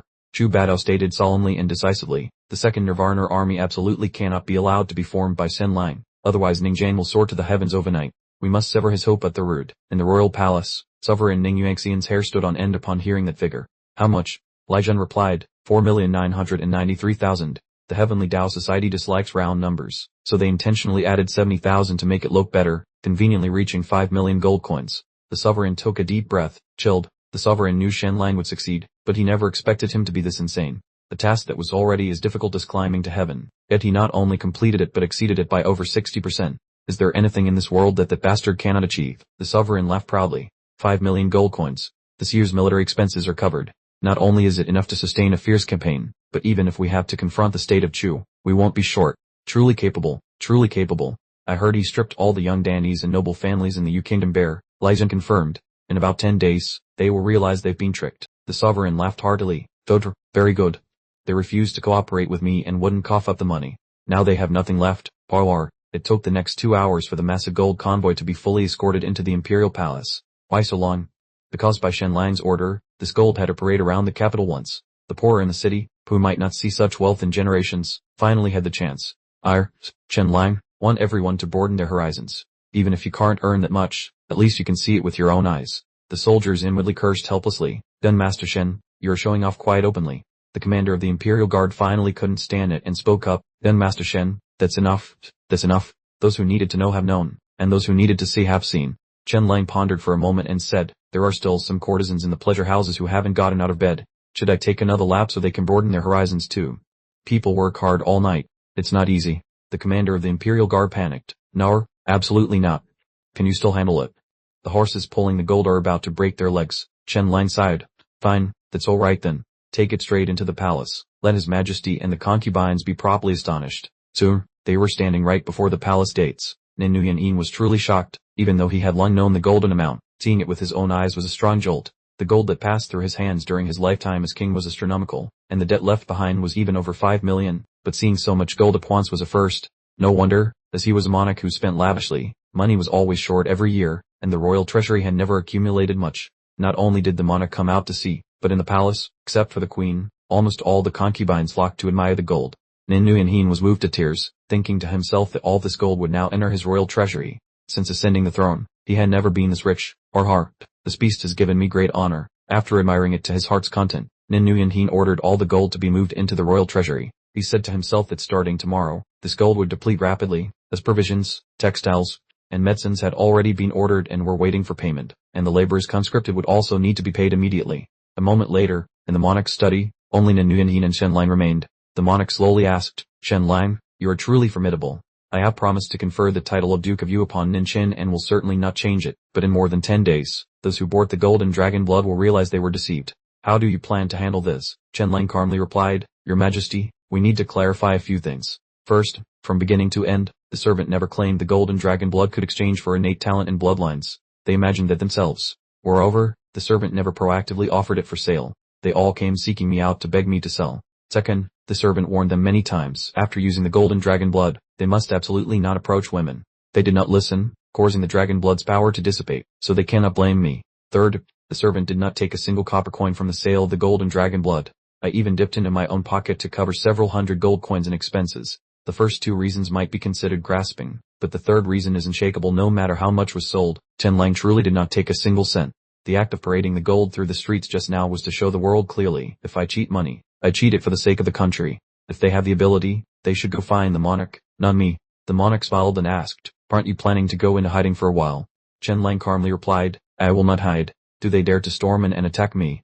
Furthermore, without receipts or vouchers, whoever got tricked must simply accept it. Nin Nguyen burst out laughing and praised him. Excellent. Then he suddenly became serious. Chen Lang, a person like you suddenly makes me feel a little dangerous not because of this gold, but because of helping Nin Chen seize the throne. Before, I worried you would act as you did before, without restraint, and harm the crown prince or Nin Kai.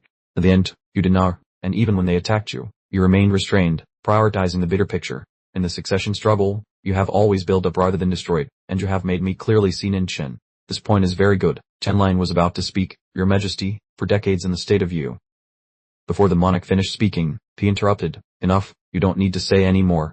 In his mind, the monarch thought this young man was about to poke at him, likely to say that he had squandered the family fortune, leaving behind a hoard of hidden dangers, and then propose that a diligent, firm monarch was needed to suppress the crisis. However, looking at the current situation, he had to admit Nin Chen was doing quite well, handling matters uprightly, striking at the root of the problem instead of creating a false appearance of peace. Thinking this, the monarch said, Chen Lang, Nin Chen is very firm. If he succeeds to the throne, he will certainly implement new policies. At the time, this fire might very well spread to your household. Chen Lang immediately replied, the Kim family can relinquish fiefdoms and military jurisdiction. We will only keep the fleet.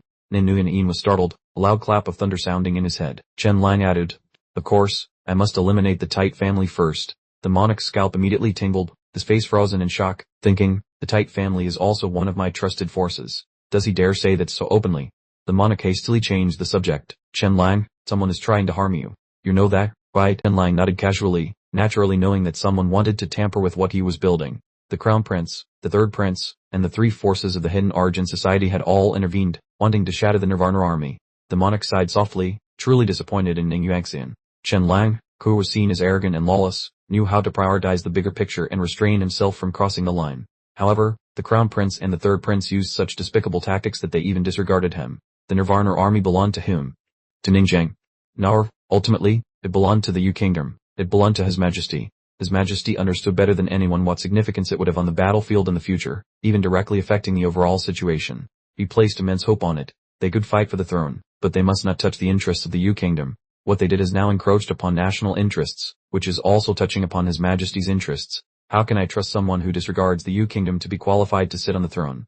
In comparison, Ningyan, who buries his head in hard work without complaint, is much more pleasing to the eye. Does Shenlang need His Majesty's help? Ning Yuanxian asked if he needed His Majesty to stop them. Shenlang chuckled and said no need. The monarch also smiled and asked, really no need? They are trying to cut off your lifeline. Shenlang was speechless. Your Majesty, please don't use such crude words. It sounds like someone is rushing over to cut off my gentlemanhood. The Nirvana army is indeed the key. It is both the foundation for Ningzheng to seize the throne and the trump card for me to suppress the crown prince and the third prince. But it is not my lifeline. My lifeline is still perfectly fine. Ning Yuanxian said, if you say so, I will wait and see how you perform. Then he became solemn for a long time, as if weighing a major decision. After a while, he slowly said, Shenlang, you did very well this time. I want to reward Ningzheng. I will slap the crown prince. Shenlang was startled. Is your Majesty dealing such a harsh blow? It seems this time they are making a big move. Ning Yuanxian continued, the southern expedition requires holding the grand ceremony of heaven worship. Previously, I officiated while the crown prince read the invocation. This time, let Ningzheng read it. Is there any problem with that? Shenlang was shocked. Your Majesty, this decision is too risky. Letting Ningzheng read the invocation is no different from dealing a heavy blow to the crown prince. According to tradition, only the successor takes on the duty. The political implication of this move is too obvious. But everyone knows Ningzheng stutters. The more nervous he gets, the worse it becomes, and the invocation must be read before all the civil and military officials and tens of thousands of great troops. It must be fluent, sonorous, emotionally rich, and carry kingly aura. If Ningzheng performs well, it will be a dazzling reveal, the clear signal the monarch sends to the world. For the fight for the throne, it is a giant leap, but if he stutters at the altar, he will become a laughingstock. Even if he recovers later, he will always carry the label of the stuttering prince. Conversely, if he excels this time, the label of stuttering will fall off him. Even if he stumbles later, no one will dare see it as a fatal flaw. The most important thing is the signal of the monarch's support for Ningzheng. This is the decisive blow in the succession struggle. Ning Yuanxian asked again if there was any problem. Shenlang remained silent, calculating. There is a problem, of course. Ningzheng has tried his utmost. For the past 10 months, he has been practicing pronunciation with a pebble in his mouth every day, tearing his tongue and bleeding his mouth, but the stutter is not easy to cure. Speaking slowly normally is acceptable, but it relapses when he gets nervous. However, this opportunity is too precious. Currently, this talent has been revealed, but the court officials still object solely because of the saying, how can a stutterer be king? This is considered a national disgrace. His poor appearance and short stature are inconvenient to use for attack. Only the stutter remains as an obstacle. If Ningzheng reads the invocation fluently and excellently, all opposition will be silenced. Seeing Shenlang hadn't spoken, Ning Yuanxian reminded him, Shenlang, is there a problem? The heaven worship ceremony is in 3 days. Practicing with a pebble won't be enough time. The Dej, Ningzheng must not only be fluent but dazzling. He must speak in a way that moves people and shakes their souls. For a monarch, artillery is the strongest political weapon. Shenlang nodded, no problem. Ning Yuanxian said solemnly, are you sure? One stutter and everything collapses, dealing a fatal blow to the succession. If you're not sure, hand it back to the crown prince. Ning Yao. Shenlang replied, I guarantee that during the heaven worship ceremony, His Highness Ningzheng will amaze the world, move people's hearts, and make everyone see him differently. Ning Yuanxian nodded, then I will wait and see. You only have 3 days. If you're sure, I will immediately issue the edict announcing it. Shenlang nodded firmly. It's no problem, let's lock it in. Then noon, the monarch issued the edict. The great army is preparing for the southern expedition. The great war to overturn the nation is about to erupt, and the grand heaven worship ceremony will be held in 3 days. Marquis Champing, Ningzheng, will stand to read the invocation during the heaven worship ceremony. The imperial decree descended like a thunderclap in the clear sky. Winds roared and clouds gathered. The entire court was shaken. This news overshadowed the 50 million gold issue. The officials were once again horrified. What on earth does His Majesty want? Reading the invocation was originally the crown prince's exclusive privilege. Why is it handed over to the 5th prince? Ningzheng, this time. The signal the monarch sent is too clear and too shocking. Could the crown prince's position be wavering? Could it be that Ningzheng is about to be chosen as the successor? Has the balance in His Majesty's heart completely tilted towards him? But His Majesty, the provision of military supplies this time was thanks to Shenlang. It has nothing to do with Ningzheng. Furthermore, everyone in the world knows Ningzheng stutters. The heaven worship ceremony is extremely important. Seeking divine protection from heaven and the saints before a great war is the most sacred act. If Ningzheng stutters while reading the invocation, his dignity will be swept away, and he will be considered irreverent. If heaven inflicts punishment because of this, the great war will carry a bad omen. This is a matter of national destiny. This decision by His Majesty is too reckless. Everyone understands that His Majesty is dissatisfied with the crown prince because the hidden Arjun society wanted to strike at him, but he cannot gamble with a national major event. Consequently, before the afternoon of the next day, memorials poured in like snow. The civil and military officials universally objected. Prime Minister Zhu Huangju did not directly present a memorial, but Zhu Ran represented the stance of the Zhu family and also spoke up. The memorials piled up like mountains, drowning Ning Yuanxian. Your Majesty, as the monarch, why are you so capricious?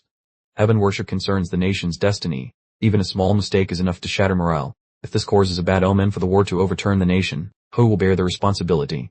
The commander of the southern expedition, Marquis Chenbei, Nanbanao, although he did not submit a memorial, secretly entered the palace to persuade His Majesty to think carefully.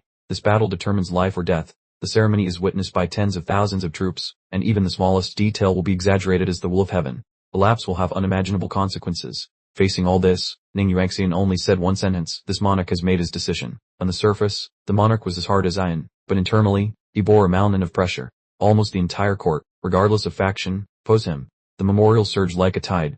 Ning Yuanxian had never encountered such unanimous opposition from his officials. Even a monarch standing alone against the entire court could not help but tremble, and even regret flashed through his mind.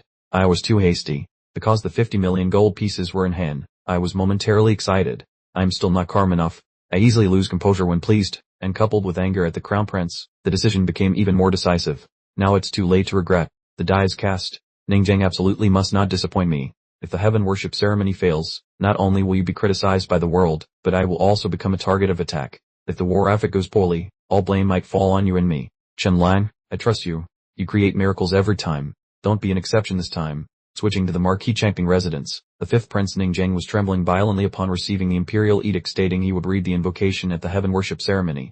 This was the ultimate glory, reward from his father, but he truly couldn't bear it. The stutter was not completely cured. His father was truly impulsive this time. There were only 3 days left. Chen Lang said gravely, Your Highness, during the heaven worship ceremony, you must not only not stutter, not only be fluent, but you must also amaze the entire assembly, speaking in a way that stirs emotions and sends shivers down the souls of the listeners. Ningjian shivered, stuttering, Chen Lang, I relive, pause, do it, Lan down, Ku Taoyuan, and Lai Shun, standing nearby, heard this and their faces turned pale. Previously, the stuttering had improved significantly, but now, due to panic, it was so severe he couldn't speak properly.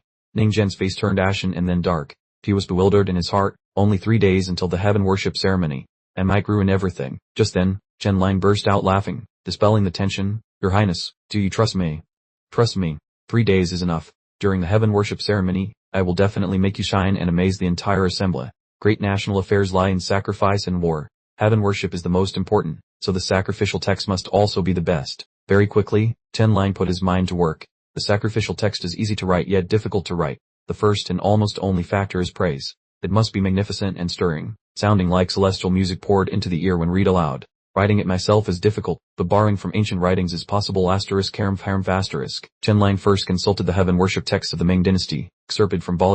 ************************************************************************************************************************************************************************************************************************************************************************************************************************�e Ming Hui Dian * Great Ming Compendium. This volume was compiled by Lai Dingyang and Sen Lian himself, one a renowned top scholar who served as Grand Academician, Grand Secretary, tutor to the Crown Prince, and Grand Tutor of the Qin dynasty. The other a top scorer Zhuang Yuan who also served as Grand Academician, Grand Secretary, tutor to the Crown Prince, and Grand Tutor. With 2 such literary giants penning the work, the quality of the writing is beyond question. The heaven worship text in the compendium begins like this: in the case of the primordial beginning, before the division of yin and yang, before the 5 elements operated, when the sun and moon had not yet dawned, in the void, the divine emperor manifested to open heaven and establish earth, tread on the ground, and bring forth all living creatures. It is almost the pinnacle of monarchical sacrificial texts. Of course, it couldn't be copied directly. It needed to be adjusted to fit the context of the great Yan and Yu kingdoms. Furthermore, since Confucianism had not yet completely dominated the realm at this time, the writing style could be more unrestrained, bold, and flowery. Chen Lang fumbled around and discovered a treasure in the Feng Shan Chu Book of Feng and Shan Sacrifices by Sima Zhangru. Although the Feng and Shan sacrifices were not entirely equivalent to heaven worship, the spirit of praise and the magnificent momentum were comparable. Sima Zhangru's writing was so ornate that ordinary people could hardly match it. This was it.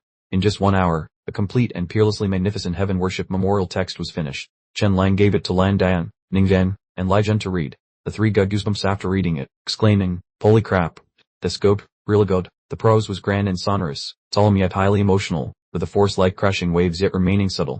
It was far superior to previous Yu Kingdom heaven worship texts, perhaps even worthy of being called the greatest heaven worship text ever written, clearly surpassing the version the Crown Prince had someone prepare. Lai Zhen sighed. His Majesty had prepared a version from the Board of Rights for His Highness to read when needed. Now it seems it can be burned. But, Duke Shen, the piece he wrote may cause others trouble in a few years. The passing it will be very, very difficult. This was truly the art of praise from someone who had reached the peak in the world of eunuchs. The sacrificial text was not long, under 1,000 characters. Ningjian could memorize it in half an hour, but memorization was not enough. Every word, every rhythm, every pitch had to be calculated, where to raise, where to lower, where to extend, where to pause concisely. Everything was like composing music, because the text was not merely to be read but chanted, accompanied by solemn, grand, and moving ritual music. Chen Lang utilized his knowledge of oratory and vocal music, constantly experimenting with arrangements, recalling countless classic speeches and famous opera excerpts. Oratory, like singing, must directly strike emotions and stimulate the auditory nerves, causing listeners to get goosebumps, their hearts to pound, and their souls to vibrate. Writing the text was hard, but setting it to melody was even harder. After 2 hours of non-stop brainstorming, the entire heaven worship text finally had a complete melody, a style that was ancient, majestic, ornate, and tragic top tier. Since Chen Lang was once again standing on the shoulders of historical giants, and he temporarily lacked the ritual orchestra, he had to chant it himself according to the melody he had arranged. As soon as he began to chant, those around him simultaneously got goosebumps, shaken, and solemn. It was sufficiently eerie, sufficiently sacred, enough to stir people's hearts. Compared to merely reading prose, after being chanted, the sacrificial text leaped to an entirely different level. Ningjang memorized the melody of the heaven worship text very quickly, and then he tried to recite and chant it exactly according to the melody Chen Lang had arranged. The result was terrible, utterly awful, sounding like the wind howling outside a graveyard. Lan Dian muttered to himself that his breath control was much better than Chen Lang's, so logically, the effect should have been more magnificent. But the problem was, he was tense as a bowstring. The harder he tried to avoid stuttering, the more panicked he became, and the more panicked he got, the more he lost his inherent spirit. How to describe that scene? Imagine the most disastrous segments from TV talent shows, yes, utterly mortifying, so much so that he wanted to turn away. Eunuch Lijian was almost collapsing. This time, it was truly a catastrophe. This was the heaven worship ceremony. If it failed, not only would Ningjian lose face before the world, but the monarch would also be criticized by thousands. Ningjian's path to the throne would be cut right at the gate. Moreover, once the imperial edict was issued, it couldn't be retracted. Words already spoken are hard to take back, let alone the monarch's golden decree. Lijian looked at Chen Lang with despair. It was already midnight, yet he dared not return to the palace. According to the edict, he had her stay at the Marquis Champing residence until Ningjian showed progress. But looking at the situation, he could forget about it, because the more Ningjian practiced, the worse he became. Just then, Chen Lang waved his hand and said, "Your Highness, follow me." The courtyard was completely deserted.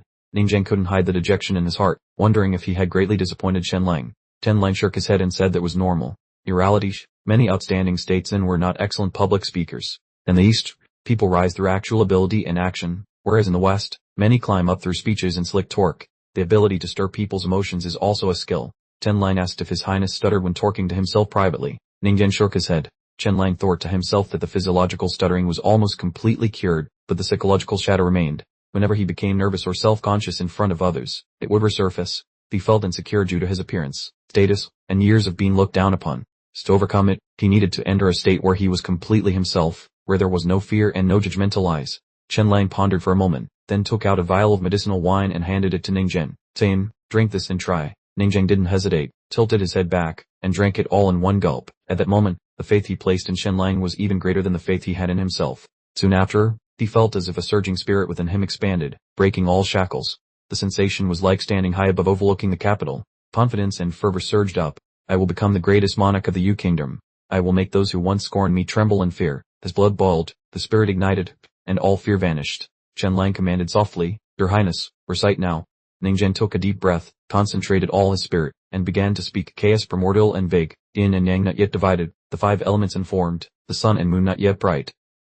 The sound echoed smoothly, the rhythm distinct, with no stuttering whatsoever. His vital energy was much stronger than Chen Lang's, and the effect was even more astonishing. Lijian, Lan Dian, and Ku Taohyun, who were eavesdropping from afar, were all stunned. From someone trembling and stammering, Ningjian seemed to have undergone a metamorphosis. From being hesitant and indecisive, he was now powerfully confident to the point of making people's hair stand on end. Lijian was overjoyed, almost ecstatic. "It worked. It worked.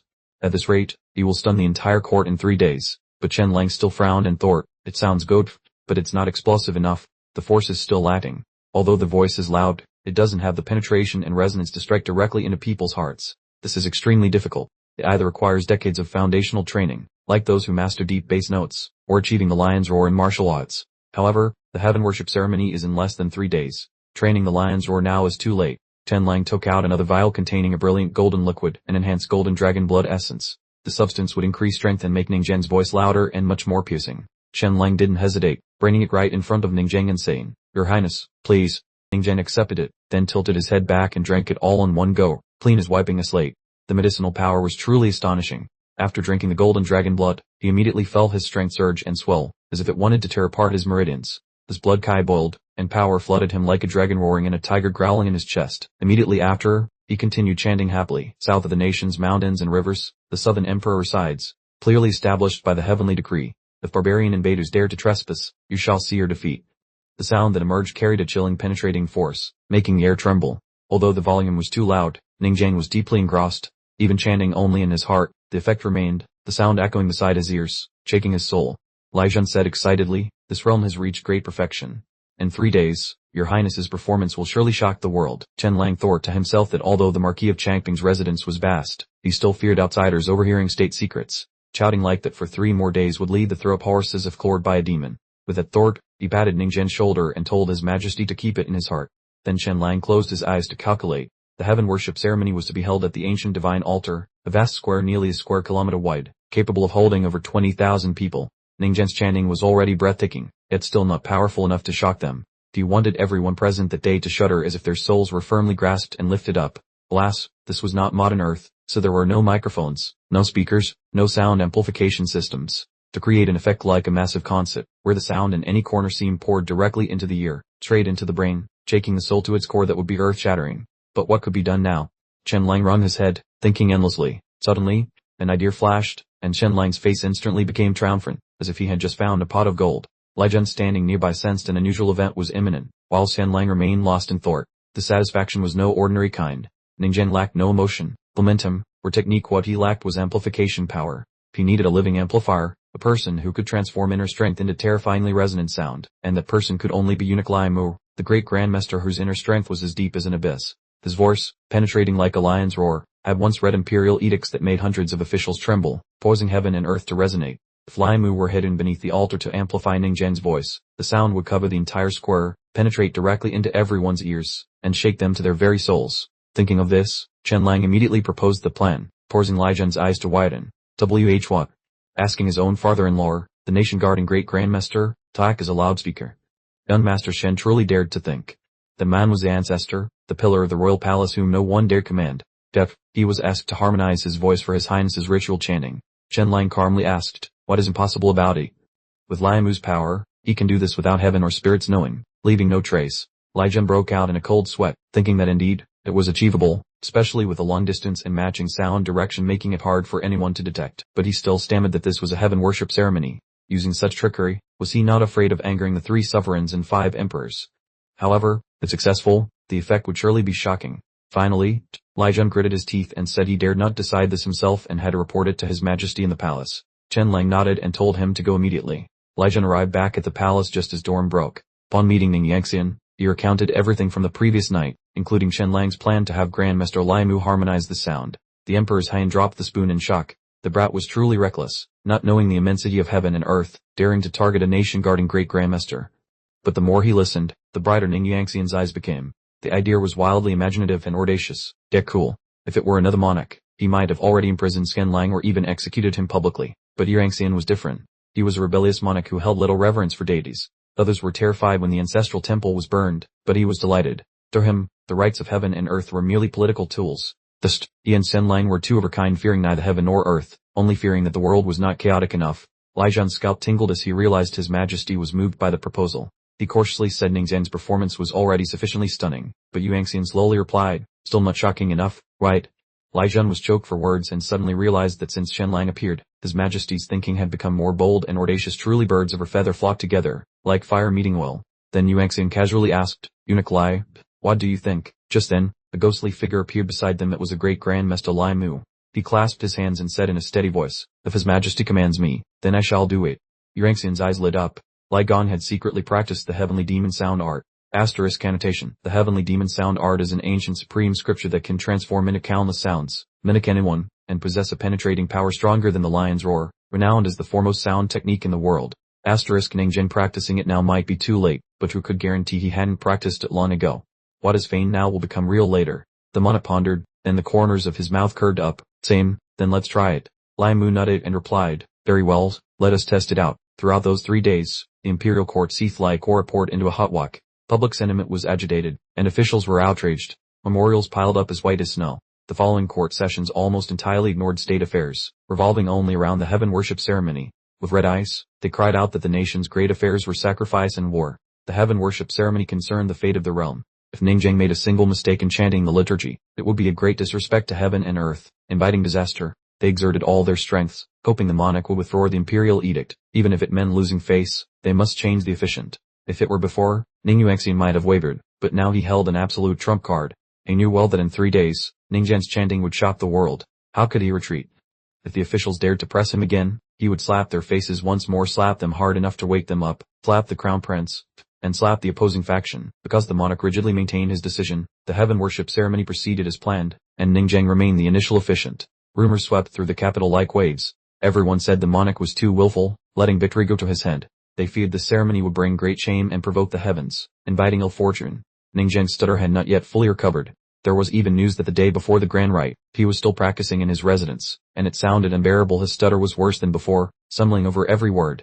That news was true, because without using medicine while sober, he fundamentally could not perform well. The more nervous he became, the worse he stuttered, showing no sign of improvement. Therefore, Chen Lang had prepared a specialized vial of medicine, which, once taken before ascending the altar, would immediately take effect, inducing a trance where he would speak as if a god had descended. The days passed quickly like a blink of an eye. 3 days later, the heaven worship ceremony officially commenced. Inside the palace, Ningyuexian's expression was extremely grim. He laughed scornfully and slammed his hand forcefully onto the table in fury. Homicidal intent rose within him, but he could not kill anyone yet to vent it. Ningyuexian gritted his teeth, thinking there must be a conspiracy. The officials of the unheavenly observatory clearly opposed him and deliberately miscalculated the day to make him lose face before the world. They reported that today was an auspicious day with clear skies and no clouds, yet now black clouds covered the sky, blocking every ray of sunlight. The sky was gloomy and heavy, with no sign of clearing. Heaven worship has always valued clear weather for miles around as a good omen. Such gloominess was like the high heavens expressing anger. The officials from the unheavenly observatory knelt and kowtowed incessantly. Your Majesty, please observe clearly. We observed the celestial signs a few days ago, and today was indeed supposed to be a sunny day. Ningyuexian trembled with anger and said, Look outside for yourselves. Is this what you call a sunny day? Thunder and lightning roared continuously, like celestial drums pounding the earth. Gloominess, thunder, lightning, and cold winds whipped up a picture of ill omen. The monarch's face darkened like heavy black clouds, making people feel suffocated. However, many officials secretly rejoiced as if they had won the lottery. Your Majesty, do you say? It is not that we opposed, but that heaven objects. You willfully forced a stuttering prince to chant the ritual text, and now the celestial signs are abnormal. Is heaven not warning you? Outwardly they showed sorrow and anxiety, but inwardly, they were celebrating. The crown prince stood at the forefront, clad in the bright imperial dragon robe. His expression was indifferent, but a barely concealed pleasure flashed in his eyes. This father being publicly slapped in the face, why shouldn't he be happy? Since the monarch fell gravely ill and recovered, the father-son dynamic had quietly shifted. The crown prince and the third prince had been fighting openly, angering the monarch. Promoting Ningjang was like a slap in the crown prince's face. Today, having Ningjang chant the heaven worship rite was tantamount to openly undermining the Eastern Palace. This was not just a ceremony. It was politics, a challenge. Now, the dense thunder and lightning reflected in the crown prince's eyes meant heaven's will was on his side. They seized the moment. General Zhu said they should advise His Majesty to immediately change the officiant. Prime Minister Zhu, this matter cannot be handled carelessly. Lord Zhu thought to himself, as long as the officiant is changed, the imperial edict will have to be withdrawn. And once withdrawn, it means the monarch slapped his own face. Just then, the sixth prince, Ningjin, said mockingly, this matter originated with fifth brother, so fifth brother should go persuade father now. One sentence shifted all the misfortune onto Ningjang's head. The dark clouds, thunder, and abnormal celestial signs were all attributed to Ningjang. In an instant, the gazes of all the officials converged on him. That's right, Fifth Highness, quickly go advise His Majesty. His Majesty values you highly recently. Your words will surely be effective. Ningjang, wearing the ceremonial robe for the first time and standing in the middle of the court, instantly became a thorn in everyone's side. His face turned red, his hands trembled slightly, and for a moment, he didn't know how to respond. Suddenly, the deep, steady voice rang out, enough. Prince Ningkai stepped forward. He was highly respected and venerable. Although he disliked Ningjang in his heart, and even more so Shen Lang, he could not stand to see the officials using celestial signs to force the emperor's hand and compel a person. You must clearly remember your positions. General Zhu, Prime Minister Zhang, and Very Mai, keep your people in check. The words weighed like a mountain. Sarbal and even General Jai, the Prime Minister of Rights, who dared not argue. Prince Ninkari snorted coldly, turned, and left the main hall heading straight for the inner palace, saying in a deep voice, Your Majesty, perhaps we should postpone it to another day. The current celestial signs are ominous. The dark clouds are thickening, and the thunder is growing closer. It might not be suitable to hold the grand ceremony today. Ninuyan looked at him coldly. Does my uncle Prince also come to admonish the sovereign? Ninkari immediately knelt down. Your humble servant dares not. The monarch slowly uttered each word, each one weighing 1,000 pounds. Uncle Prince, You are well aware of everything that has recently occurred in the court. Did Crown Prince Nindurk ever speak a single word in defense of this humble ruler? When the matter of the hidden Argent Society borrowing money led the officials to assail him, did he ever step forward to shield his father? This humble ruler is both his sovereign and his father. What does it matter if I reprimand him a little? Even among the common folk, the son knows to save face for his father, so what about him? Prince Ninkari replied, Your Majesty, His Highness is the Crown Prince, and you are the sovereign. He must maintain his imperial dignity as an example for all officials. If he were to yield, would it not cause the high officials to lose faith? Nanuyanhin laughed coldly, har har har. You mention imperial dignity. Does that mean in his heart, the officials are more important than his own father?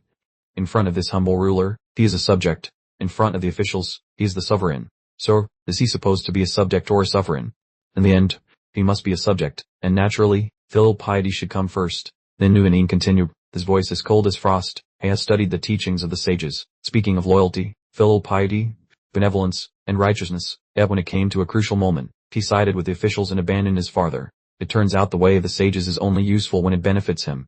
Ninkari was silent for a long time before softly saying, Your Majesty, the Crown Prince is the root of the state and cannot be easily shaken. The monarch shook his head. You misunderstand.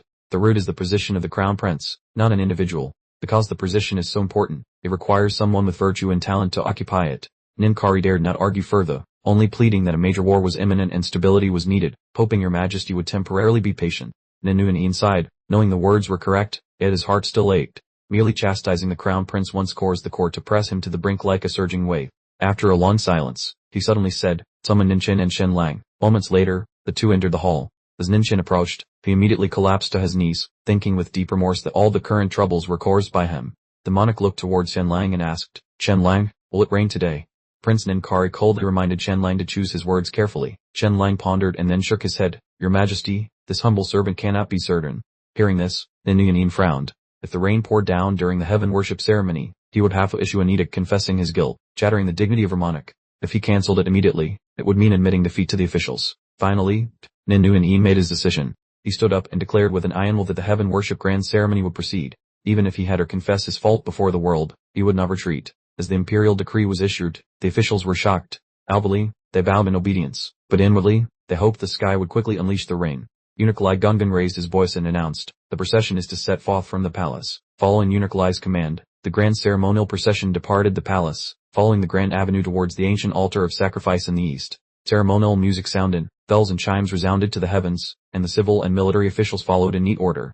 Nanga now led the vanguard guard, and Prince Tam Ninkai led the rear guard. Under the swirling dark clouds and the roaring thunder, the grand heaven worship ceremony officially commenced. The ancient altar of sacrifice was located southeast of the capital, about 9 li from the royal palace. The gigantic circular altar was erected there, dedicated to sacrificing and offering reverence to heaven and earth, the 3 sovereigns, the 5 emperors, and the ancient deities. The procession took over an hour to arrive. Since sincerity is paramount in the heaven worship rite, even the monarch had to dismount his carriage and walk, the atmosphere along the way feeling as heavy as bearing stones. Even Nanuyanhin, who had never prayed before, could not help but murmur in his heart, Amitabha, please protect us, high heavens, and may the spirits guard us. Please, may the sky not rain. At this moment, the vast square was utterly silent. Tens of thousands of people stood strictly in their assigned positions, solemn and orderly, none daring to cough or breathe heavily. The atmosphere was so grave that even a deep breath could be heard distinctly. Numerous bewildered and anxious eyes gazed up at the sky, which looked as if it was about to pour down more. Rain was imminent, truly impending. Meanwhile, Ning Yuangxian mumbled a prayer in his heart, don't rain, oh heavens, please don't let it rain. The Grand Minister of Rites, Ning Yu, simultaneously offered congratulations to heaven and presided over the ceremony. Step 1. Welcome the Emperor God. The sovereign entered from the left door, ascended the altar, and reached the middle sacrificial position. Incense was burned, music played chapter of Water Peace, and then he knelt before the ancestral tablet of the highest heavenly emperor on the uppermost tier to offer incense. Next, he bowed to the ancestors, performing the 3 kneels and 9 kowtows. Step 2. The Jade Palace and Silk Manuscript music played chapter of Peace in the realm.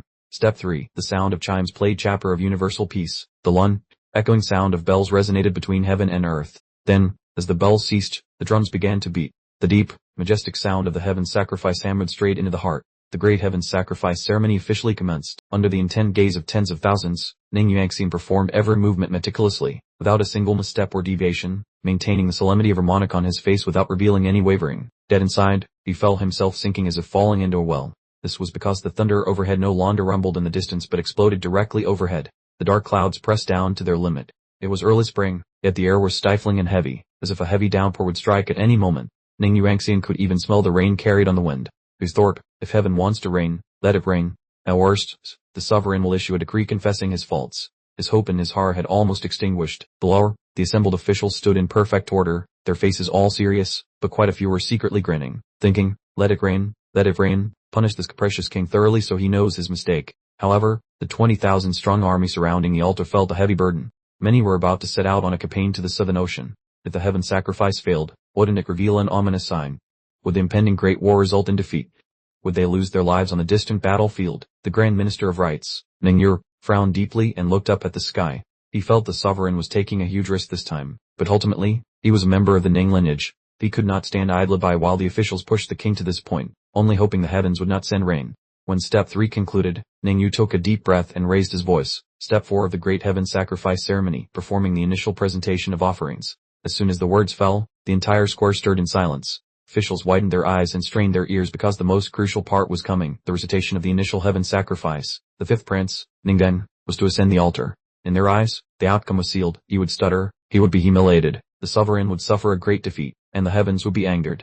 Everyone saw Ningden tense as a bowstring, his whole body trembling slightly, his hands hidden and his sleeves clenched so tightly they were white. In the minds of the officials, the tragic scene was already painted. Stuttering while reading the sacrificial text, a lightning strike from the sky amidst a heavy downpour, leading to disaster. From then on, Ningyan's path to the throne would be over. The crown prince would use celestial authority to force the sovereign to bow, and the court would return to his hands. The initial presentation of offerings continued. Ningden stepped up each staircase, trembling as if weighed down by stones. In his mind, he thought it was time to use Shenlang's medicine. Ningjiang had a discreet, fixed automatic injector hidden in his sleeve. No one noticed this trick. Ningjiang subtly twitched his finger to activate the injection mechanism. In that instant, all tension vanished as if swept away by a cold wind. Ningjiang returned to a state of absolute trance. His consciousness seemed to leave his body, enveloping the altar and the sky. The focus of tens of thousands was no longer pressure but mere illusions. In his eyes, the masses below were like grass and ants. Heaven and earth were vast, and he alone was supreme. We ascended the altar, firm as a mountain, moving with imposing gait of a tiger. Everyone watched in astonishment as his demeanor completely changed. The trembling and fear disappeared. Standing on the altar, watched by thousands, he dismissed the stuttering, the humiliation, the lightning strike, and the downpour. Just then, the deafening, soul-shaking thunderclap exploded. Quite a few high officials trembled in fear. Some dropped their props, and one old minister collapsed heavily onto the ground. Oh my God, the thunder is too loud, too terrifying. Hurry up and help the minister stand. However, their eyes widened in sheer horror, because facing the lightning, Ningjiang remained motionless as a mountain. In their minds, they screamed. The fifth prince was not affected by the thunderclap at all. This was so incredible it gave them goosebumps. And Ningjiang's luck turned.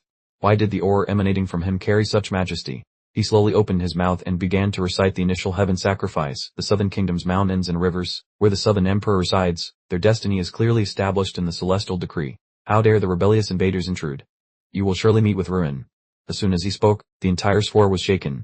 Everyone's eyes popped because this was no longer the voice of a stammerer. The tone was deep and steady, the rhythm clear, every word perfectly articulated and sonorous, the central energy full, resonating throughout the space. Such a recitation was not only good but staggeringly amazing, raising goosebumps. Just then, Lai Jun shouted loudly, "Start the music." Immediately afterward, the sound of bells and bronze drums rang out simultaneously, blending with Ningjiang's recitation, forming a solemn ancient melody. In that moment, the thunder in the sky abruptly fell silent, as if heaven and the gods were listening quietly. Ningjiang continued his recitation, his voice suddenly soaring, his momentum rising, and at this very moment, the heavenly demon sound art of Grandmaster Lai Mu was secretly activated. Matchless, profound internal energy poured directly into Ningjiang's voice, merging perfectly without strain or exposure. In an instant, the sound was not much louder, but it possessed terrifying penetration and shockwave, as if every word struck directly into the soul. At the moment of the opening, countless people felt tingling sensations, thinking, "Damn it, why is this so dominantly piercing? The effect gives me goosebumps." As Ningjiang secretly practiced some mysterious martial art, as each line of the soaring recitation rolled like waves, the atmosphere in the sphere surged violently. The 2,000 generals felt their blood boiling fiercely, their hearts beating chaotically, paying no heed to command. Some weren't even sure what they were listening to, yet they trembled uncontrollably. In their minds, only one thought remained: who wrote this initial heaven sacrifice? Why is it so majestic, flowery, and ancient? Who composed this music? Why does it make the hair on the back of the neck stand up and the soul tremble? It was clearly just a recitation of the initial heaven sacrifice, yet it felt like sitting in a magnificent golden hall, listening to a world-class master with a high tenor voice. Even without understanding the content, it was enough to make the soul tremble, the mind reel, and even feel as if the skull might be blown apart. Everyone present was immersed in the feeling. The heavenly demon sound art of Grandmaster Lai Mu was truly overwhelmingly powerful. Even standing 2 miles away, the sound still echoed clearly, without the slightest attenuation. This was true Enlightenment propaganda. This was a spectacle that stunned all directions. The entire audience was completely shocked. Just then, a sudden fierce wind arose, but amidst the gale, Nin Chen remained steadfast like a rock. This chanting voice did not waver at all. The roaring wind was even suppressed, completely unable to overpower that voice. Even at the furthest edge of the square, the soldiers heard every word clearly. Nin Chen's voice soared higher and higher, while Lair and letter 1E5C's heavenly demon sound spell became increasingly terrifying. The gale swept through, causing countless people to shiver uncontrollably. At that very moment, the dark clouds in the sky were torn apart by the strong wind, swept away, and vanished rapidly. A radiant golden sunbeam suddenly pierced through the cloud layer. It shone directly down onto the sacrificial altar. It illuminated Nin Chen's body directly. In an instant, his entire body seemed enveloped in golden light. The entire square was stunned, frozen as if turned to stone. Even TH letter 1EA9M Lang stood rooted to the spot. Oh my garb, Thorpe, I never even anticipated this scene. Is the sky favoring him that much? Could this truly be divine will? The crown prince's face was dark, grinding his teeth in anger, yet he couldn't do anything. A single thought simultaneously arose in their minds. Could everything happening before their eyes truly be arranged by divine will? 15 minutes later, the first chant of the heaven sacrifice concluded. It was a spectacular and utterly magnificent performance. Precisely then, the dark clouds completely dispersed without a trace. The brilliant sunlight shone everywhere, and the sky became clear and bright. It was as if the heavens were opening up and smiling. It was too shocking, too unbelievable. The entire audience was silent. For the first time in his life, Nin Chen stood before the world and displayed himself in absolute perfection. It seemed to have even moved the heavens. After a few heavy breaths, the 20,000 soldiers could finally hold back no longer. This is a heavenly phenomenon. First thunder and dark clouds, then golden sunlight breaking through the clouds. This is an omen of great victory. In that instant, 20,000 soldiers simultaneously shouted out, Lun Live, Lun Live, Lun Live, Lun Live Viet State. Viet State is mighty. Lun Live is majesty. The sound, like thunder, echoed across the horizon, taking everyone to their core. Nin Chen retreated from the sacrificial altar, handing the stage back to Monarch Ninangai and HI led 1EBFN. At this moment, no words could express the joy in his heart. Perfecter, absolutely perfect. This time, he didn't even have to act. The heavens themselves had personally struck the faces of the officials. Looking at the pale faces of the countless ministers below, Ninangai and HI letter 1EBFN just wanted to throw his head back and laugh heartily. Har. Divine will. The heavens are on my side. Har. Before the dazzling spectacle, so bright the sun itself had to hide, presented by Ningjing, the world was left gaping, parts roaring, everyone wondering if it was truly the will of heaven, if the fifth prince was genuinely protected by the gods, or if he was indeed the chosen one of Viet Kingdom. Otherwise, why the terrifying omen just now? At that very moment, the host's voice rang out majestically. The solemn heaven worship ceremony concluded. Ning Yurangxian stepped down slowly, his pace measured yet radiating profoundness. As he walked, he nodded, expressing satisfaction, murmuring, not bad, while nearby someone stood with a face as dark as if possessed by a demon, unmistakably Crown Prince Ning Yao. He had just taken a blow worse than a slap. He gritted his teeth, thinking that the most terrifying thing was indeed the will of heaven. This rumor would surely spread across the land, and people would whisper that destiny no longer favored him. A moment later, Crown Prince Ning Yao entered the study of the Imperial Tutorju, the room oppressively silent, the atmosphere heavy as if stones were pressing on his chest. Without speaking, their eyes exchanged several silent thrusts. Resentment surged within Ning Yao. By what right did his father, Ning Yuanxin, treat him this way? Back when Jian Lai was destroyed, the emperor mourned like a dog who lost its master, trembling daily. To seek protection from the Zhu clan, he didn't hesitate to depose the main empress and elevate concubine Juder Queen. When his life was in danger at Yanjing, he bowed and begged Imperial Tutor Zhu in front of everyone.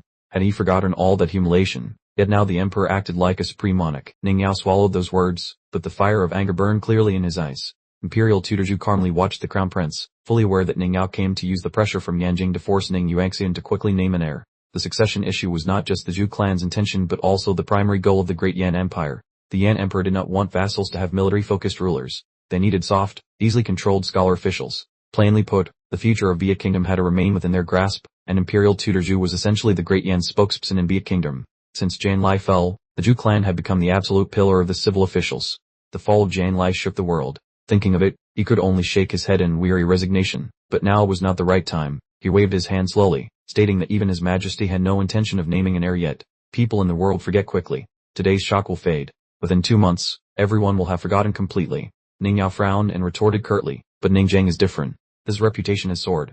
Henceforth, whenever he is mentioned, he will be seen as the one chosen by destiny.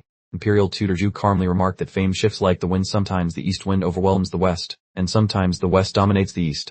However, as crown prince, You must absolutely not suppress Ning Zhen's reputation now, lest he diminish himself. Next, you must do two things.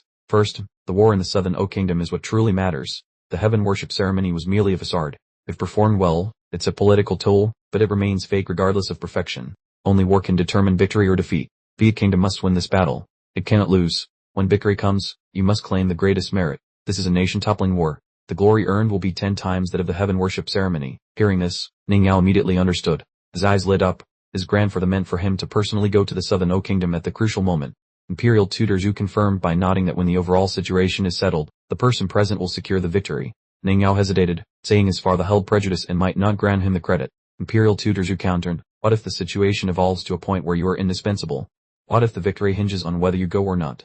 Ning Yao started, exclaiming, Nanganao. Imperial tutor Zhu nodded slightly and analyzed. The Southern O battlefield is held by Zhu Lin and Princess Ningla. If Marquis Chenbei Nanganao speaks up, his prestige will be no less than Zhu Lin's. Zhu Lin belongs to the crown prince, whereas Nanganao is loyal only to the sovereign, having risen to power after purging the main lineage member, Ning Yunwo. Imperial tutor Zhu continued that while his majesty is whimsical, he prioritizes the greater good. At the critical moment, if Zhu Lin and Nanganao both speak up, the emperor will concede. Ning Yao sighed, saying he had ended many times, but Nanganao remained unmoved. It was understandable. He had hit a ceiling on power. The position of head of the Privy Council was beyond him. The title of Duke Fane was hopeless, and changing his title from Crown Prince Protector to Grand Protector of the Crown Prince was meaningless, so he didn't want to side with anyone. The Crown Prince or the Third Prince were both transient breezes to him. Imperial tutor Zhu stated gravely that at the crucial moment, Nanganao would speak out. The statement made Ning Yao realize abruptly that the Zhu clan had leverage over Nanganao. After a moment of silence, Imperial tutor Zhu continued on the second point. Ning Zhen cannot be allowed to grow stronger. To put it bluntly, Chen Lang cannot be allowed to become more powerful. Ning Yao quickly asked if they could use the Tanner High Ji to arrest Chen Lang. Imperial tutor Zhu shook his head, saying every organization has its price, and Chen Lang was not significant enough to provoke them. Ning Yao then asked about Futu Mountain, as Chen Lang had tested their limits. Imperial tutor Zhu replied that Futu Mountain was not a force within Biak Kingdom. Chen Lang had only provoked them without truly crossing the line. Ning Yao clenched his fists and asked if they should just let him run rampant. Imperial tutor Zhu calmly said, haven't you already taken action? Ning Yao nodded, stating they had only severed the foundation of the Nirvana army, which wasn't enough. Imperial tutor Zhu slowly advised that the military was Ning Kai's domain, and they could discuss a few matters with him. At least in striking down Chen Lang and Ning Zhen, they shared a common goal. Naturally, the Crown Prince would not approach the Third Prince directly due to their distinct statuses and clear enmity. Appearing together would only be on a life-or-death chessboard, not for negotiations. However, their subordinates could meet. Therefore, the one to meet Tet Tai was not Ning Yao, but Zhu Jian. On the surface, she was the Crown Prince's concubine, but everyone knew she was backed by the hidden Arjun Society and was even regarded as Princess Ning Han's associate, though never publicly confirmed. Zhu Jian was not qualified to represent the Tanner High Ji. She acted only as an underground merchant handling transactions that shouldn't be public. Tet Tai was different. She was a disciple of Yan Nanfei, the daughter of Tet Chai, and the Third Prince Ning Kai's second wife. Futu Mountain's shadow loomed behind her. If not for the ancient poison from Futu Mountain that harmed the Crown Prince years ago, Yan Nanfei would hardly have achieved her current status. The two women met, not pleased with the other, yet outwardly, they maintained perfect etiquette. Zhu Jian bowed courteously, introducing herself as greeting little sister Tet. Tangang capital Governor Tet Tai also returned the courtesy, greeting elder sister Zhiro.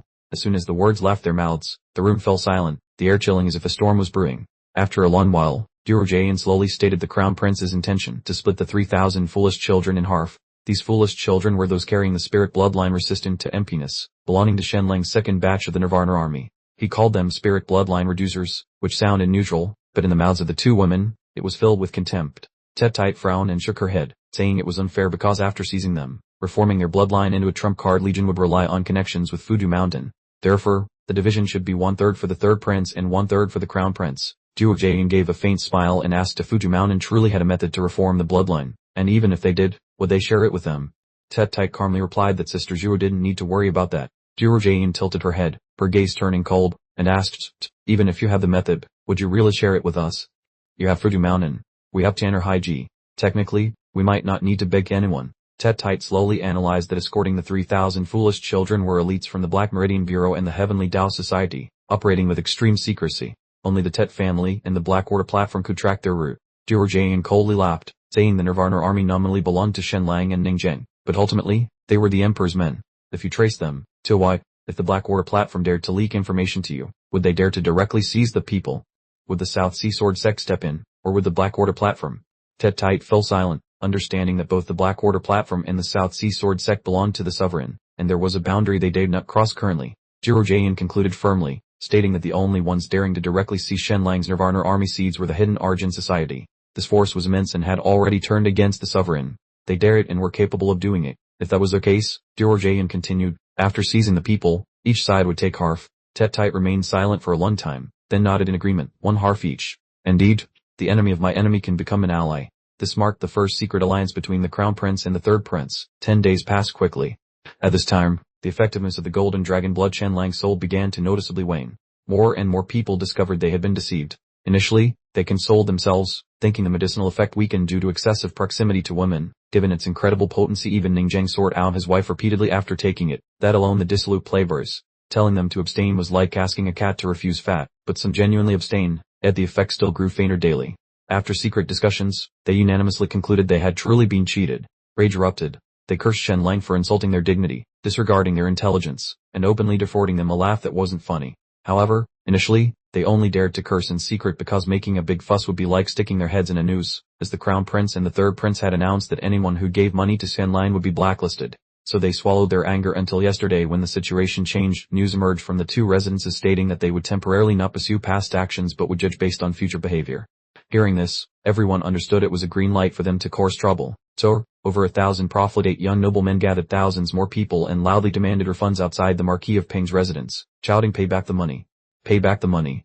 The clamor shook heaven and earth. The manor was besieged so tightly even the wind couldn't penetrate. Everyone knew Shenlang hadn't kept a single coin, having turned it all over to the sovereign for military funds, even adding extra. But the playboys cared nothing for the truth. More than half of Viet Kingdom's elite were involved. Surely the sovereign wouldn't dare arrest them all. They dared not storm the manor, only stood outside cursing, throwing things, and even filing lawsuits at the district office and the Tiangang Central Capital Governor's office. The lawsuits were both ridiculous and unreasonable, making them difficult to handle. Those people were free every day to surround the entrance and curse Shenlang. "May you give birth through your anus and die without peace, you swindler. If you lacked money, why didn't you sell off your own women instead of tricking us?" Facing the siege, cursing, and an exorcism-like scene, before Shenlang could even get angry, the sovereign was already furious. He ordered eunuch Li Zhen to deliver a message. Shenlang should rest assured, as the sovereign had already commanded to drive away all these useless people. Hearing this, Shenlang secretly thought the sovereign was going all in, because ultimately the biggest beneficiary was the sovereign. He was just the one in the firing line. However, Shenlang immediately shook his head and refused. Eunuch Li was asked to report back to the sovereign that this matter should be left to Lord Ning to handle himself. This was a perfect opportunity for Ningen to put on a show. Let them shout a bit longer.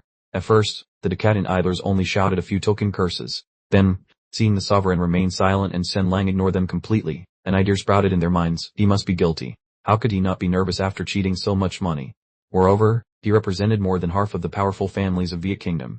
Even if Shenlang had 3 heads and 6 arms, he wouldn't dare confront the whole world. Thus, their shouting grew louder, and their words more venomous. But relying only on the young masters was useless. These people were few and accustomed to luxury. Once the Golden Dragon blood was withdrawn, they reverted to being useless, pending after only a few curses. So, they spent money to hire people, offering silver to call thugs and ruffians to shout on their behalf. Initially, the hired group was hesitant, but the generous pay and the prospect of forging connections with the nobility, plus the backing of the Crown Prince and the Third Prince, quickly encouraged some daring individuals to accept the money, put on masks, and stand in front of the residence shouting loudly. Seeing Shenlang remain silent, their courage swelled. More thugs arrived daily. Finally, the area outside the Champing Marquis' residence was packed with 3,000 to 5,000 people. They even dared to throw feces into Lord Ning's residence, creating a suffocating stench. Such commotion terrified Chen Mai, who couldn't sleep at night and cried incessantly. Shenlang held his daughter close, patting her gently and whispering, "We go Talon, don't be afraid, don't be afraid." The child cried, taking uncontrollably. Bauer, standing nearby, couldn't bear it and impatiently urged, "My lord, mobilize the troops quickly. My young mistress hasn't slept well for days." Shenlang merely replied softly, "Soon, very soon." This was because Lord Ning had almost set the entire chessboard. The major training exercise for the Imperial Guards was about to conclude. For Ning Zhen, the most important thing wasn't the mob outside, but firmly controlling the 20,000 Imperial Guards. Only by controlling them could he restore order to the capital. This plan was named the Spring Thunder Operation, a campaign for the unprecedented, large-scale purging of security in the capital. In chaotic times, severe measures must be used. A national war was about to erupt. Before that moment, the capital absolutely had to be stable. Therefore, the sweep would be extremely fierce. All the ruffians, thugs, and malicious elements causing trouble in the capital recently would be rounded up and dealt with. The sovereign directly granted Ningjiang an edict containing only one number, 3,000. The meaning was concise. He was permitted to execute 3,000 people, applying the highest penalty under the law. Immorality. The sovereign and Ningzheng had initially intended only to exile them for life to perform hard labor. However, the successful grand ceremony of heaven worship, combined with these people actively seeking death and the idle noble faction causing further disruption, enraged the sovereign directly. I find it inconvenient to touch you noble families directly, but I can execute all the ruffians you hired. Moreover, these idle young masters are not clean themselves. They have significant ties to the capital's underworld organizations. When spring thunder rises, the fire will backfire onto their heads. Execute a large batch killing the chicken to scare the munties. This operation must be absolutely confidential. Even the Blackwater Terrace is not allowed to interfere. All communications will be handled directly by Lijian, connected straight to Ningzheng. The successful heaven worship ceremony brought immediate benefits. The Imperial Guard submitted as swiftly as a gust of wind. Ningzheng's training method, using the Nirvana army as the core to integrate the Imperial Guards, was inherently effective, but it previously required time. After the heaven worship, Ningzheng's reputation as the chosen one spread everywhere. While the impact on the noble class wasn't immense, it was like a bolt of lightning for the Imperial Guards. 2,000 Imperial Guards witnessed the heaven worship ceremony firsthand that day. The shock spread throughout the entire army. Tu Huron and the 8 brothers, especially Lan Dan, took the opportunity for continuous indoctrination. As a result, tasks that should have taken several months were completed in less than a month. Ningzheng finally gained initial control over the Imperial Guards. At the very least, they would obey his military orders now. Simultaneously, in the North Garden hunting ground, Commander Hu Tu-Huan's voice boomed like a drum, declaring that the final training phase for the Imperial Guards was over and today was the graduation ceremony. The 20,000 Imperial Guards stood rammed straight on the drilled ground, the ranks as neat as an iron wall. Doubts arose in their minds. Finishing training was no big deal, so why assemble the entire army like this? Could a major event be imminent? What happened next immediately confirmed their speculation. Cartloads of armor were brought in, followed by carts of sharp weaponry into the camp. During the entire training period, they had never worn armor, yet today they were fully armed. Clearly, something was up. Immediately afterward, the sovereign's trusted eunuch, Grand Eunuch Lijian, steps forward, his voice sharp and concise announcing the emperor's decree, kneel. The entire Imperial Guard knelt simultaneously, but only on one knee because they were wearing armor, the synchronized movement resounding like a single beat. The reading of the Imperial edict echoed across the drill ground. The capital is in chaos. The populace is uneasy. Lawless strongmen roam rampant, repeatedly showing contempt for the national law. Their crimes are hair-raising. For the stability of the nation and the peace of the common people, I, the sovereign, have decided to launch the Spring Thunder operation, sweeping away all illegal forces within the capital city. This action will be strictly enforced. Regardless of who is implicated, there will be absolutely no leniency. I hereby appoint Marquis Changping, Ningzheng, as the Grand Commander of Spring Thunder. You must not disobey this order. Ningzheng immediately kowtowed to receive the decree, saying, "This humble servant obeys the command." The hearts of the 20,000 Imperial Guards pounded. Their intuition hadn't failed them. A momentous event was indeed about to break out. After receiving the Imperial edict, Ningzheng turned around, mounted his warhorse, and shouted at the top of his voice, "The army proceeds into the capital." Following the shout, the 20,000 fully armed Imperial Guards surged like a flood tide out of the North Garden hunting ground, heading straight for the capital. Spring Thunder officially commenced. An unprecedented grand purge was about to descend upon the capital city. At the same time, outside the Changping Marquis' residence, the mob continued to roar incessantly. Feces covered the house, the stench assaulting their senses. "Chen Lang, pay up. Pay up. Chen Lang cheated us out of our money. Aren't you afraid of being struck down by heavenly lightning? Furthermore, you're spreading rumors that your wife, Jin Milan, is pregnant. The child born will surely have no anus. Chen Lang, if your wife servicing guests isn't enough, you can sell yourself too. A beautiful young man like you. Surely many lords will line up to support you." Just as the crowd was still noisily cursing in front of the gate, a torch suddenly flew from within the sea of people into the walls of the Marquis of Changping's estate, a sight that made everyone freeze. Their audacity had grown excessive. Standing outside the gate shouting for money could be seen as a spontaneous public gathering. After all, Chen Lang had fleeced them, so they had an excuse. But burning down a Marquis' estate was entirely different, an escalation that was essentially digging their own graves. As for who started the fire, there was no need to wonder. It was Chen Lang's own men, who had infiltrated the debauched crowd waiting for the signal to escalate things. As soon as the signal came, they didn't hesitate to push the matter as far as possible, shouting, "Burn it. Those bastards won't return our money. Right. Burn them to death." Fire immediately erupted within the Marquis' walls, but strangely, there was no reaction from inside. Chen Lang did not appear, did not counterattack, and didn't even bother to speak up. Seeing this, those hidden in the crowd became increasingly emboldened, as if a switch had been flipped. Torch after torch flew in continuously, as if competing to see who could throw more. That scene began to panic the playboy young masters outside. Whose people were these, and was it wise to cause such a scene? What if a major incident occurred? Yet Chen Lang remained deathly silent, the silence that gave people goosebumps. Could it be that he was so desperate he was letting them burn his house down? Soon, the Marquis of Changping's estate was engulfed in a sea of fire. Flames soared high and billows of black smoke shot straight into the sky, visible even from a distance. Only then did the mob realize an indescribable sense of danger was creeping toward them. In stark contrast, the thugs were ecstatic, clapping and shouting, "What a great fire! Burn Chen Lang to death! Chen Lang, show your face if you had the guts." Meanwhile, the debauched elites turned pale. Though they were useless, their instinct for self-preservation remained, and they began to retreat secretly, all sharing the same thought: this was a trap. Unfortunately, by the time they tried to flee, it was too late. All the streets around the Marquis of Champing's estate were sealed off as 10,000 fully armed city guards arrived in a massive, surging wave. Seeing the army appear, the players nearly fainted. There was indeed a massive conspiracy. The scent spiraled out of control as 10,000 soldiers, like a moving mountain, pressed closer step by step, tightening the circle. Ningjang sat in command at the Tanyu governor's office, while the one directly commanding this operation was Ku Taoyuan, who shouted loudly, "You dare to commit arson at the Marquis of Champing's estate. Truly audacious. Forward, arrest all the lawbreakers. Anyone who dares to defy orders or flee shall be killed on the spot without trial." As soon as the command was given, 10,000 city guards immediately charged. In an instant, the players' spirits collapsed. They panicked for a moment before screaming and running. "Run quickly. Everyone rush out together. They can't punish everyone. They won't dare to kill us." Though they said this, everyone understood they were using the thugs as shields while they tried to escape. Hearing this, the thugs believed it and charged frantically, thousands of people crowding to break the circle. Ku Taoyuan watched the scene coldly, his eyes showing no emotion. He raised his hand and said in a flat voice, "Pill." As soon as the order was given, the rain of arrows immediately poured down. The city guards began the massacre, blood splattering everywhere. The brutal rain of arrows suddenly descended like a storm. Arrows whistled through the air, tearing flesh and piercing bodies. Scores of thugs fell before they even knew what was happening, their agonizing screams sounding like the wailing of ghosts and howling of wolves as blood stained the ground red. At this moment, their true nature was revealed. Usually aggressive when bowling commoners, they turned into piles of running filth when facing regular troops. Without organization or assistance, there was only panic and screaming. After 2 volleys of arrows, hundreds lay dead in pools of blood. Those who survived finally woke up. They actually dared to kill people. This was unprecedented.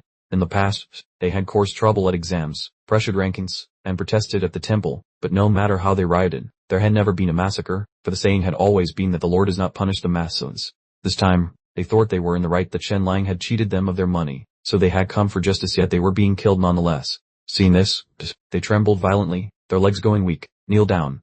Ku Taoyuan commanded coldly, and 10,000 city guards roared in unison, "Kneel! Kneel!" In an instant, the surviving thugs immediately prostrated themselves on the ground, not daring to move. Ku Taoyuan raised his hand again and pointed directly behind him at the debauched nobles, his voice icy, "And you all, everyone kneel."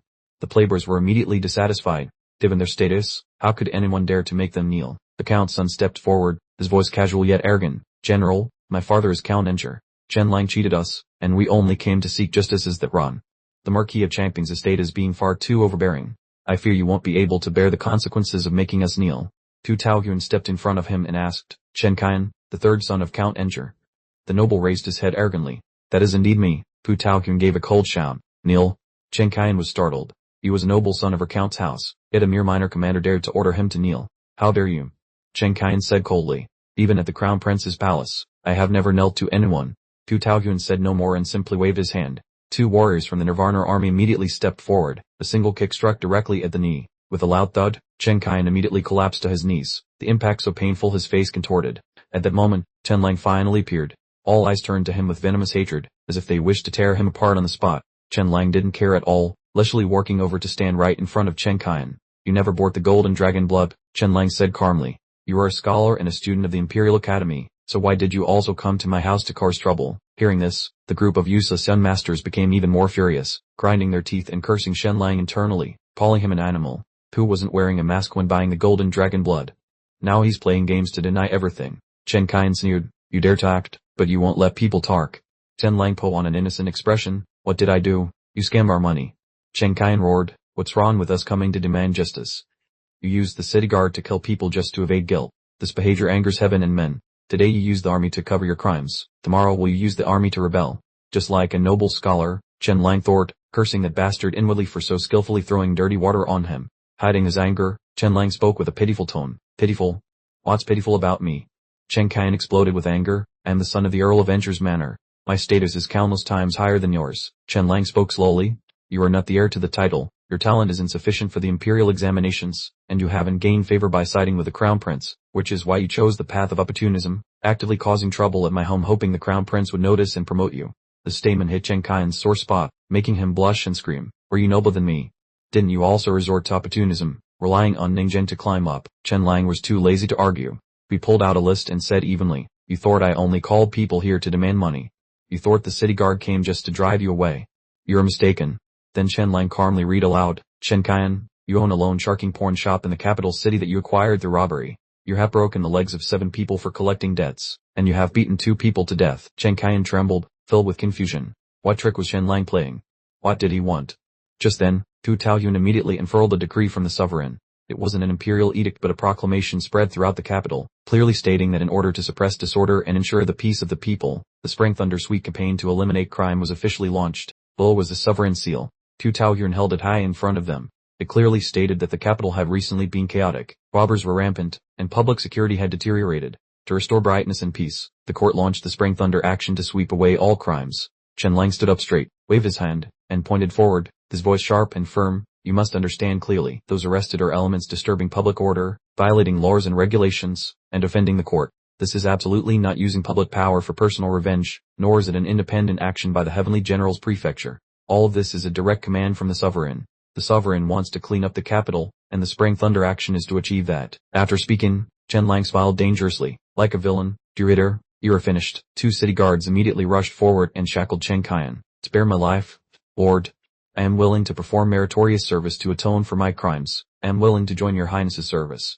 Chen Lang didn't bother to look, turn his back, and walked away, waiting dismissively. The Marquis of Changping's manner is not so desperate as to take in trash. Afterwards, Chen Lang narrowed his eyes and swept over the remaining crowd, muttering to himself, I'll deal with these hooligans first. I recognize a few faces, that scarred guy with the engraving and the one with only half an eyebrow. If I remember correctly, they were also causing trouble during the land family inspection. Chen Lang swept his eyes over the crowd, his gaze indifferent yet bone-chillingly cold, then raised his hand to point at each person. You two, that scarred guy, and the old man with a missing eyebrow. Wherever he pointed, the person trembled like a leaf. They frantically begged, Master Shen, I was wrong, I won't dare do it again. Some even argued indignantly, I didn't say anything, why are you trying to arrest me? But whoever Chen Lang pointed at, the Nirvana army stepped forward and dragged them out without a word. In the blink of an eye, over 20 people were pulled from the crowd and stood trembling before him. They were the ones who had cursed him most venomously, telling him to sell himself to pay debts, insulting his wife, and even cursing his unborn child. Searching his memory, Chen Lang recalled that more than half of them were the ones who had once bet on eating 10 kilograms of manure years ago. When they lost, they were driven into a large manure pit outside the city, where more than half drowned, and the survivors were considered lucky to be alive. Those dozen or so trembling people were the survivors of the day. Soaking in manure for 15 minutes should have been unforgettable, yet in just 6 months they had forgotten and dared to provoke him again. Humans truly have selective memory. Some return to crime 3 days after prison, and some gamblers swear off betting by cutting a finger yet return before the bandage is even off. Thinking this, Chen Lang merely gave a cold smile. Just then, Han Nu handed Chen Lang a long list and said, Then Master Shen, this is the list of participants for Operation Spring Thunder provided by the 5th Prince, Ningzhe. As soon as Chen Lang glanced at it, his eyes widened, and he thought to himself, Ningzhe works very meticulously. Of the 25 people arrested, 24 names were already on the Spring Thunder list. Only one person was not. Chen Lang stared at him and asked for his name. The man trembled. I am not a thug. I've never committed a crime. Then what did you do before? I was an errand boy. Then why were you standing here insulting me for selling myself and my wife for being a hostess? The man's face turned pale, and his pants were soaked before he knew it. As he stammered, I failed a blind date. The girl rejected me. I was angry and just wanted to vent. Chen Lang could see that while the man spoke with a tremble, his eyes revealed a distorted aggression that made his skin crawl. He was a type who appeared gentle on the outside but was filled with resentment inside, ready to drag others into the mud given any excuse. Say your name. He gritted his teeth and shook his head, refusing to speak even if it meant death. But someone in the crowd shouted, His name is Yang Bin. Chen Lang smiled, added that name to the list, and drew a glaring mark. Fu Tuoyuan then barked, Kneel down. The blade swung, and the head fell to the ground. The air was immediately filled with a pungent smell, as many were so terrified they wet their pants. Fu Tuoyuan roared again, His Majesty has decreed that Operation Spring Thunder must sweep everything clean, leaving no blind spots. No matter how noble your family is, it's useless. Those words were like a thunderclap, causing the group of noble young masters to collapse to their knees simultaneously. As Chen Lang's gaze swept over them, each felt as though death itself were calling their name, muttering internally, Is he looking at me? Is he going to arrest me? Don't look at me, I didn't do anything. Chen Lang knew well that while they didn't kill directly, their henchmen did it for them. More than half the chaos in the capital was due to their indulgence. The king had decided this time not just to kill the thugs but also to execute the bosses behind them and the nobles who backed them, to strike fear into them. With a major war approaching, the capital had to be absolutely clean. Thinking this, Chen Lang changed his tone and asked, Have any of you ever heard of me swindling you out of money? The entire courtyard went silent. No one dared to utter a word. Chen Lang thought to himself, Are they going to stay mute? then walked up to one man and asked with a thin smile, "Have I ever swindled money from you?" The man shook violently. "How could young Master Shen swindle us? The 6,000 gold coins were our voluntary donation. Since the nation is about to go to war and we have enjoyed the country's grace, we naturally must contribute." Tenlang raised an eyebrow. "Tor, is that so?" The man turned pale and nodded vigorously. Is true. Tenlang continued, "So I really didn't cheat you out of your money?" He replied repeatedly, "No, not at all. If anyone dares to slander young Master Shen, I will be the first to object and fight them to the death." Tenlang smiled triumphantly. "I didn't expect you to be so sensible. Then what is the golden dragon blood?" The Cavalry answered, "As a tonic. You saw we were weak and gifted it to us. We felt much stronger after drinking it. As for the 6,000 gold coins, they are unrelated." Wang Bling shook his head repeatedly, saying he wasn't coerced at all. The 6,000 gold coins were a voluntary donation, and the golden tonic was a free gift from the young master. Chen Lang patted his shoulder and laughed. "Wang Bling, you are very good, not bad at all." Then, Chen Lang took out an honorary donation certificate and said, "You have voluntarily donated 6,000 gold coins for military rations. The king will surely be very happy to hear of such a good deed. Good deeds should be recorded. Sign and leave your thumbprint here. I will set up a large golden honor roll with the names of all donors to bring glory to your ancestors." Des, glory to the ancestors," Wang Bling said, tremblingly signing his name and pressing his thumbprint onto the paper. Chen Lang handed him a red booklet and said, "Take this home." Wang Bling kowtowed repeatedly. "Thank you, young Master Shen, I will treasure this honor." After saying this, he clutched the paper and ran for his life toward the exit, and the city guards indeed made way for him to pass. After running a long distance, Wang Bling finally stopped, plumped to the ground, and burst into tears. "Finally, I survived. That scared me to death." Outside the Marquis of Champing's estate, a table was set up where Shen Lang sat handling the business. He called out loudly, "Anyone else who wants to voluntarily donate, come up and sign your name and thumbprint, then take your certificate home." The Playboy young masters immediately swarmed forward. Money was important, but life was more so. Losing 6,000 gold coins was a small price to pay for peace of mind.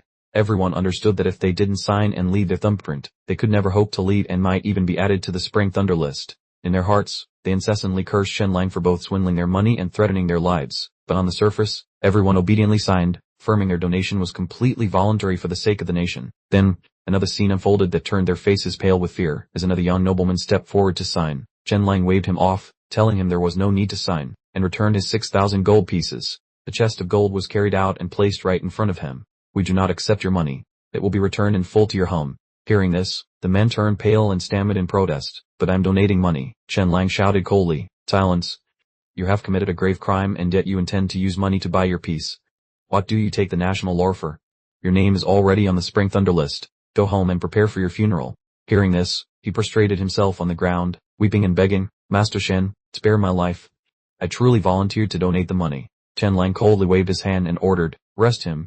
The city guards immediately shackled him and threw him straight into a prison carriage. The crowd of young noblemen stood watching, scared out of their wits. It turned out that having one's money accepted was actually a blessing. Some weren't even allowed to pay. From then on, they had only one prayer in their hearts: "Please don't return my money. Please don't." For every 30 people, one had their money returned and was then imprisoned. After 2 hours, over 1,000 noblemen had finished signing and went home weeping with their certificates. From then on, no one dared mention Chen Lang's money scam because all were voluntary donations, while the 30 lucky ones who got their money back paid with their lives. Killing the chicken to scare the monkeys, the siege of the Marquis of Champing's manor officially ended. The torque of the money scam was completely buried and the bodies were cleared away, but for a long time afterward, no one dared to venture near the manor because so many people had died there. What happened with Chen Lang was only a small part of the Spring Thunder operation. While his situation seemed as absurd as a joke, in most of the capital, the campaign was severe and bloody. When the armed city guards swarmed the capital, the entire city was shaken, and immediately afterward, all city gates were blockaded. Following a list, the city guards broke into houses one by one to make arrests, killing anyone who dared to resist on the spot. In the blink of an eye, the capital fell into a state of panic. The thugs and gangs that had rampaged for the past few months were nearly uprooted, and the campaign was not limited to the capital but spread to the surrounding districts and counties. In just a few days, over 10,000 people were arrested, filling the prisons to capacity. The Court of Judicial Review, Pinmen County, Wanning County, the Governor's Mansion, and even the Central Governor's Mansion all had to dispatch officials for public trials. According to the monarch's decree, the cases had to be handled with extreme severity, and executions took place at the execution grounds every day. At first, some were curious enough to watch, but later no one dared to look because they would have nightmares afterward. Those with minor offenses were escorted out of the capital to work in mines as forced labor. The people saw with their own eyes those great heroes who once wielded immense power being either beheaded like dead dogs or exiled, and those with high martial arts skills fared even worse, having their limbs broken before being sent to hard labor. The ringleaders of the capital's gangs were incredibly arrogant. They set all the rules for markets, brothels, and carriage brokers. Whoever disobeyed was blacklisted, and anyone they disliked was tied to stones and thrown into the river. Some even held official ranks as at least 1,000-man commander of the militia or had peripheral ties to the Black Order Bureau. They were filthy rich and often bragged, "The officials decide what's above ground. We decide what's below." When Zhang Jiao was dismissed and Ning Zheng became the governor, the chaos in the capital was actually caused intentionally by these gangs to smear Ning Zheng and prove his incompetence. Since things were peaceful under Zhang Gao and chaotic now under Ning Zheng, the people naturally cursed him. In reality, the plan had succeeded for a time because the people only saw the chaos without investigating its root cause. Fortunately, the monarch saw through it, for if he were a muddled ruler, Ning Zheng's future would have been over. After the heaven-worshipping ceremony, he performed perfectly, yet the gangs, instead of backing down, became even more violent within just 3 days. Hundreds of robberies, murders, and kidnappings occurred. Their goal was to force Ning Zheng to negotiate like previous governors, believing the capital could not function without them. To their surprise, Ning Zheng reacted fiercely, launching an unprecedented purge. A subordinate rushed in to report, "Your Highness, we have information on the mastermind behind the kidnapping and murder gangs, but there is a sensitive matter." They hesitated, and Ning Zheng barked, "Speak." But the person is Bian Jing, the third son of Duke Bian Ziro and a confidant of Consort Bian, whose influence is immense. The entire capital was waiting to see how Ning Zheng would handle it. In the crown prince's palace, an official laughed heartily. "Har har har. Isn't Ning Zheng famous for being upright, honest, and impartial? Now that he's run into Consort Bian's faction and the son of Duke Bian Dao, how does he plan to handle it?" At this moment, everyone was waiting to see what kind of joke Ning Zheng would make of himself. To everyone's surprise, Ning Zheng didn't even bother asking the monarch for instructions. He directly ordered the arrest of the Chetmai gang members, wiping out their entire nest. Meanwhile, inside the governor's mansion of Thienviet, Ning Zheng was surprised by Ko Dao Hon's report. "You mean the leader of the Chetmai gang is just a puppet and there's someone else behind them?" Ko Dao Hon replied, "It is Liam Cam, the young master lotus, the great talent." Hearing this, Ning Zheng was so shocked his neck went numb. Didn't Liam Cam always have an impeccable reputation? Almost everyone in the capital knew him. His fame was second only to the imperial ambassador, Ban Meng Trak, a true man of the hour. His poems adorned every tower and building, and young ladies treated him like an idol, hanging his portraits in their rooms and sharing his verses. He was even a legendary scholar who could sleep with top courtesans for free. In fact, they would happily offer him money. Not only was he a top civil candidate, but he was also a top martial candidate, a master of both pen and sword. At only 23, he was brilliant, romantic without being vulgar, and elegant without being ostentatious. He didn't take the metropolitan exam and had no interest in officialdom, spending his days writing poetry, drinking, and wandering among flowers. He lived like an elegant dream amidst the bustling city. He was a high-class idol, the kind of gentleman who made noble young ladies blush at his mention and scholars nod in approval. Furthermore, as the nephew-in-law of Duke Bian Tiu, a close friend of Bian Qin, and a former classmate with a clean family background and prestigious connections, his future seemed boundless. Thus, when Ning Zheng discovered he was the mastermind behind the Chetmai gang, he was petrified. It wasn't just ordinary shock. It was like looking at a bright moon only to realize it was the reflection of a cold blade. In Ning Zheng's heart, Liam Cam had once been one of their own. He even thought about personally recruiting him once his own position was secure, imagining there might be a place for him on the board of ministers. So many heinous crimes, so many children stolen from their parents were orchestrated by that very gentleman in white. He wrote countless poems praising the world, wanting for women, and pitying the poor. Honestly, his reputation was 10 times better than Chen Lang's. One was an elegant gentleman as gentle as a spring breeze, while the other was a foul-mouthed, black-hearted Chen Lang with a terrible reputation. And yet, the one revered as an angel was a child trafficker. At that same moment, in the Marquis's mansion, Liam Cam and his wife came to visit Chen Lang. Seeing them, Chen Lang was slightly surprised. With white robes like snow and hair as black as ink, his noble aura truly marked him as a rare gentleman. It was a pity that despite his handsome looks, his heart was another story. And Master Lotus was so elegant he seemed almost modest, his voice as gentle as a spring breeze. "Done, Master Shen, I am hosting a poetry gathering in 3 days. You should come with Van Mung Trak for some fun." "The more people, the merrier." Chen Lang gave him a sidelong glance and replied curtly, "I'm not going." Young Master Lotus froze, a single thought crossing his mind. Is this man's face paralyzed? Does he not know common courtesy? The smiles on his and his wife's faces immediately stiffened, turning as cold as winter well water. And Master Lotus changed his tone. "Then Master Shen, could you then perhaps go and advise His Highness Ning Zheng a bit?" "No," Chen Lang replied without changing his expression. No beating around the bush, no hesitation, no saving face, a refusal as blunt as closing a coffin lid. And Master Lotus said coldly, "People never know when they might encounter misfortune, which is why we especially need friends to support us." His words were light but heavy with meaning, clearly warning. At this point, Bian Tiu's niece, Bian Tham, dropped her facade of gentleness and spoke directly to his face. "Chen Lang, Bian Qin also has a stake in the Chetmai gang's business. He is the pride of my uncle, Du Bian Tiu, and Consort Bian treats him like family. Do you want to set fire to Bian Qin and let it spread to Consort Bian?" She stared at Chen Lang, her voice growing even colder. Can you bear the consequences when the time comes? Ningjang's greatest support in the struggle for succession is our Bian clan. If he isn't clear-headed, so be it, but as a strategist, is your brain not clear-headed either? The living room fell silent for a moment. Chen Lang replied simply, no. Just 2 words, no explanation, no argument. Young Master Lotus's face darkened, and his voice turned icy. Young Master Shen, you did very well with the Spring Thunder operation. The capital is clean, doors don't need to be locked at night, and the commoners sing your praises everywhere. It is indeed a great achievement. He paused, his gaze deepening. But water that is too clear has no fish, and fire will eventually lick at one's own head. The Chet Mai gang affair, if fully exposed, won't just implicate the Bian clan, but you as well. You aren't clean in this case either. That. Chen Lang frowned. Young Master Lotus threw down a ledger. This is the secret account book of the Chet Mai gang. Look closely, Young Master Shen. Isn't Kim Sun Pavilion your family's property? Doesn't the manager give you money every month? The Chet Mai gang also has a share in Kim Sun Pavilion's business. Chen Lang, aren't clean either. You've been receiving money from the Chet Mai gang every month. Chen Lang opened the ledger. The records were clear. In recent months, both the Chet Mai gang and Lin Hor Pavilion had transferred funds to Kim Sun Pavilion. Clearly, someone had planned this in advance, digging a hole for him to jump into a move both dirty and deep, thinning that inhumane business right onto him.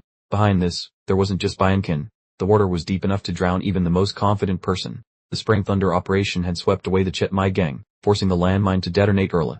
Young Master Lotus looked Shen Lang straight in the eye. If something happens to me, this ledger will be revealed to the whole world. When the time comes, you won't escape either. Therefore, Chen Lang, nothing can happen to me. Go find Ningjang and have a word with him. I believe your skills can make him change his mind. After speaking, we patted Chen Lang's shoulder lightly, laughed loudly, and worked out. Chen Lang, we are grasshoppers on the same string. Whatever you do, don't set yourself on fire. Chen Lang suddenly burst out laughing. Alright, rest assured. I will definitely pass the word to His Highness Ningjang. And Master Lotus also laughed. Har har. Young Master Shen truly knows how to adapt to the situation. Farewell. With that, he led his wife out of the mansion. As soon as the door closed, the smile on Chen Lang's face vanished as if it had never existed. He waved his hand. Several figures stepped silently out of the shadows. They're ready, he said, his voice as light as the wind but colder. Exterminate Lin Kam's entire clan, including Bian Tham. The brief, unhesitating response followed. 13. Chen Tam stepped forward. The Hidden Argent Society will mobilize in full force 3 days from now to make a big move against me. On the day, I want the Hidden Argent Society's headquarters razed to the ground. To put it bluntly, Kim Sun Pavilion was a Kim family's property in the capital. Since the day Shen Lang set foot in the capital, it had almost only one task, making money to support the Kim family son-in-law. The profits in the capital didn't even need to be sent back to the mansion of the Marquis of Haiyanbu. They were given directly to him. His father and mother-in-law knew their son-in-law was a spendthrift who wanted the best clothes, the finest food, and the most expensive wine. Kim Sun Pavilion existed to support those extravagant and excessive habits. Meanwhile, Kim Mok Thon couldn't even finish spending 10 gold coins a month. A little pocket money made him happy all month long. Each year, after expenses, Kim Sun Pavilion made a net profit of over 1,000 gold coins, a figure enough to make other merchants' eyes turn red with envy for a single shop. So, what did it sell? In 2 words, luxury goods. Not necessarily rare, but their popularity and the sense of status they provided were impeccable. Everything was something women couldn't refuse. Facial masks, perfume, shampoo, scented soap, crystal necklaces, and crystal earrings. Recently, they even introduced nearsighted and reading glasses, and a few months ago, they launched cigarettes. In short, if you weren't wearing clothes worth over 10,000 gold coins, you'd feel pressure just working in. The items in the shop shared one thing: they were expensive. Aside from daily items, almost everything else was a limited edition. Some items were only available to the nobility. No matter how rich a merchant was, if they tried to buy something they liked, the manager would politely smile and say, "This is a sample and not for sale. We're out of stock." Half an hour later, when a count arrived, that same item would be available. People weren't just buying products. They were buying prestige, face, and status. The business didn't rely on crowds, yet its reputation spread throughout the capital. If a young lady from a wealthy family didn't use Kim Sun Pavilion's perfume or facial masks, she would feel as if she couldn't breathe in public. Later, they even released some boldly designed, high-aesthetic underwear and panties that made people blush yet still want to buy them. It immediately took the top-tier aristocratic circles by storm. And once something became popular, counterfeits would inevitably appear. Kim Sun Pavilion was no exception. Several shops produced fakes that looked identical, even imitating the gold letter logo perfectly. Strangely, before Shen Lang could even move to stop it, the aristocrats had already taken action themselves. Counterfeits were cleared out, and at social gatherings, noble young ladies would publicly scrutinize their items for authenticity. Anyone who dared to use a fake was immediately kicked out of the circle.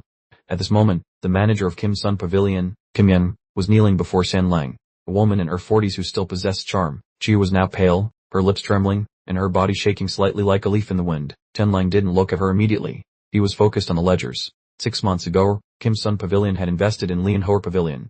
He asked in a calm voice. Kim Yin bowed her head and replied, yes. Tenline looked back at the contract from that time. There were no issues. It was an entirely normal commercial cooperation, clear terms, transparent benefits, and no traps in the documents. To him, such a matter was normally so small that he wouldn't even check it himself. At the time, Kim Yin had already reported it to Bang Nhi. Bang Nhi stood nearby, her face pale, and said tremulously, the master, have I caused trouble? I agreed to this. I even investigated it thoroughly. Lianhor Pavilion had received donations from Consort Bayan, and the sign for Lianhor Academy was personally inscribed by Consort Bayan. At the time, our relationship with Consort Bayan was very close. She bit her lip. I truly didn't think there would be a problem. Chen Lang sighed softly. This matter was deep, so deep one couldn't see the bottom. Peering the name Lianhor Pavilion, anyone would think it was a brothel, but it wasn't. On the surface, it was a noble organization, half commercial and half charitable. On paper, it had nothing to do with the child trafficking Chetmai gang. Lianhor Pavilion had an auction house, and a portion of the auction proceeds was used to support orphans. It also had an academy specifically for taking in wandering children to teach them literacy and etiquette, giving it a reputation that reached the heavens. That was why Consort Bayan had donated items and written a commemorative inscription for the Lianhor Academy. Consort Bayan loved children, and the greatest regret of her life was being unable to conceive. Seeing Lianhor Pavilion raising orphans and teaching them to read, she was naturally moved. Moreover, Lian Kam was her nephew-in-law and a close classmate of Bayan Kin. Under Bayan Tham's soft persistence, Consort Bayan eventually agreed to provide the inscription. In her eyes, it was merely an act of charity unrelated to politics. With Consort Bayan's handwriting, Lianhor Pavilion's reputation immediately skyrocketed. Prince Lian Kam, the Lotus Prince, was nearly elevated to an altar, an angel in the human world, which is why Ninchin once thought he was a talent. Kim Ian back then also recognized that radiance and agreed to cooperate. Some ultra-limited luxury goods from Kim's Sun Pavilion were sent to Lotus Pavilion for auction, and every year she donated money to Lotus Academy. The reputation of noble charitable auctions formed a perfect, picturesque circle, but who knew that behind the painting was hell? Lian Kam was the true master of the Dead Plum Gang. Thinking this, Chen Lin asked, how did your highness find out a secret that even Bayan Phi was kept from? Lan Din stepped forward. It wasn't the Anu in society that leaked it. I found it out myself. He spoke calmly. I never forget what I see, and having spent many years in the beggar gang, I know that filthy underbelly like the back of my hand. He paused for a beat. A few years ago, I saw them carrying an extremely beautiful young girl. My brothers and I tried to save her but failed. Bat and I, Lan Luke, and Lan that all had their limbs broken. His voice wasn't loud, yet every word was like a nail driven into the floor. Lan Din and the 10 brothers were indeed outliers among the beggars. Dirty but not foul, like lotuses growing in mud but remaining untainted. A few days ago, Lan Din continued, I went into Kim's Sun Pavilion to buy a gift for Hamno. Chen Lang frowned. You dared to sneak into Kim's Sun Pavilion. Lan Din looked a bit embarrassed. Chen Lang coughed slightly, having forgotten he owned the shop. Lan Din continued, the person who received me that day was a very girl I couldn't save years ago. In the quiet room, I inquired. She said she had been sent by a Lotus Pavilion to apprentice at Kim's Sun Pavilion. I began to suspect that a place seemingly so clean was actually the largest den of crime. Chen Lang nodded. So that's how it is. Lan Din lowered his voice. Then master, will the consequences be severe? Chen Lang replied, if we didn't investigate early, waiting until those girls were brought into the manor or even pushed into my bed, then it would truly be beyond saving. He smiled faintly. Lotus Pavilion and Kim's Sun Pavilion are too deeply entangled. Many girls in Kim's Sun Pavilion came from Lotus Academy. Lian Kam is right. I am not completely clean in this matter either. Lan Din asked, what do you plan to do, master? Chen Lang didn't answer, only pondered. Resting Lian Kam would cause Lotus Pavilion to implode, dreading down Bayan Phi and Kim's Sun Pavilion alike. It would be a purge that backfired on himself. Chen Lang could ignore his own reputation since he was shameless, but Bayan Phi was different. She had been pure her whole life, not her facade, but truly clean. She was Ninchin's greatest support in the palace. Touching Lotus Pavilion meant smearing her. Chen Lang looked at Ninchin. What does your highness think? Ninchin remained silent for a long time. The phrase justice resides in the hearts of men sounds fake because most people don't care about the truth. He looked up, but it is also real because justice is in my heart. The room was as silent as the grave. Chen Lang smiled. That was why he chose Ninchin, someone insightful who didn't fall into nihilism, possessing the wisdom to see through lies yet enough folly to refuse to betray his conscience. This matter, Ninchin said, I want to do it. Chen Lang nodded. Alright, then we do it. He was naturally skilled at maneuvering and resolving crises so that no one suffered, but some matters had only two paths, to act or not to act, with no middle ground. Thus, Chen Lang stood up to accept the order, responding respectfully on the surface while secretly drafting a ruthless plan to preserve the big picture. Even if he had to take extreme measures, he only hoped His Highness would understand later and not blame him. Meanwhile, the Lian Manor was shrouded in a layer of false tranquility. Lian Kam and his wife were still immersed in complacency, unaware of the bloodstorm quietly approaching. The Lotus Prince poured a drink for himself, the wine shimmering in a jade cup, the lamplight illuminating a snow-white face that remained romantic and elegant. Outsiders looking in could only sigh that the prince's drinking was like poetry itself. Madame Bayan, sitting nearby, was not so composed. She asked softly, "Husband, what do we lack that you still engage in such filthy business?" Liam Cam smiled slightly and swirled his cup. "We have everything." "Do you truly believe that?" "Without the business, where would the mountains of gold and seas of silver come from?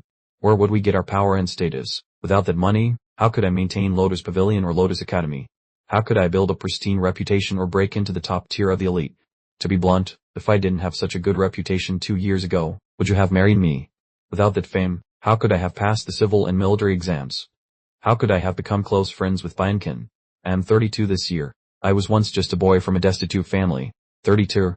Aren't you 23? Liam Cam laughed. "Without power, I couldn't even change my name or my age. This world is a casino. Your liver must be large and your heart must be black to play." Madame Bayan bit her lip. "Chen Lang is a madman. He might not dare touch me, but I fear he will arrest you, or even kill everyone." Liam Cam laughed loudly. "Var. So what if Chen Lang is talented? Isn't he still being toyed with in the palm of my hand? Arrest me. Kill me. Dream on." He set his cup down, his eyes bright with confidence. "I am a great talent famous throughout the capital. Lotus Pavilion and Lotus Academy are noble institutions. If anyone touches me, the public outcry will immediately explode. Chen Lang being implicated is just a small matter. Bayan Phi and the entire Bayan clan will be dragged down with me. The Bayan clan is Ninchen's greatest support. Does he have the guts?" "If he does not." He curled his lip. "In Chen Lang's Kim Sum Pavilion, 4 or 5 of the receptionists are girls thrown there, and every one of them is evidence of her crime. Every month he even receives money from me. How can he ever wash himself clean?" Even the new signboard for Lotus Academy was written by Bayan Phi. Power. Lion Jin, in a fit of ecstasy, continued to rant incessantly, saying that Chen Lang appeared formidable but was actually a base opportunist. It was a pity this matter was exposed so early, otherwise, he would have waited to stuff those kidnapped children into his bed, leaving him unable to clear his name even if he jumped into the Yellow River. He laughed at Chen Lang and Ning Zhen, saying the so-called Spring Thunder operation ultimately solved nothing, starting with a bang and ending with a whimper. Those two fools had played with fire and got burned, and though they likely hated him to the bone now, they remained powerless against him. Suddenly, the sound of rapid footsteps echoed outside, followed by several warriors rushing in. "Young master, madams, something is wrong. Chen Lang's men have come to kill us. The young lady and son-in-law are in danger. The enemy has swarmed inside." Lion Jin and Bayan Shen's expressions changed instantly, as they could hardly believe their ears. In their hearts, they screamed, wondering if Chen Lang and Ning Zheng had both gone mad. "My lady, you hold a noble status as Princess Consort Bayan's niece. Hurry out and hold them back," Lion Jin said, his voice laced with panic. Without hesitation, Bayan Shen immediately rushed outside. Meanwhile, Lion Jin turned to open a secret passage, preparing to slip away from the scene. Ku Tu Huan led over 1,000 Nirvana troops to surround Lion Jin's massive estate. The entire army wore black armor distinct from their previous gear, looking no different from the bandits under Ku Tu Huan's command years ago and entirely unlike the troops of the champion Marquis Manor. Bayan Shen pointed at Ku Tu Huan, trembling with rage. "How dare you? I am Princess Consort Bayan's biological niece. How dare you commit such an offense? Get out of here this instant." Ku Tu Huan did not say a single word. He waved his hand, his face cold as ice and radiating intense murderous intent, as he commanded, "Kill." Instantly, the sound of whistling filled the air as arrows rained down like a downpour.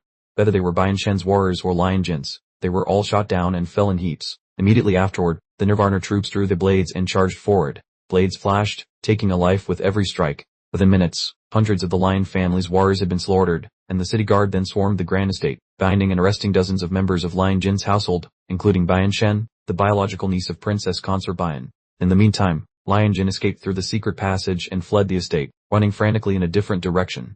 His destination was the headquarters of the Hidden Argent Society in the state of Yu, the Yinji building, a 7-story tower that soared toward the sky. Lion Jin had not originally belonged to the Hidden Argent Society. He had been recruited along the way after Shu Badao and Shu Dingyu recognized his talent. Initially, the Lotus young master only wanted to amass wealth and fame and had no intention of involving Chen Lang, but he could not disobey the Hidden Argent Society's orders. His career had flourished largely due to their support, and the society held all his secrets and lifelines. When Shu Dingyu ordered him to frame Chen Lang and drag Princess Consort Bayan down with him, he had no choice but to comply. This plan had been set 2 or 3 years ago as an idle chess piece, only to be activated when the Hidden Argent Society's manipulation of the Wu state to attack Nika City failed. They had only then activated the chess piece, targeting Chen Lang and Princess Consort Bayan because she had already adopted Ning Zheng. This alone demonstrated how terrifying the Hidden Argent Society was. Lion Jin believed he would be safe once he reached the Yinji building, as there was no one in the state of Yu whom the society could not protect. Hiding someone or spiriting them aboard was effortless for them.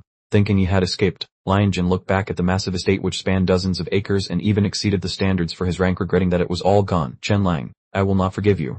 I will haunt you like a venomous snake, and given the chance, I will kill your entire family. He ground his teeth and swore a vicious oath before continuing his frantic run, when suddenly a figure blocked his path. Lion Jin was startled but then laughed, seeing there was only one person. He reminded himself that he was a former provincial martial arts graduate, so why should he be afraid? Without a word, he drew a sword hidden in his sleeve and lunged forward. Asterisk swish asterisk it was just a single strike. The opponent also responded with just a single strike. Both of Lion Jin's hamstrings were instantly severed. The one who had attacked was a woman. More precisely, it was Madame Q, the wife of the Sword King, Lai Tanshur. She grabbed Lion Jin by the neck, pusted him up, and sped toward the champion Marquise manor. Inside the estate, Bian Sen looked at the tragic scene around her and said with a trembling voice, "Tell Shen Lang to come out. I do not speak to laptops." Tu Huan did not reply. He slowly put on a twisted, distorted mask. "I am the niece of Princess Consort Bian and the niece of Duke Bian Zyro. Who dares touch me? Who dares touch my family?" Tu Huan gestured, and the bandits under his command immediately began a massacre, slaughtering every remaining member of the Lion household. Bian Shen stood frozen, like a statue. She was gagged, with a rag stuffed into her mouth. They were thrown straight onto the cart. In the wall, Tu Huan had even used blood to smear several large characters, exterminate the entire Lion Jin family, the great bandit Tu Huan. Not long after, in the dungeon of the Champing Prefecture, Lion Jin and Lady Bian were forced to kneel before Shen Lang. "Shen Lang, how dare you act so recklessly? I want to see Consort Bian. I want an audience with His Majesty." Lady Bian screamed until her voice was hoarse. "Where is Ning Zheng? Call him out." Without the Bian family's backing, what does he have to rely on to compete for the succession? Though his four limbs were crippled, Lion Jin still tried to maintain an air of elegance, looking up with a faint smile. "Shen Lang, for those who wander the world, how can they avoid the blade? Don't you agree?" Even now, he still wanted to bargain, trying to save face despite his defeat. Shen Lang burst into laughter. All said, "For those who wander the world, how can they not be cut down?" As soon as the words were spoken, the blade fell decisively. He was castrated on the spot. Blood splattered everywhere as his manhood rolled away. Then forever. The pain reached the very core of his brain. Lion Jin shrieked, his face turning pale as his Lotus Yen master persona vanished. He looked at the pool of blood beneath him in utter despair. The world-renowned talent who once had beauty surrounding him now had nothing left to boast about. Lady Bian trembled violently. "Shen Lang, how dare you harm my husband? You have offended the Bian family. You're finished." Shen Lang stepped forward, the cold blade sliding across her neck, and blood immediately sprayed out like a fountain. Lady Bian stared at him with wide eyes, her mouth full of blood, unable to utter a single word. She fell to a tragic death. Shen Lang looked at Lion Jin coldly and said, "Do you think I would negotiate with you? Did you think I needed to know the secrets between you, the hidden Argent Society, and the Crown Prince?" He smiled faintly. "You're overthinking it. I never need an excuse to kill. Making me uncomfortable is reason enough." His gaze turned ice cold. "A thing like you, a Lotus Yen master, dares to lecture me. For those who wander the world, how can they not be cut down?" "Well said, very well said," he nodded. "Then prepare to be cut down. Wu liar, hear my command, execute this scoundrel by Ling Shay. He must endure exactly 1,000 cuts before being allowed to die. By your command." Soon, the dungeon echoed with long, horrifying, and agonizing screams. Shen Lang did not look back. He hated the sight but knew that such a fate for Lion Jin was still too merciful. Afterward, Shen Lang went to the palace to report everything to the king and consort Bian.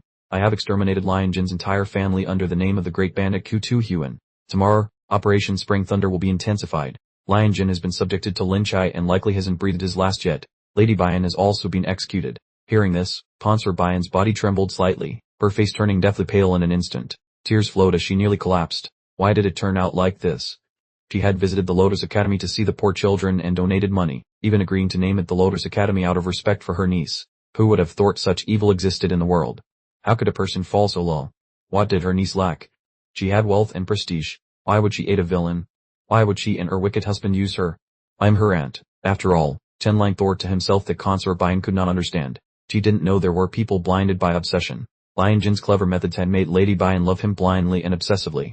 The king nodded silently to Shen Lang and personally helped Consort Bian to rest. A moment later, partrenching, muffled sobs echoed from the room. About half an hour later, the king stepped out, his eyes rimmed with red. "What about the hidden Argent Society?" Ning Yuexin asked. "Des," Shen Lang replied. "Too bad I personally ordered Lion Jin to implicate me and Consort Bian."